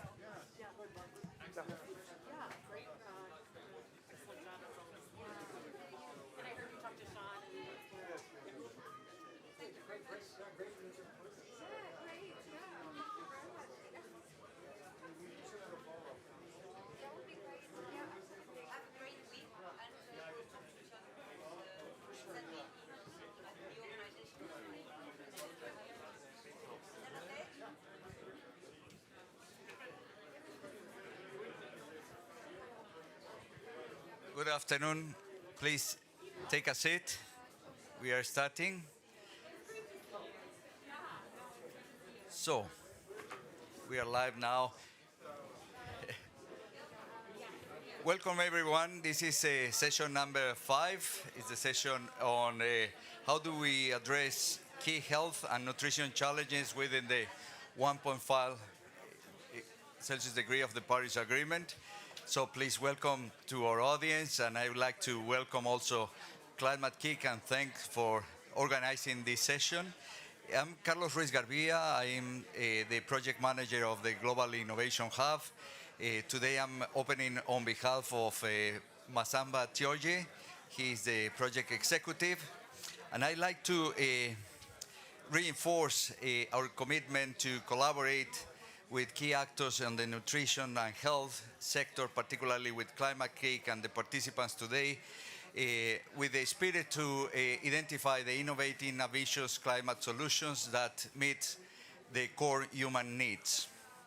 The purpose of today's session is to expand on the network and bring new actors in the context of our hub. So we were planning to identify those members, potential members that can be part of our network and members of the working groups, advisory committees, and the steering committee. So we will be really keen to learn more about your experiences. And the ultimate aim is to promote integrated innovation that can enable, of course, the satisfaction of needs, in this case, nutrition and health through the low emission economy. This by including, of course, by introducing new products, services, and also markets with a strong focus on supply chains. So with these opening remarks, then I would like to invite Ikema Siake. He's been with us during the afternoon, doing fantastic moderation and very interactive processes and sessions. So Ikea, you have the floor. Oh, thank you very much, Carlo. Very much appreciate that introduction.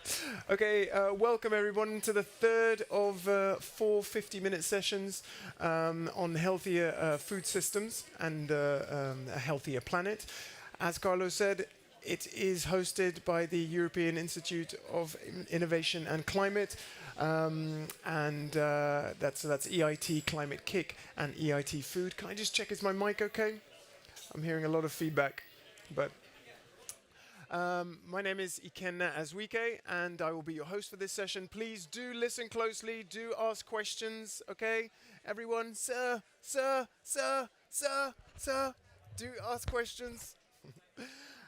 Okay, now conversations around food systems quickly tend to focus on land use, on energy and GHG emissions, but this session is going to focus exclusively on people, okay? Specifically consumers, citizens, youth, and the most people thing ever, the human microbiome, okay? So we're going to talk about that at the end of this session.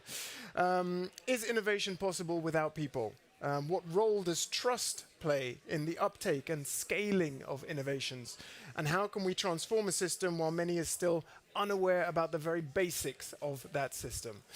Don't forget to use the hashtags if you're online. Systems change now. They'll be coming up in a minute. And tag Climate Kick, EIT Climate Kick online, okay? My first guest is the Director of Public Engagement and Communications from EIT Food, where she focuses on consumers and youth. That is Saskia Nowden.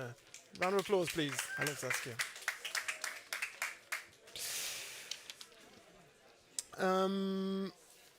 Okay, Saskia. First question. Let's take it back to the essential.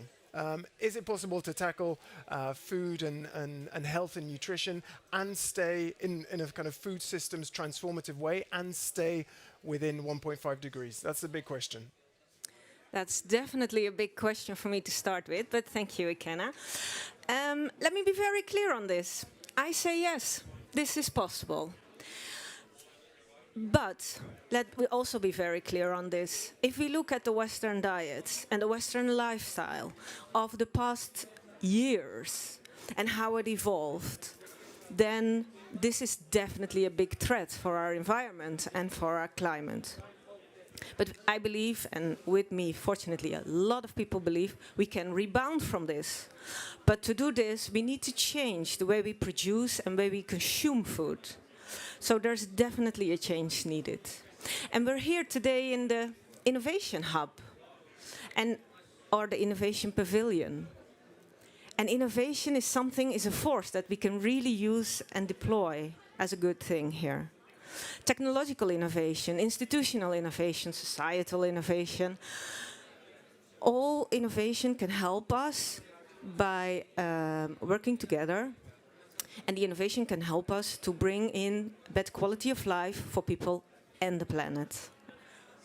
You say we need to change the system. I think everyone here knows we need to change the system. Where's the friction? Where's the resistance? What is stopping us really being able to, what's stopping everyone embrace the kind of food systems transformation way of thinking?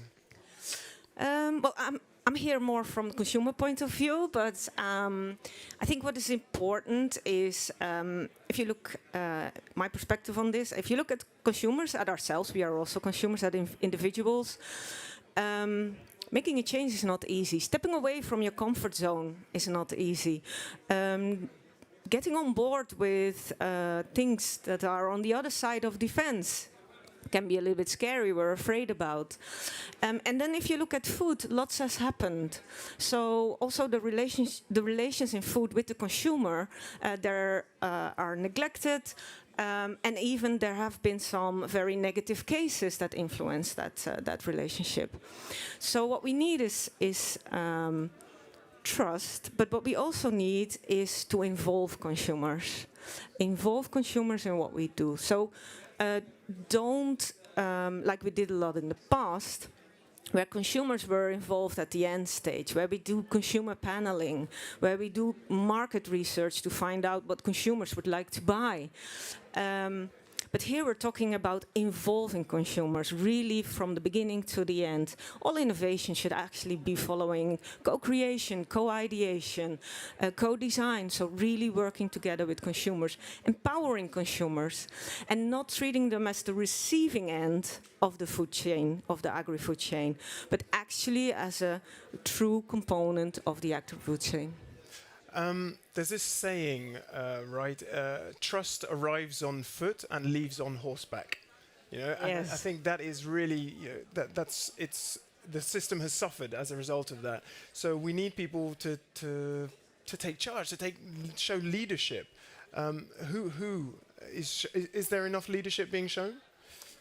Well, I think if you look at food, food is something for all of us. So it's not just something we eat to survive. It is also something for livelihoods, but also for cultural identities, family traditions, celebrations with friends. And making that also means that we all need to take the lead. We all should direct the change. But by involving consumer, it's not just creating trust, but it also means that people are part of what's being developed, and that is important. So the development of novel concept is something that you do together. And here behind me, because we are on the topic of trust, we actually also do trust research with consumers in Europe. We've been doing it for 4 years. We do it in 13 countries. And it's actually nice to see, because farmers were obviously a big topic in the previous session, and farmers actually come out on top with consumers as a party that they have the highest trust in. And that's very interesting for us, and also for development, because you've heard regenerative agriculture in the previous sessions, but what is important is that consumers support and are open to changes more from a farmer's point of view, because they trust farmers more than other actors in the food chain. Given your focus on youth, it makes me wonder, when you're talking about surveys like that, is there a generational difference between how young people versus older people, their attitudes towards the food system and trust, who they trust and so on? Or is it more a question of how educated people are when it comes to the food system health? Well, we have not looked at all the generations that there are, but if you're asking about youth, about Generation Z, what's very interesting to see there is that they are very interested in healthy food. They are also very interested in sustainable food. But they are even more interested in actually being part of the chain. They want to know, they want to have more knowledge, and they want to be involved. And I think that's also an important thing for us all here, because we are discussing change. And I'm here working on changing for the food system. But I will probably, hopefully still a lot of years to come, but I will not be there anymore. I'm not inheriting what we are discussing today, what we are discussing next, the whole week. Young people will be. They are the recipients of what we are trying to do here, and they should be involved.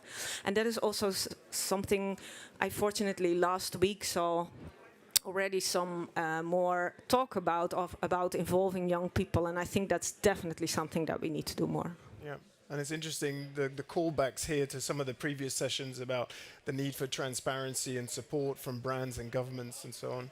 Are there any questions from the audience at this point? No? Okay, then I'm going to move on to our next speaker. Thank you very much. You're welcome. Thank you. Saskia. Okay, our next speaker is Jane Liu, and she is from Food Unfolded, and she has a whole setup and talk for us. So I'm excited to hear what Jane is going to tell us about Food Unfolded. Have you got a mic? Would you like a mic? Test. I think it's working. Testing. Hi, afternoon. Just a show of hands. Who here had some coffee during the lunch break? Or today? It's also fine if you had coffee today. Is everyone else a tea drinker like me? Yeah? Yes. Yeah? Keep your hands up, please. I'm just going to ask everyone, please keep your hands up. I'm just going to ask some non-judgmental questions. So, keep your hand up if you saw who got you your coffee or tea, or who made it. Keep your hand up if you know what company supplied your coffee or tea.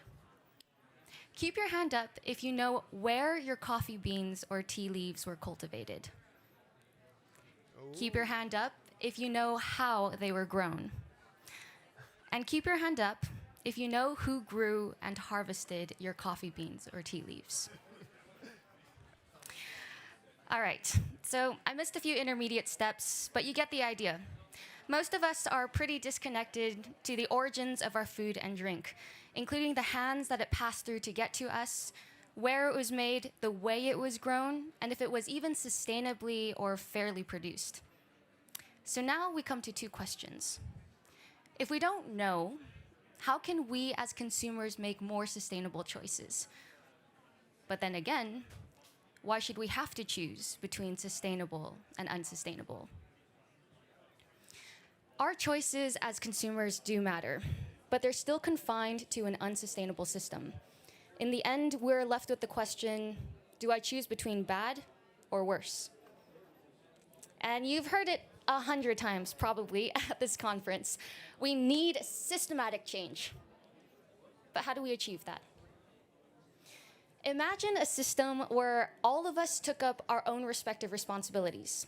Consumers paying the true cost of sustainable goods and services. Businesses only sourcing and supplying from environmentally beneficial sources. And policymakers passing and reinforcing clearly defined laws that prevent environmental malpractice and the exploitation of our people and ecosystems. This is the system we need. One where consumer choice is a matter of preference, because sustainable is the new standard. You, our policymakers, and our world leaders are the ones who can drive those changes that are big enough and fast enough to make that into reality. But we also know that you need to be empowered by the public to be able to make those changes. And that's what we've been working on. Food Unfolded is a community that's been born out of EIT Food that brings together anyone that cares about the origins and future of our food. For the last 3 years, through our digital platforms, magazine, podcast, and events, our team has created a space for nuanced conversation between different actors and different perspectives in our food system. And before coming here today, we asked them to get real with us and the people here. So none of this is going to come as a surprise to you, but overwhelmingly, thousands of people that we asked didn't feel like the people here are trying hard enough. They didn't think that climate-related policies are made in their interest, and they don't believe that you'll follow through with your climate commitments. How many of you agree with these sentiments? Just a show of hands. How many of you disagree? So then why do so many people still feel disempowered, disconnected, and disenfranchised by those with the power to make important decisions? This is what happens when we fail to communicate with one another. We spend so much time and energy pointing fingers, justifying shortcomings, defending ourselves, rather than being open and candid about the pressures that hinder change. How can we move forward if failure goes unacknowledged, swept under the rug, only to be replaced by shiny new pledges? We know that open and honest communication isn't easy. It's hard enough in our personal relationships, let alone in between strangers with different priorities. But understanding through communication is the groundwork for all of us to change the system that we are part of. At Food Unfolded, we experiment with social innovation by bringing together people all across the food system, from producers to consumers, to co-create solutions. And we've worked with startups, we've worked with universities, and they've been so open to hearing and incorporating feedback from the public. And in our partnership with the UN for the Food Systems Summit, we held 5 dialogues that brought together over 200 farmers, NGO representatives, small businesses, startups, students, consumers, researchers, mostly from the millennial generation. And together, we came up with a handful of practical solutions that we brought back to the UN. But there's also a shortage of candid voices from policy and industry.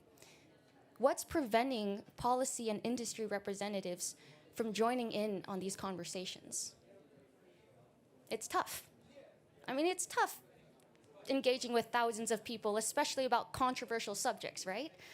But instead of retracting away into your own policy or industry bubbles, make the time to step forward and meet people where they are. Because we need communication. And I'm not talking about those annual reports. I'm not talking about those speeches or any other form of top-down broadcasting. And if you don't know where to start, that's okay. You know, connect with connecting platforms like ours. But we need communication that goes both ways. So talk with one another, not talk at each other. Because it's a different understanding rather than reading about consumer perspectives in 100-page consumer reports. And it's another understanding for them about the complexities that you have to work with, rather than reading about your seemingly greenwashing policies and products in the news. People want to engage with you, but in an honest way. So when something goes wrong, it's okay to admit that. If you fail, it's okay to admit that. And I know that probably goes against branding and marketing 101, but changing our system should not be a marketing or PR stunt. So instead of giving us pretty words, tell us and explain the difficulties, not as an excuse, but as what you've now learned to move forward.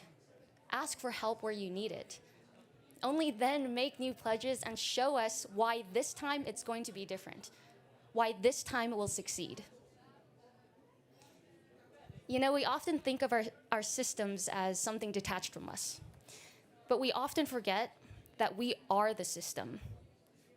We're just composed of a lot of disconnected parts that need to be reconnected through communication. By making those connections and reforging trust, we can all build together and change happens. We can get to a reality where you and I don't need to worry about where our food comes from, because we can trust that instead of choosing between bad and worse, we're now choosing between good and better. Just something to think about when you're having your next coffee or tea. Thank you. Oh, thank you very much, Jane. Thank you very much indeed. So how is Food Unfolded going to reach everyone with your message? How are you going to reach everyone around the globe? Well, everyone around the globe is very tough, but we've already made a few initial steps. So Food Unfolded does have its own hubs. Right now we have Food Unfolded in Spanish as well as Food Unfolded in German. So a lot of the content that's produced is regional because we also recognize that food systems need to be looked at regionally, and there's different stories that are coming from local producers, local businesses, that all need to be in a cultural context. So that's the initial stages, but we're still, rolling out those plans in the long term. And who's your audience? Our audience is the general public, as you'll have it. So I would say, though, that our largest demographic is millennials, so aged between 25 and 44. I know that's a little bit above the millennial generation, maybe, depending on if you think you're a millennial in that age group. But no, we also have people that's over 65, and we have people under 18, also kids as well. But the predominant demographic is millennials. Yeah. And okay, but more of a to play devil's advocate. I mean, we say. Just wondering how I should frame it. You say we don't communicate with each other enough, but isn't the problem that we do communicate a lot, but not necessarily about food systems transformation, and consumers, younger consumers, maybe don't even care, or older consumers don't care? I think that there is a lot of communication, you're right.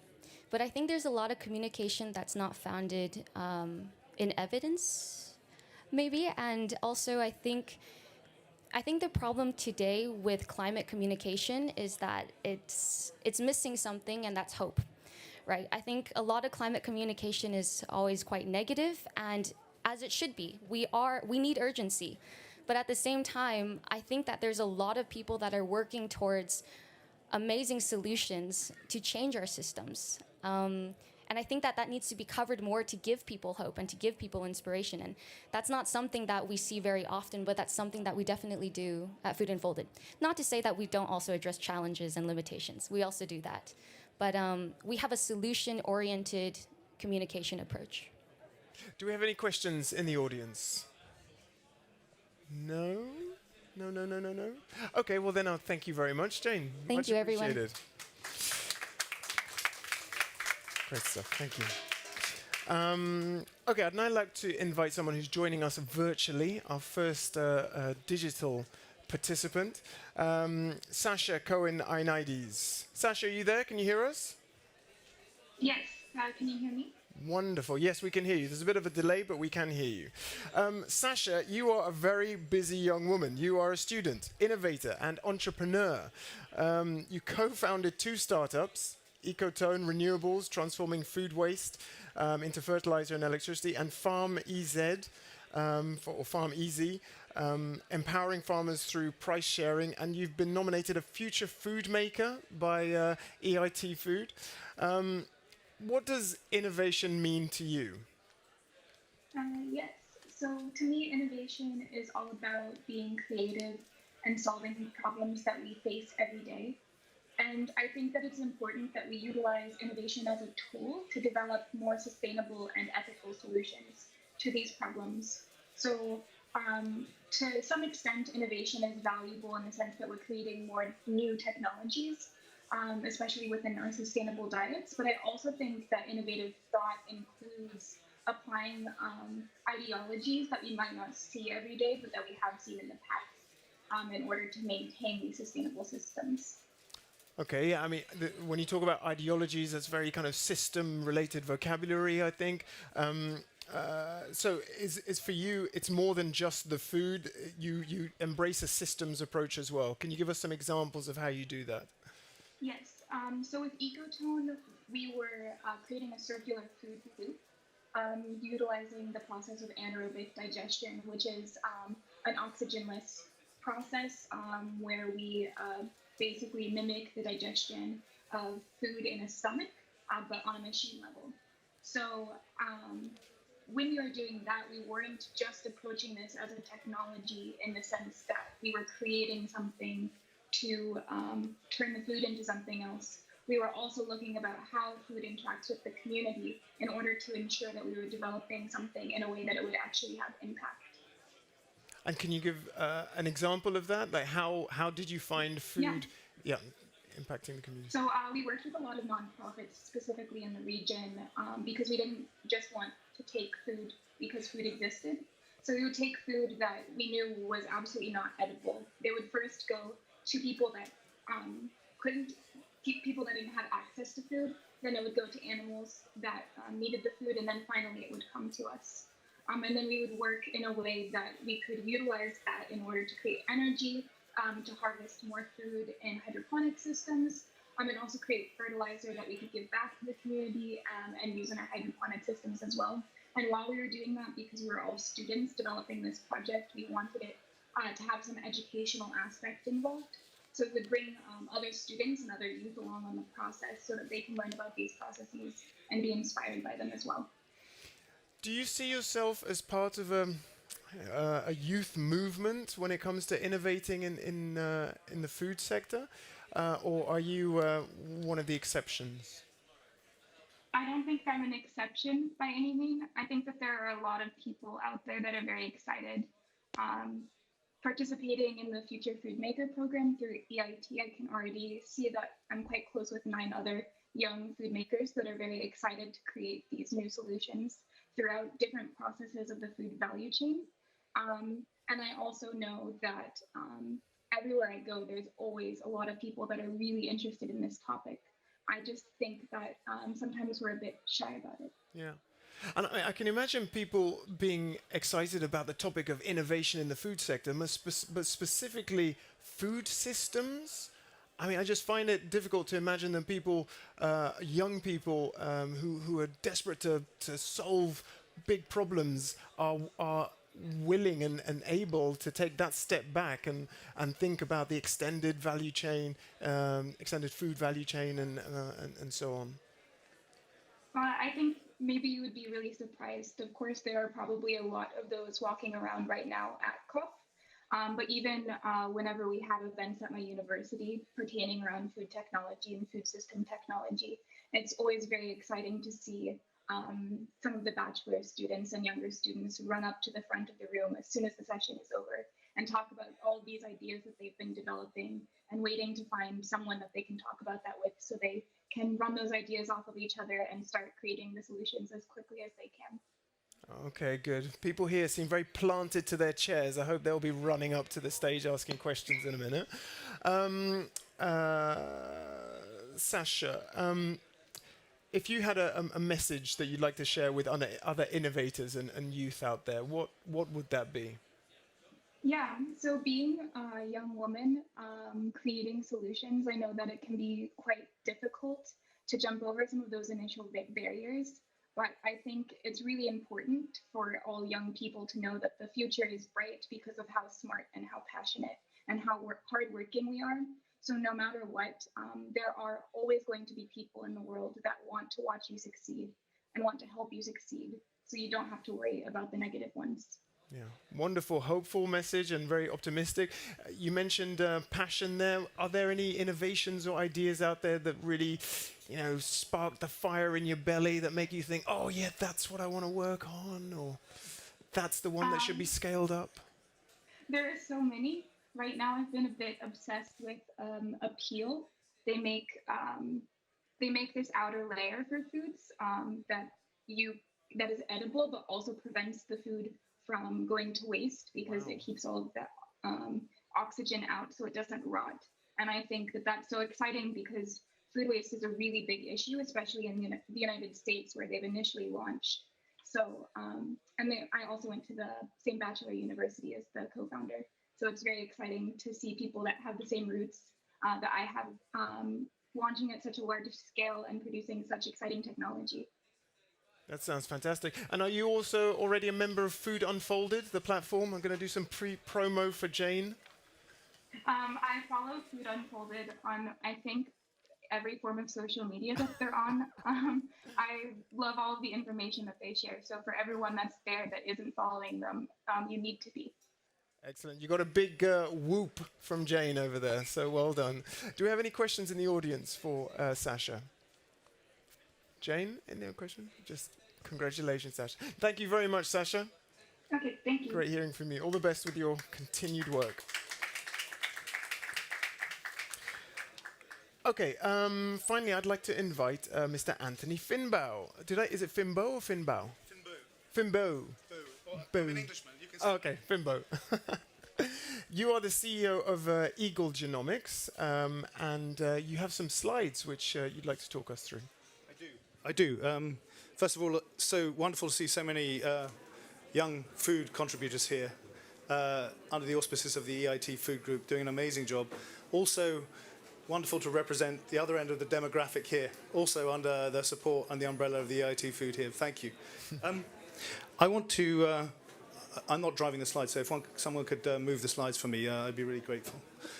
I want to actually just focus on some science and some science fiction perhaps here, which sounds like science fiction, but it's not, because I think it's necessary for us to vector and move our consciousness towards another dimension in order for us to really figure out how we're going to systematically solve for climate change, the future of food, and health on our planet. And I want to do so by just referencing initially an iconic image that I'm going to ask members of the audience to reference. Does anyone know what this image is? Well, in 1859, Charles Darwin published On the Origin, etc., etc.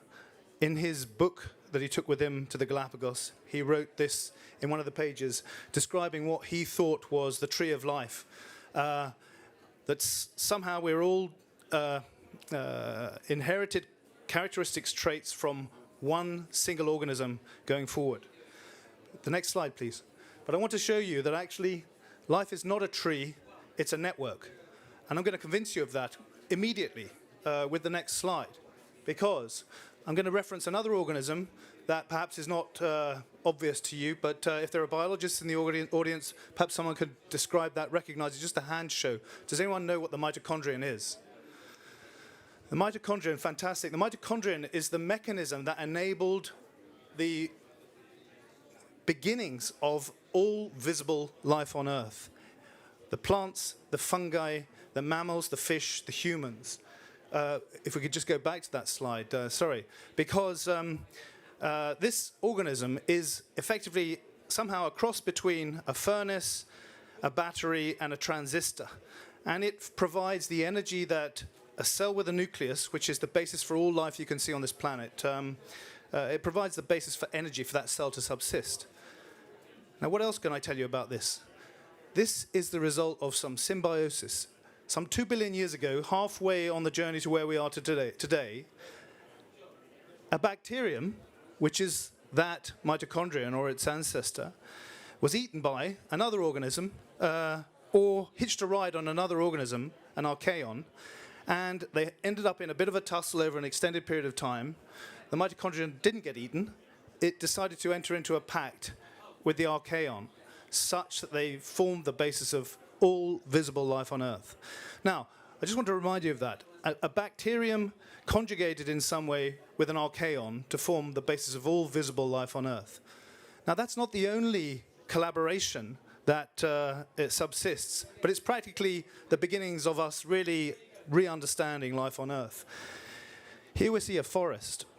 In that forest, over an acre, let's say, or a hectare, there are perhaps kilograms of organisms, mammalian species that we can observe. But there are tons, literally tons of archaea, bacteria, and fungi subsisting in the soil. They are the fundament and the basis for the higher order forms of life on Earth. And on the next slide, please. I want to convince you that we don't need to go into space to discover the new frontier. The new frontier is Earth. We need to look in. We need to look within ourselves and within the soil to really understand how we're going to solve for climate change. I want to just show you a couple more slides and then I'm going to convince you of that. Microbiome science is going to transform the way we think about food chains and consumption patterns. And I'm going to show you two images to describe exactly why. This is the root of a plant, and the fuzzy image around that plant root is the rhizosphere. And within that rhizosphere, there are billions of microorganisms that are feeding on exudates, carbon-rich substances produced by the plants to attract the microbes to act in symbiosis, so they can transmit nutrients to the plant, and the plant can feed them, so they can smother the root and protect it from pathogens. I want to show you the next slide. This is the human gut. This is the one-cell thick gut wall with trillions of bacteria on one side and the epithelial cells on the other that are responding to signals across that mucus layer that separates the gut one-cell layer from the microbiome. Effectively, not quite so long ago, not 2 billion years ago, but sometime more recently, we decided to pick up the soil and transport it with us so that we could migrate to areas where perhaps there was a more sustainable environment for us to subsist in. But we've singularly forgotten to acknowledge the contribution of these microorganisms in the fundament that is life, until quite recently. Now we're seeing major enterprises across the world acknowledge the contribution of the microbiome and recognize its importance, and they're driving breakthrough science to try and understand how to translate that understanding into new products, into new ways of doing business, into new ways of growing crops. And on the next slide, I just want to say that networking microbiome science is the key to now accelerating this endeavor, and that's what we at Eagle Genomics are trying to do. We are networking the large enterprises with the farms, with the research establishments, as Andy said earlier, that are driving the art and the science of understanding here, so that they can collaborate across an ecosystem to share data, share insight, and drive to that better understanding of the future. And with this understanding, I predict that we will be able to resolve some of the grand challenges in a way we're not even considering at the moment. It is possible by integrating the way we farm animals and grow plants in a way that nurtures the microecology in the soil, to actually reverse climate change, to actually start to capture more carbon and maintain that carbon within the soil. It is possible for us to, by engineering the microbiome of animals and ourselves, to live healthier lives and to subsist in a more sustaining environment. And I want to thank the EIT for helping us to fulfill this vision through the work that we're doing collectively.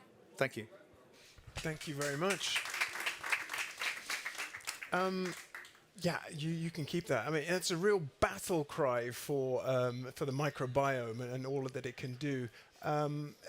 Given its potential, are you getting enough support? I mean, EIT Food is giving you that, but globally? Look, EIT recognized us early as a rising star, a rising food star, and have given us tremendous support. And through the EIT network, we've met a range of our customers, and we're now engaging with a range of the research partners to try and accelerate the science. We are, I think I asked a question at the very beginning of the session today about how impact is being measured and how returns on investment are being measured. We are, I think, at the forefront in that we're raising Series B funding now. We're raising 30 to 50 million, which for a company doing this is, relatively speaking, big ticket.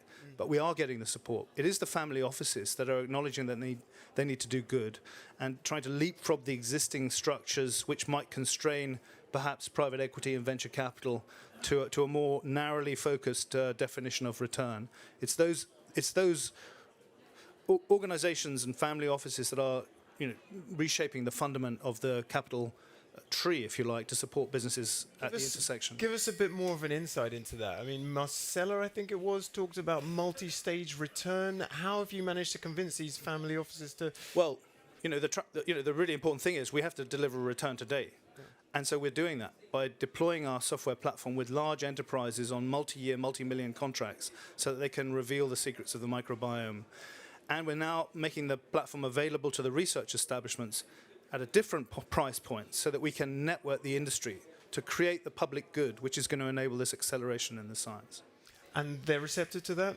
A question was asked earlier about how fit for purpose are academic institutions to provide support to companies like yours? I think the wonderful thing is there's tremendous opportunity, will, and energy from those institutions about trying to make more of an impact than they can within the confines of their education establishments.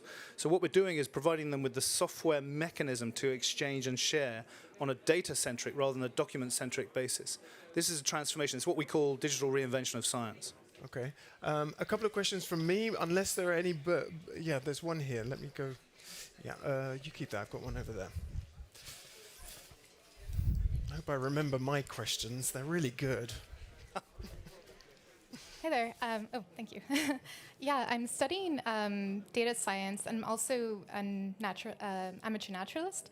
And the more I study data science and nature, I realize the limitations of data. And there's a paradigm that we justify, policy decisions using data. But when we're finding new microorganisms in the soil that are vital to soil health, for example, every day, how do we deal with this tension, the need to justify using data, but also the need to understand our limitations and basically, accept the unknown to a certain extent? Great question. Yep. Well, I think you're absolutely right that we have challenges in the available data techniques today and in the way data are manipulated in order to support a particular challenge. So what we're trying to do with our customers is enable them to generate data with reliable scientific claims. We're trying to put science on guide rails. Data and the availability of data are corrupting the scientific method, and we need to establish a new paradigm in the digital age to enable us to do science. And there's a huge focus on this. The meta-science community, particularly in Stanford University, are focusing on applying science to data science so that we can generate reliable results going forward. One of the most significant, promising dimensions to this is the application of network science to data.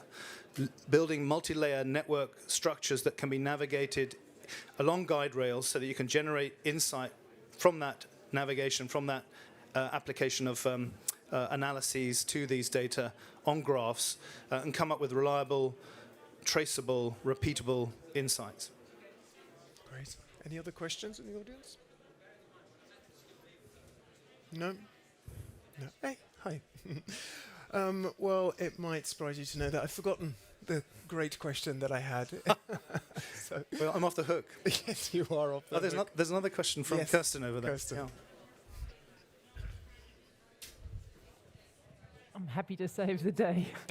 I have a question. So I have a question about extending the capacity of the human gut to consume food that is beyond the use-by dates we've taught ourselves to believe in. And the reason why I'm interested in this is because I discovered an organization that is working on how to start to think about food waste differently, not just changing it upstream, but also thinking about how do we shift our own understanding of human biome to consume more food that we would normally, or we have taught ourselves to believe is no longer edible.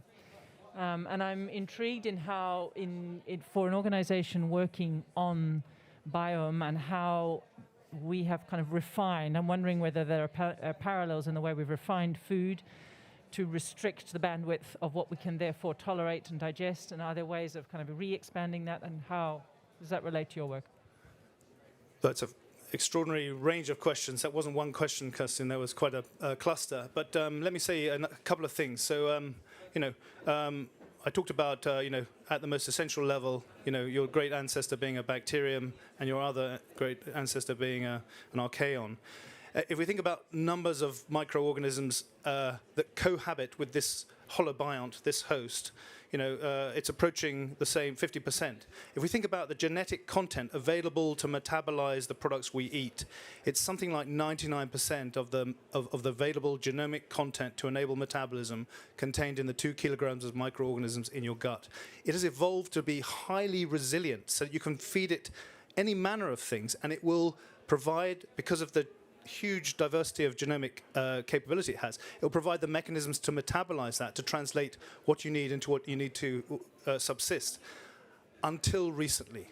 Because the modern living approaches, the modern agricultural approaches have decimated and continue to decimate microbial ecologies in every environment.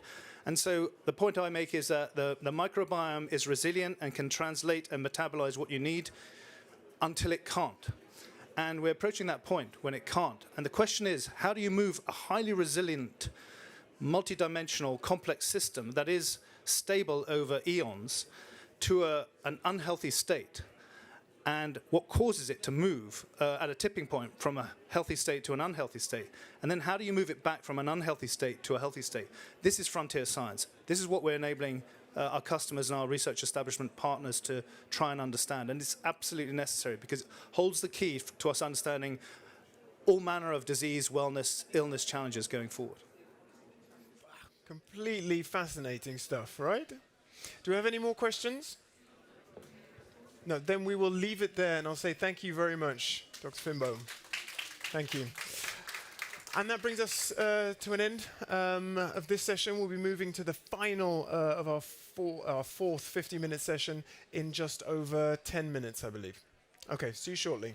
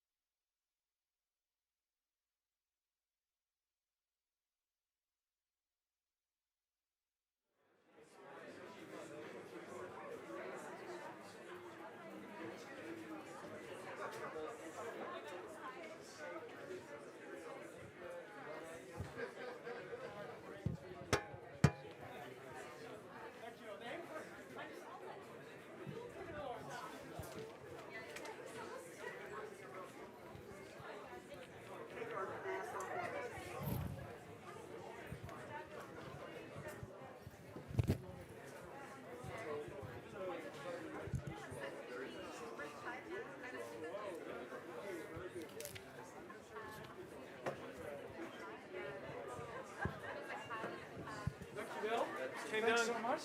Ja, So tot de you- volgende keer. Je woont dus je woont in Nederland, niet? Ja, in Baden. Mijn huis staat in Amsterdam. Oké. Goede vraag. Ja, inderdaad. Ruimte. Say it again.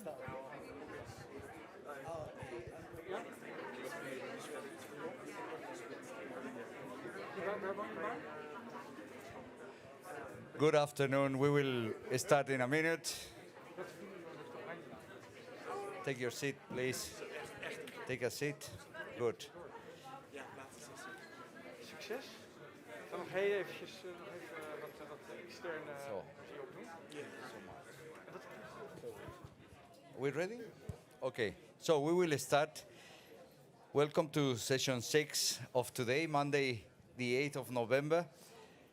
Welcome to the Innovation Hub. This is the United Nations Climate Change Initiative to amplify and promote innovating ambitious climate solutions that meet the core human needs. Today, particularly, we are discussing around the core human needs, food, nutrition, and health. So it's a pleasure to have you today with us. The session 6 is around the topic broadening the view, landscape approaches to address the tensions between the production and conservation.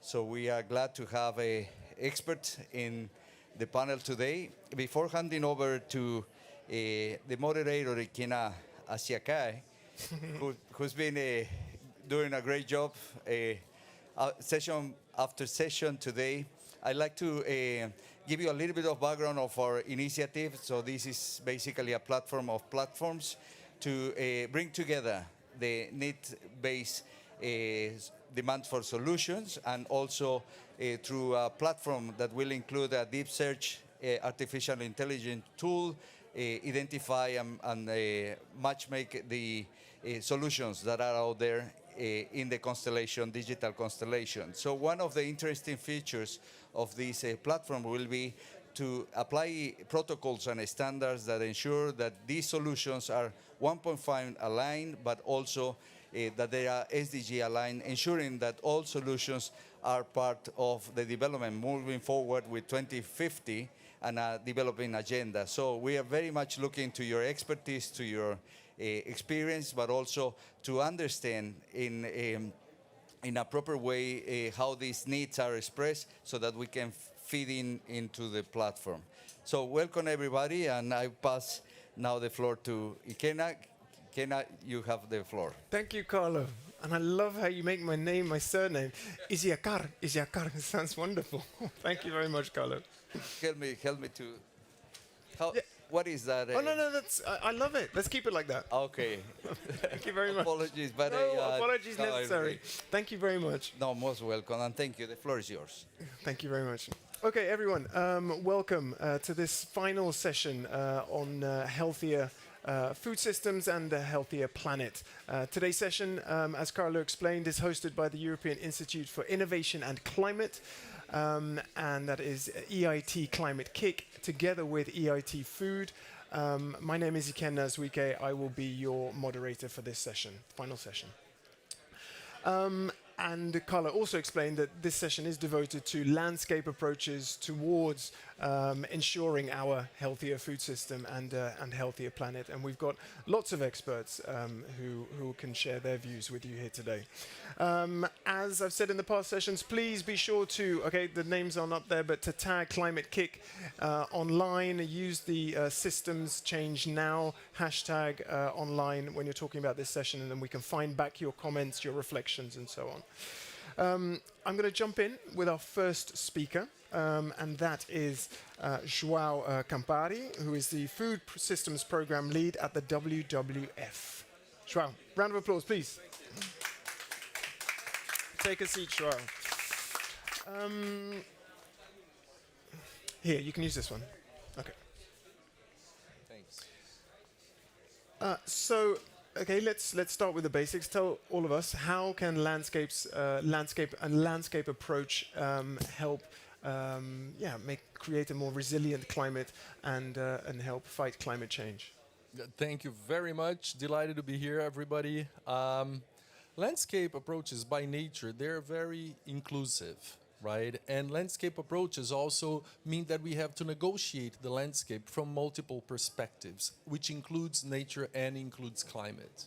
Okay, so landscape approaches are really interesting in my view and deliver greater value because 95% of our food, for example, comes from terrestrial ecosystems.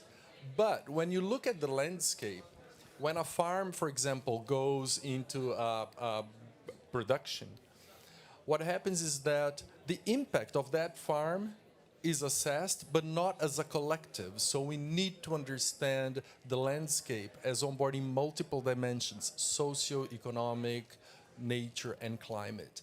And just to be really clear, at WWF, we take what's happening to humanity today, because we have three crises that feed on each other. There is food insecurity, there is climate change, and there is biodiversity loss. They are one big problem. And if we take them by their parts, it won't work. Okay? You will really, there are trade-offs everywhere. So we really need to ensure that landscape approaches embrace the three aspects: climate change, food security, and biodiversity loss. And by nature, landscape approaches, if done correctly, they can resolve this. So. You mentioned at the beginning that a landscape approach lends itself to being more inclusive, democratic. How so? They are, because a landscape, like I mentioned, it's a multidimensional space, but you know, it's not only where food is produced, it's where people live. It's where, I'm from Brazil, it's where indigenous lands are placed. And it's where the social dynamics that include gender, poverty, and all of that come together. And generally, when landscapes are, quote unquote, negotiated, these voices are excluded. So we need to make them more inclusive. The youth needs to have a voice in negotiating the landscape. Women need to have a voice when negotiating the landscape. Indigenous peoples need to have a voice. Farmers do, but generally not the small ones. We need to be inclusive of them. So we need to onboard everybody. And this is what landscape approaches do. They bring everybody together. They coalesce different stakeholders so that that landscape can actually create and deliver value to all that depend on that. Okay, and just to clarify, maybe if it's for my own benefit, if so, apologies to everyone, but what goes into making something a landscape approach? Okay, it's the, to me, we may hear different views. It's the negotiation process that is different. A landscape is not an intact place. It's not the land sparing, land sharing, binary solutions. It needs to bring it all together. So stakeholders need to be present at the negotiation table. It's not only big industrial agriculture that can decide what happens to landscapes with government, with some politicians.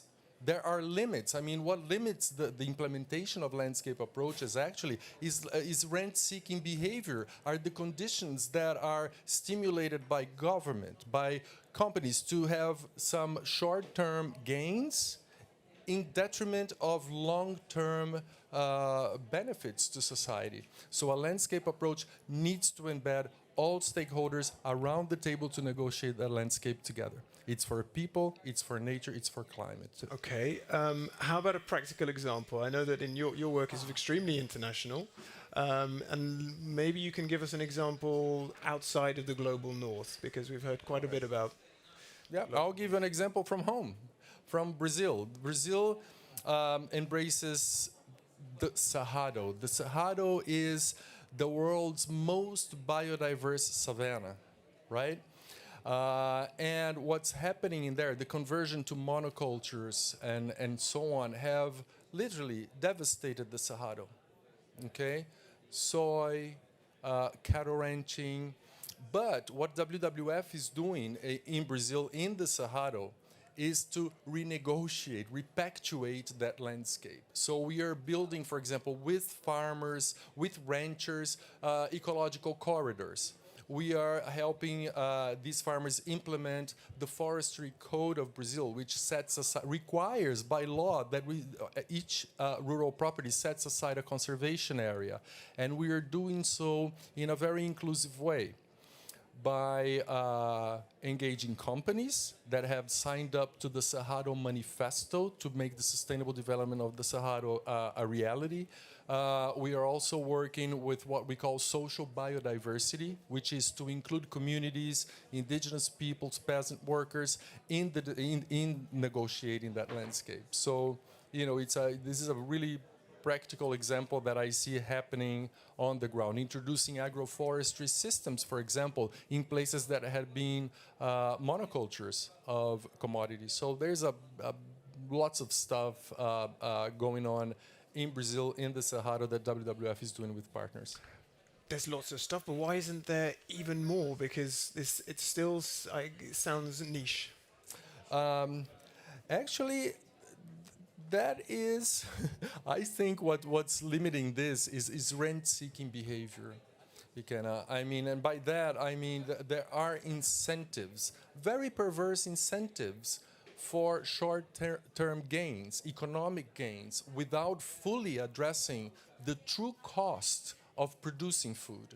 You know, sometimes you only look at the monetary, like revenues from exports, you know, but we forget to look into the social dimensions. What is being sacrificed so that these plantations can be there, so that food is being produced? We don't assess the true cost of food, and I think this is most fundamental. Yeah, but the companies don't care about that true cost. They want to make profits. Well, companies don't care. They want to make profits, and sometimes governments also don't care, and they want to get tax revenues, okay?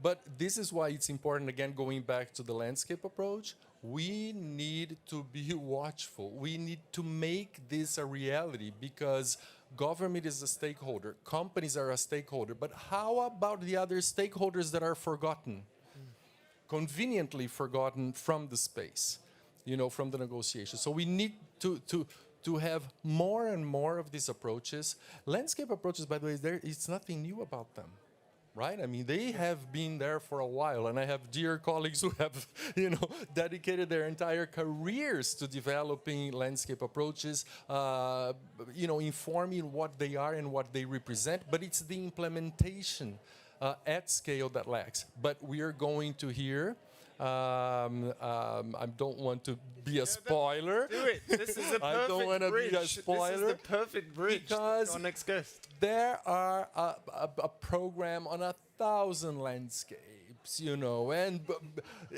maybe more, you know. And we at WWF, with many stakeholders, are helping and supporting this movement. This is as far as I will go, because I will get my ears pulled if I do more. Do we have, before you finish, Joao, are there any questions for Joao at the moment about his... no? Okay, then we will go there's one question at the back. Yes. Gerda, good to see you. How are you? Ah, an old friend, I see. Hopefully with a very difficult question. This was not agreed upon. Gerda, would you come a bit this way, because it's a bit difficult to hear you. Yeah. And she always asks tough questions too. So. Tough questions are good. We love tough questions here. Sorry? No. Oh, was I raising my... I just wanted to say hello to... What an anticlimax, Gerda. We heard you with a tough questioner. What is the topic? We're going to move on. Oh, Gerda, come on, ask one of those tough questions. Thank you very much. Wonderful to see you. Okay, we will... so thank you very much, Joao. I'm going to take the opportunity. You gave it perfect bridge to Sarah, I should say, our next guest. So Sarah, welcome. Here. Thank you very much, Joao, and thanks for that introduction. Sarah, you are the president and CEO of Eco Agriculture Partners, and you can tell us how we scale landscape approaches. Sure, and that was a great introduction to the topic. And one of the things I think to remember, and maybe this is another additional answer to the question that you had posed, is that the institutions in place today of governments, of higher education and training programs, the ministries are set up in sectoral silos. And basically we have a history where agricultural land was supposed to be there, and the Ministry of Agriculture was in charge in collaboration with companies and producers, and wildlife was over there in a protected area where supposedly there was no farming going to be allowed. And that was basically the way the institutions are still set up today, which means that these initiatives that try to be cross-sectoral are really fighting uphill. And the actors in these sectoral institutions who want to do landscape approaches often have many constraints to doing that. But what's extremely interesting, I think, is in the last 20 years, there's been a pretty radical loss of faith that these sectoral solutions are going, that these sectoral approaches are going to deliver solutions. And I think there has been an explosion of interest in landscape approaches, in part just because it's an alternative to that sector-specific approach, not always because it's such a well-documented, successful approach. But the issue is that we've recognized the reality that these land uses and land users are so interdependent. There's no such thing in most places as a map with a protected area here and farming area. No, it's a mosaic where they're completely linked with one another, and you cannot achieve your biodiversity objectives only in protected areas, and you're not going to get the food you need if the watershed is degrading and there's no water for irrigation. So I think this is the fundamental piece, and what many people may not realize is that almost all of the international conventions have now endorsed integrated landscape management as approach. The UNFCCC, the UN CBD for biodiversity, the UNCCD for land degradation, UN Habitat for city region management, the Sustainable Development Goals, all of them have actually endorsed this approach. So landscape approach is getting its moment in the sun, as it were. It hasn't had it for a long time. It's peeping its head up. Yeah. It's peeping its head up. People are recognizing its potential and trying to figure out how to implement it at scale. So how do we do that then? Okay, so I think one of the things we're doing is we're going back to local landscapes where over the last couple of decades, local groups have initiated these efforts to create partnerships. So they spent 20 or 30 years fighting between the biodiversity people and the farming people. They're worn out. They're not getting anywhere. And so they've moved toward, there must be a way to do this better. Let's learn how to collaborate. Indigenous peoples organizations have been doing this a lot because they at least have a governance mechanism that allows those people to talk to each other, even if they don't agree necessarily or trust with one another. And so I think what we're seeing, what we've been doing is learning from that how you can do this. And we've documented at Eco-Agriculture Partners with a lot of research partners, more than 500 of these locally led multi-dimensional landscape partnerships around the world, so we've been learning from them. And the secret is exactly what Joao was saying. It's how do you do this, how do you develop the capacity to negotiate diverse, legitimate interests that appear to be, involving trade-offs, and that people have already a solution for it, get them to step back and say, no, let's negotiate our interests, not our positions. And so they need to be able to do basically 5 things well. They need to be able to form and sustain landscape partnerships where people don't necessarily love or trust each other, but how can they agree to do things together, right? The second is we need to do an assessments of landscape in a different way that reflects all the perspectives of the different actors in a way, not by a technical expert that you bring in, but by having the stakeholders themselves have to talk to one another about why I think biodiversity is doing great, but you think biodiversity is like in a mess, and have to explain that to one another and get a shared understanding. So the third thing, they need to be able to craft some sort of a long-term vision or agreement of where the landscape's going to go, what kind of strategy broadly they're going to use to get there, and then put together a short-term action plan that would involve different sectors doing things that are all aligned with climate, biodiversity, and food security. Mm-hmm. Then the fourth thing is taking all of those plans and turning those into projects that are practical on the ground and making them investable coordinating actions, doing collaborative training, all the things you need to do to implement. And finally, the fifth thing they need to be able to, these landscape partnerships need to be able to do, is learn together, bring those learnings in and use it to inform the next round of action plans. So right now, if you're lucky enough to have WWF support you in a landscape partnership, you can get these things done. You can get expertise, you can get training, but most landscape partnerships out there do not have access to these international or UN agencies or whatever it is to provide this kind of support. And governments and others, there's just not national institutions that are providing this support. So last year, a group of us, and now we're about 40 partners. Climate Kick is one of our partners, very important, leading our finance work. Came together and said, okay, we're all got networks of landscape partnerships we're supporting, but we want to scale up what we've all learned. So we've agreed to what we call a radical collaboration, leaving the logos and the egos at the door, and then sharing what we've learned, share our tools. We found 450 different tools for doing ILM. Some of them are 20 different groups reinvented them because no one talked to one another. So it's really fragmented. So we got together and are basically doing 5 things together. You like working in 5s. I'm sensing that. Someone told me you can't have a list longer than 5 because no one will remember. So you went straight. I actually really like lists of 10. I've been rebuked. So. Okay. But anyway, this is not me. This is actually from the partnership. These are all being co-designed by the partner group. Okay.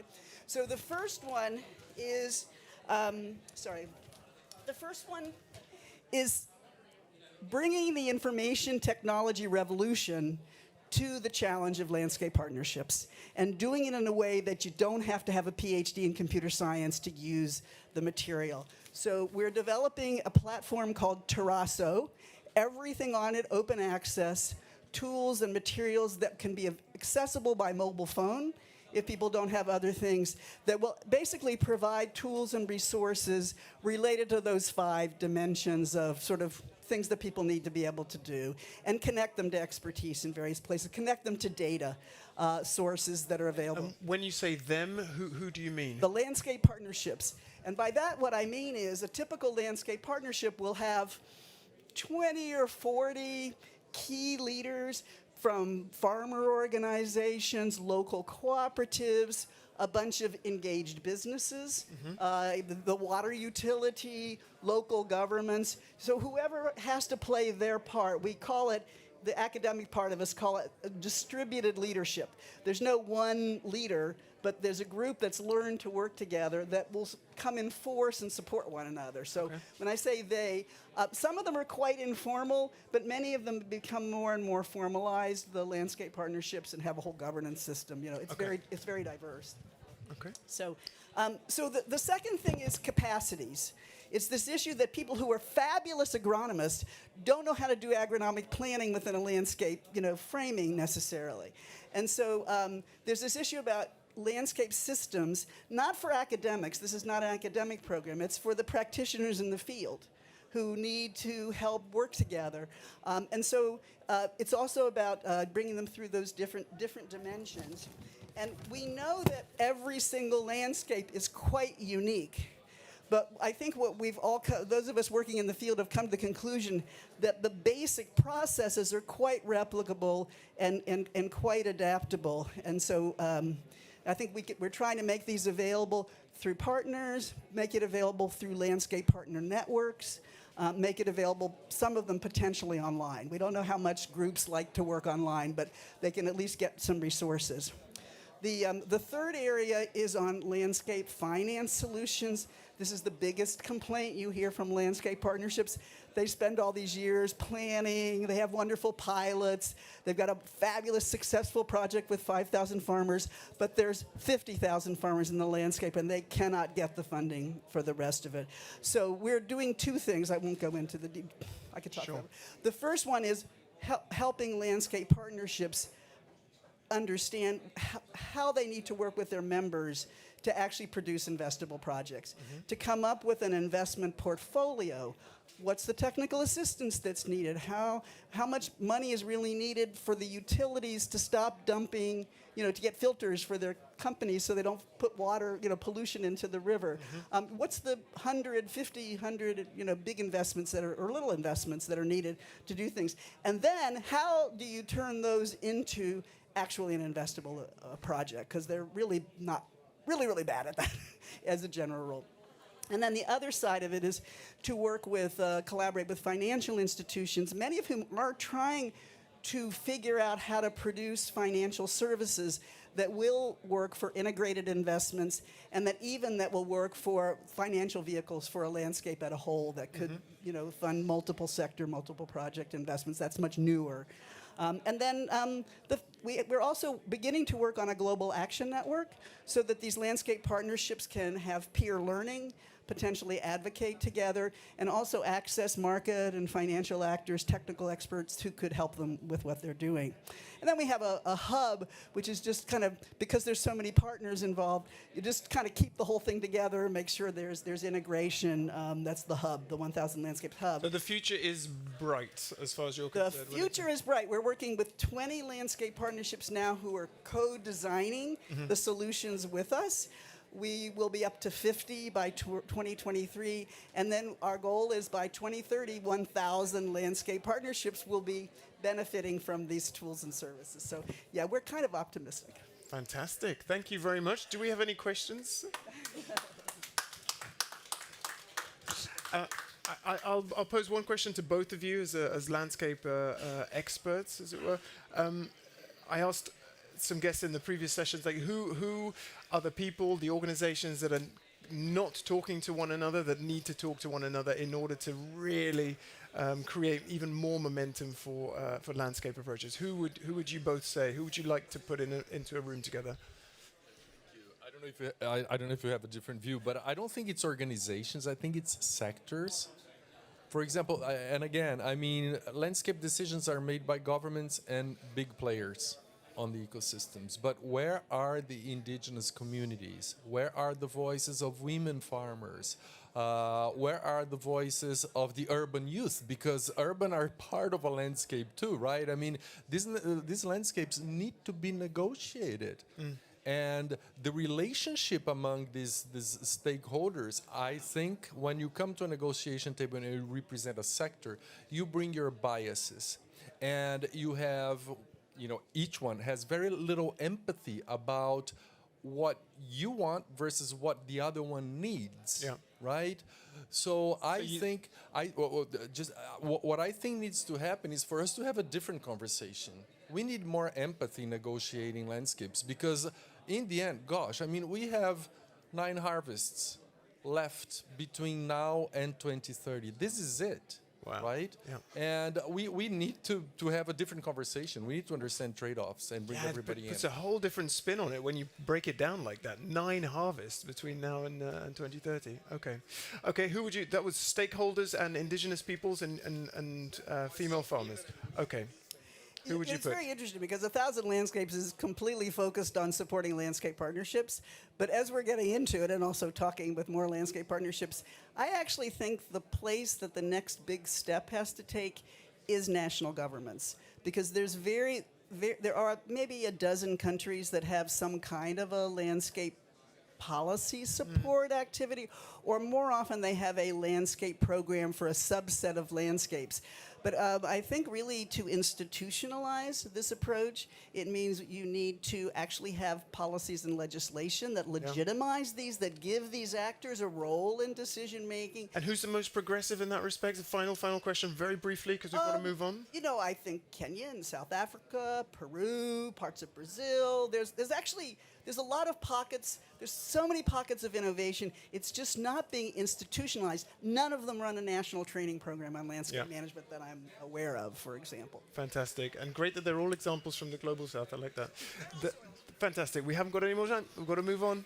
Sorry, João.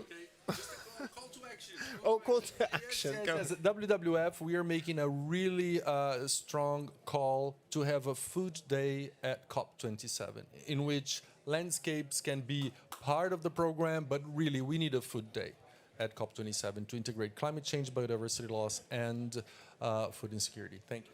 Very clear. Thank you very much. Okay, our next speaker is Stineke. Let me pronounce your surname. Unama? Yes. Okay, Unama. Okay, here you go, Stineke. Stineke, you... Can I break your script? Yes. Can you ask me the last question you asked the two of them? Sure. Got you there. Who would you like to put in a room together? Lock the door and throw away the key. Planners and nutritionists. Okay. And sorry, I mean, that was an open door, right? Now you need to ask me why. I thought you were going to elaborate. You're running the show now. Yes, sorry about that. No, I really want to explain a little bit about the concept of sustainable, healthy diets. I was listening to the two of you, and you mentioned very little about food. Why do we do agriculture? And why is that an issue in the landscape? That's about food, and that's about diets, and that's about nutrition. So sustainable healthy diets can do a lot for people. It can solve some of the trade-offs, because if we would, all of us would follow the recommendations of the World Health Organization for a healthy diet, that would save many lives, for one. That's good. But it would also save that much kilograms of greenhouse gas emissions. So that's double good. So that's a win-win. It's not a trade-off. But then let's move a little bit beyond that. Sustainable healthy diets have a list of criteria or principles. And a few of them, of course, they're very much related to healthy diets. That's one. But they're also very much related to what is culturally acceptable, what is environmentally good. And it's really rooted in that environment, in that context, in that territory, as to say. And I could mention a few diets that are linked to territories. You're going to ask me about non-northern ones, but let me also say the famous one, the Mediterranean diet, that is often more healthy and also more sustainable at the same time, because it has a little bit less meat consumption and lots of fruits and vegetables. There's the Nordic diet, same story. So there's a few criteria that are across the board the same. Lots of fruits and vegetables, moderate amounts of meat and animal source products. Back to the planners and the nutritionists, back to that little room, that little space they are.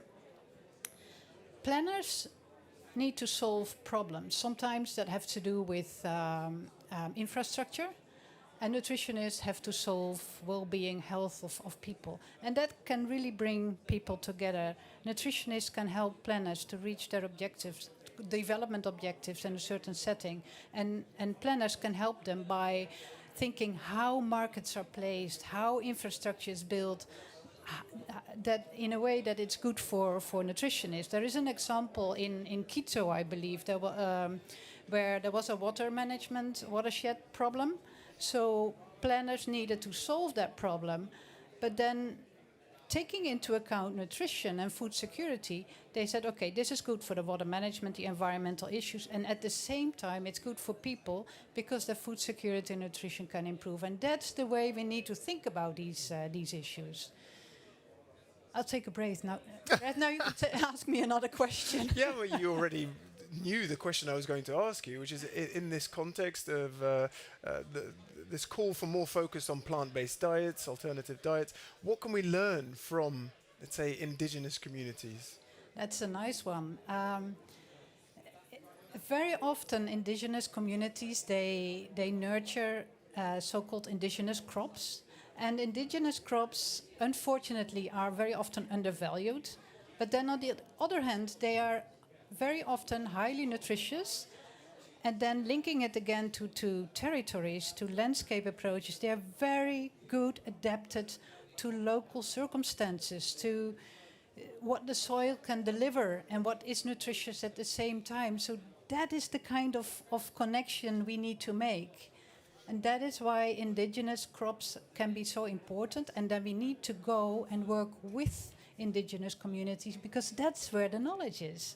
And that's how that's another group in the room, but Jean mentioned it already, so I'm not going to repeat that. And what about the role? I mean, we've had to think a lot about our diets, and there've been food chain hold-ups and problems as a result of COVID. Is COVID also an opportunity for us to kind of relearn or unlearn our dietary habits? In fact, it is, and a lot has been written and thought about COVID and the impact on the food system. Of course, it started as a health system problem, but it's definitely also a food system problem. And it really showed us what is the problem, what is the fragility of the food system. And some very smart people in the high-level panel of experts that is related to the Committee on World Food Security figured out we need more local value change, more local food chains. Let's make our life less complicated, because the world is so complex, our food systems are so complex, it makes them vulnerable and fragile. And COVID has showed us that even though there was not a net a quantity problem of the food, the quality of the food, that was at stake, because especially those nutritious foods like fruits and vegetables and the highly perishable crops that sometimes are being transported across long distances, that became a problem because it needs to be quick, and it wasn't quick. So lots of these nutritious products got lost and got wasted. But COVID also told us that fragility in the system we can tackle by more diversity in the system, by bringing in more diversity. And I was listening to one of the speakers in the former session who was even calling for more diversity in our own guts. Yeah. It's true, but it's in our own guts, but it's also all around us where we need that diversity in order to be in order to adapt to climate change and to be more resilient to climate change. But I mean, we need more diversity, but to do that, we really need to bring people along, get people to change their behavior and attitudes towards certain foods. In a previous session, someone was talking about, I don't know if it was Colombia, but a saying that if a Colombian hasn't eaten rice, then he hasn't eaten, you know? And actually, if we were to turn our attention to, say, millet as a food source, it's got a much lower carbon footprint than rice, but to achieve that is, I don't know, that takes a generation. Yeah, it's a lot of education that is needed, that's one. But there is this beautiful tool that is called food-based dietary guidelines that show very clear messages to the general public what is healthy, what is culturally acceptable. So again, that landscape, the territory, and also if you link sustainability criteria to these food-based dietary guidelines, what is good for nature at the same time. So that is a very good tool. But of course, much more is needed, because if you educate the people and at the same with these food-based dietary guidelines, and at the same time there's all these mass media that try to promote junk food, that's doing basically the opposite. And I know one of the former speakers was a bit disappointed about what is available here online. I was in fact trying to find some food for myself, just walking around like, oh, should I really eat this now? So it's really it requires this huge change in attitude, but also a breaking down these silos and these locked-in systems. Yeah. Okay. Now, thank you very much, Jane. Do we have any questions for Jane? Otherwise, yes, Daniel, go ahead. Do you need this one? I'll take this one. Yeah, I was a bit, so Daniel Zimmer from Climate Geek. I was a bit intrigued when you say that indeed food was not so much mentioned in the first presentations. So I was wondering whether there should be also consumers taking an important role also in landscapes, and do you know of such initiatives where also the consumers and not only the producers take part in the landscape development? Yeah. In fact, that is happening, and that's so beautiful. There are initiatives that link producers, consumers in food councils, for example. And that's where people together, producers and consumers, they not only get to know each other, but also make decisions together about what is best for this particular context, for this particular situation. And that's really what we need. Because often, and that's again one of the former speakers, I listened very carefully, consumers should not be the last end of the value chain. Consumers should be an active actor in the process. And I believe in these food councils, locally embedded, could make a good difference. And it also helps to link consumers with the producers, to make consumers aware where the food comes from. Very often we are so delinked. It's a pity. Okay, thank you very much, Tineke. We're going to move on to our next speaker, and that is Andy Griffiths. Round of applause, please, for Tineke. There you go. Now, Andy, when it comes to consumers, you come from the private sector. Yep. You need them on board, to stay in business. How are you? But when we talked about the need to have conversations, how are you encourage or allowing for? How are you supporting farmers actually to? Yeah, it's a really good question. It builds on all the comments that João and Sarah and Tineke raised. I think we're big food producers. We have a particular interest in food production and the resiliency of food production. And I guess when we first went into this, the big concern is if our food systems are so exposed to the risks of climate change and decline in nature, then why isn't more investment going into those landscapes? And when we started to unpick that, we talked to a whole range of different stakeholders. And a few themes came out, but two principal ones, and both around the approach. So one was, typically, we tend to look at a landscape, identify the issues, develop a solution, and then try and get business to fund it. And when you do that, for many businesses, it's difficult to understand how it aligns, and therefore why you would invest. Conversely, from a business perspective, many organisations like simple, straightforward propositions. So there's a real tendency to go in and tell the farmers, this is what we want you to do. So having thought about all of that, we co-developed an independent model with 3 Keel, which was the Landscape Enterprise Network model. And really what that does is we look at priority landscapes and then we work with the organisations who have a dependency on that landscape. And this is a multifunctional landscape. So we're looking at trying to build multifunctional landscapes and therefore those multifunctional dependencies. So it might be around water availability, water quality, air quality, mental health provision, as well as obviously food resiliency. So that was really crucial. But to your point, the key question was, well, how do we engage all actors? And I'll come on to the other actors in a moment. But the really key piece was about working with those organisations who have dependencies, then using that to define what we need, but as outcomes. So not telling the farmers this is what you'll do, but saying this is what we need, and this is how much we're prepared to pay for that. And then what we're able to do then is for the farmers, the land managers, and the local communities, they come together and we aggregate them through supply aggregators. So it doesn't matter about the size. You can bring in, sole players right up to large farming cooperatives. Identify what we need, and then they work with credible partners to determine what solutions they'll put in place to deliver those outcomes. And as a result of that, it gives those communities and those farmers and land managers real agency in the programme. They have real ownership.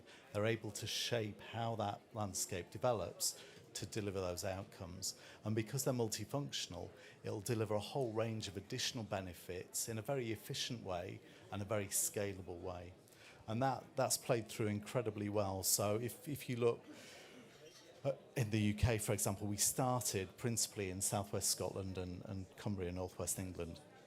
So Nestlé draws down about 8% of Scottish dairy and about 1.5–2% of UK dairy as a whole. And we started this work probably, 4 or 5 years ago. And we said to the farmers, it's your call. We're not going to force you into this. We're not going to drive contractual mechanisms. It's your decision whether you want to engage. And similarly, ultimately, in line with the model, you will determine what you're going to do to deliver those outcomes.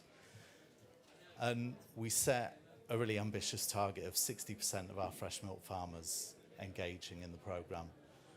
And we're a little bit trepidatious about how that would turn out, and actually really surprised, but pleasantly surprised to say, actually, for the last 3 years, every single one of those farmers has been delivering nature-based solutions.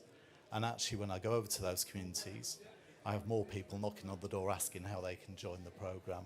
So When you do go to those communities, describe it, paint a picture for us. What sort of changes are you seeing on those farms? So it's a range. So in the dairy landscapes, we're seeing significant developments of hedgerow in terms of watercourse fencing, in terms of co-planting and silver pasture, agroforestry, and then also looking at wetland provision as well. So a whole range of different activities, obviously looking at sword lifting and obviously trying to incorporate more and more rotational cropping as well.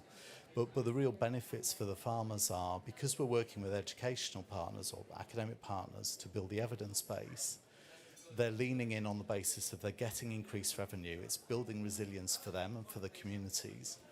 But also, as we're building the evidence base, we're able to show a whole range of other outcomes. So we've just recently been able to show that through some of the hedgerow planting and fence laying, that actually we've almost been able to eliminate fluke, which is one of the big concerns in terms of animal health for the farmers.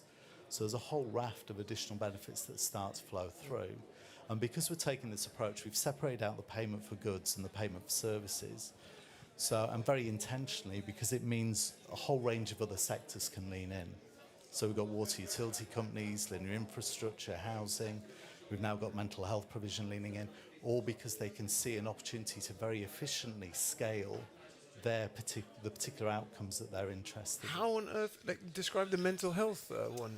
So the mental health one is probably threefold. Some of it is about inward investment on its own. So, in farming communities, the isolation, the concerns about resiliency and income are a real issue.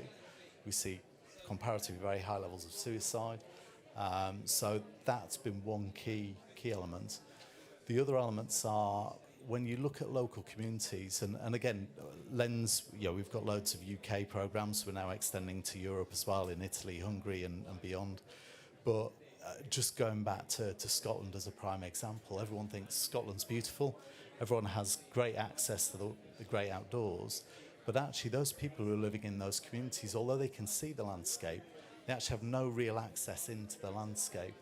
So working with the farmers, we've been able to support the implementation of new pathways, new access routes, to enable those individuals to actually genuinely get into the landscape.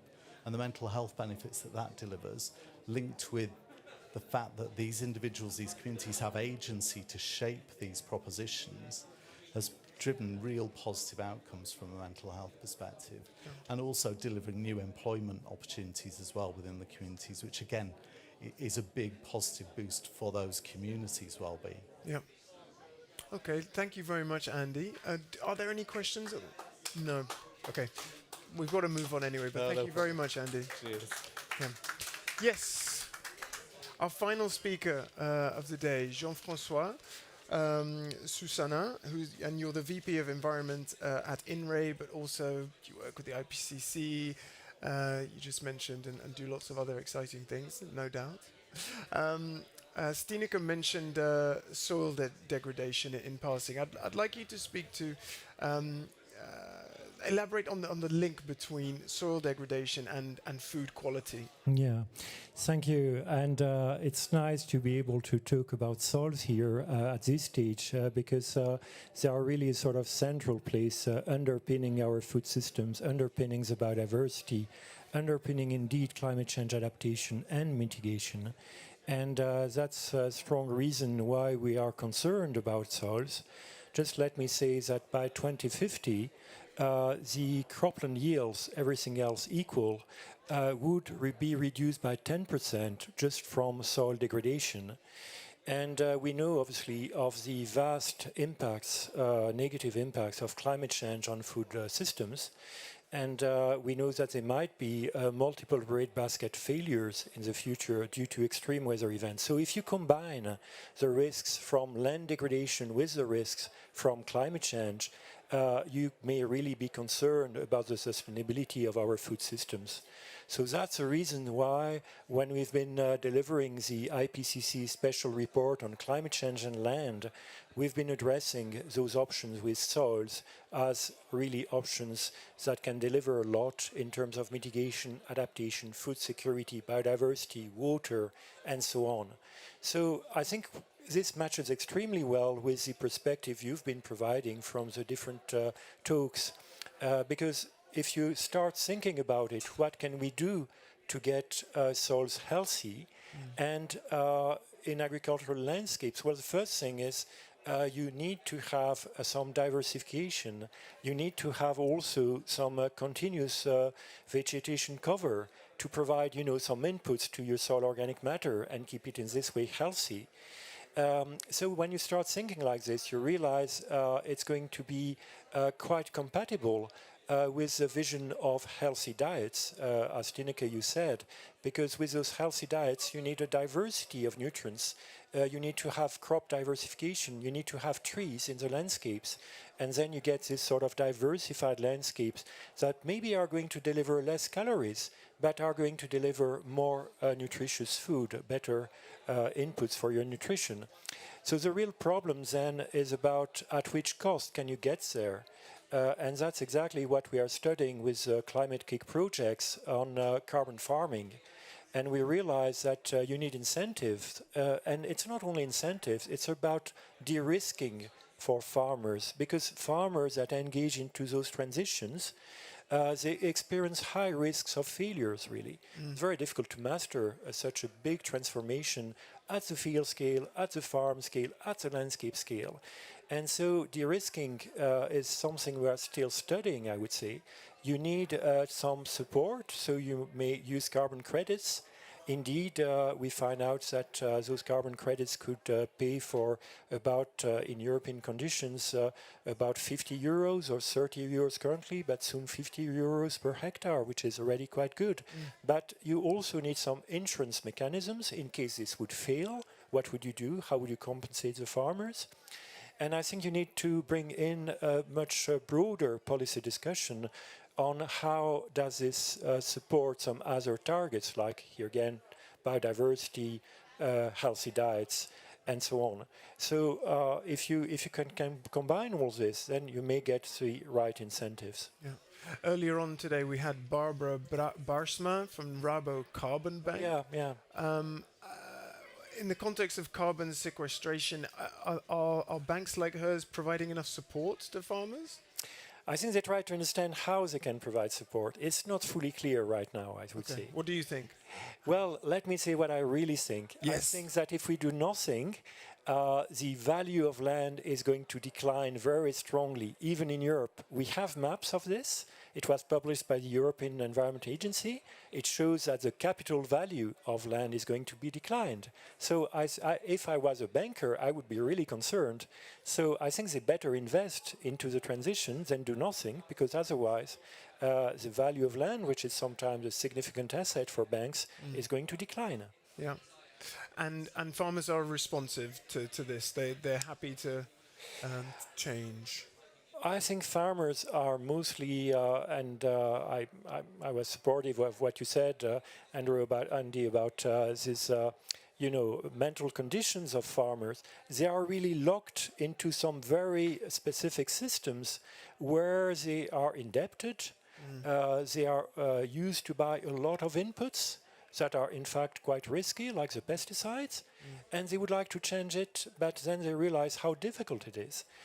So it's not only, we got surveys, international surveys really, through a European funded project on what would be the barriers to changes for farmers. And the answer was, we really need something which is a dedicated advice, something targeting the transition for my farm. That was the first thing. The second thing was about those financial incentives or de-risking things. And the third one, a bit more, carbon credit specific, was how are you going to monitor all this, and how can we make sure we get some revenues out of these carbon credits. So I think this is what is, to me, what was striking is that we got almost the same answers from 11 world regions. Wow. Africa to Asia to Latin America, North America, and so on. So this was really striking. Yeah. So I think it's telling us, and we are all sharing the same views, what we need to do. However, be aware of something. If you explain this to an economist, he or she is going to tell you, look, you're going to raise prices, food prices, because you're going to produce less, calories at least, and therefore you will get higher prices. And all governments are extremely anxious about getting higher food prices. So this is why also many people, including in our IPCC report, say you can only do this if you also act on the demand for food, reduce the food waste and losses, change the diets towards the healthy diets. Possibly you don't need as much meat and milk as we use in Europe. Yeah. And in that case, it is really feasible. But we also need policies that would support, for instance, fruits and vegetables. It is ironic that in Europe we are not supporting so much those. We are supporting far more the dairy, the meat, and the cereals. Jean-François, we've run out of time, but I would like to finish with the same question that I put to many of our other panelists. Which two organizations, people, groups, sectors would you like to see talking to each other who are not currently talking at all or enough? Oh, yeah, that's your tricky question.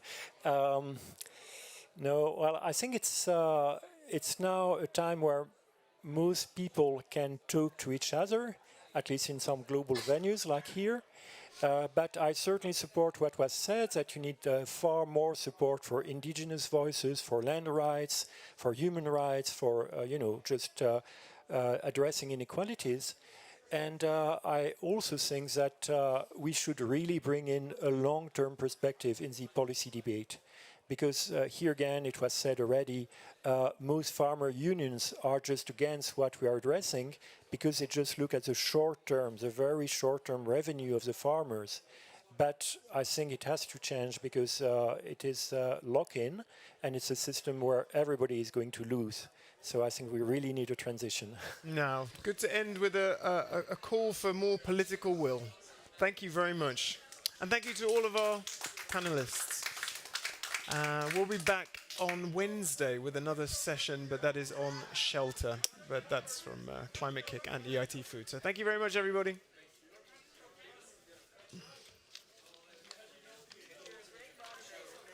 Oh, no, thank you.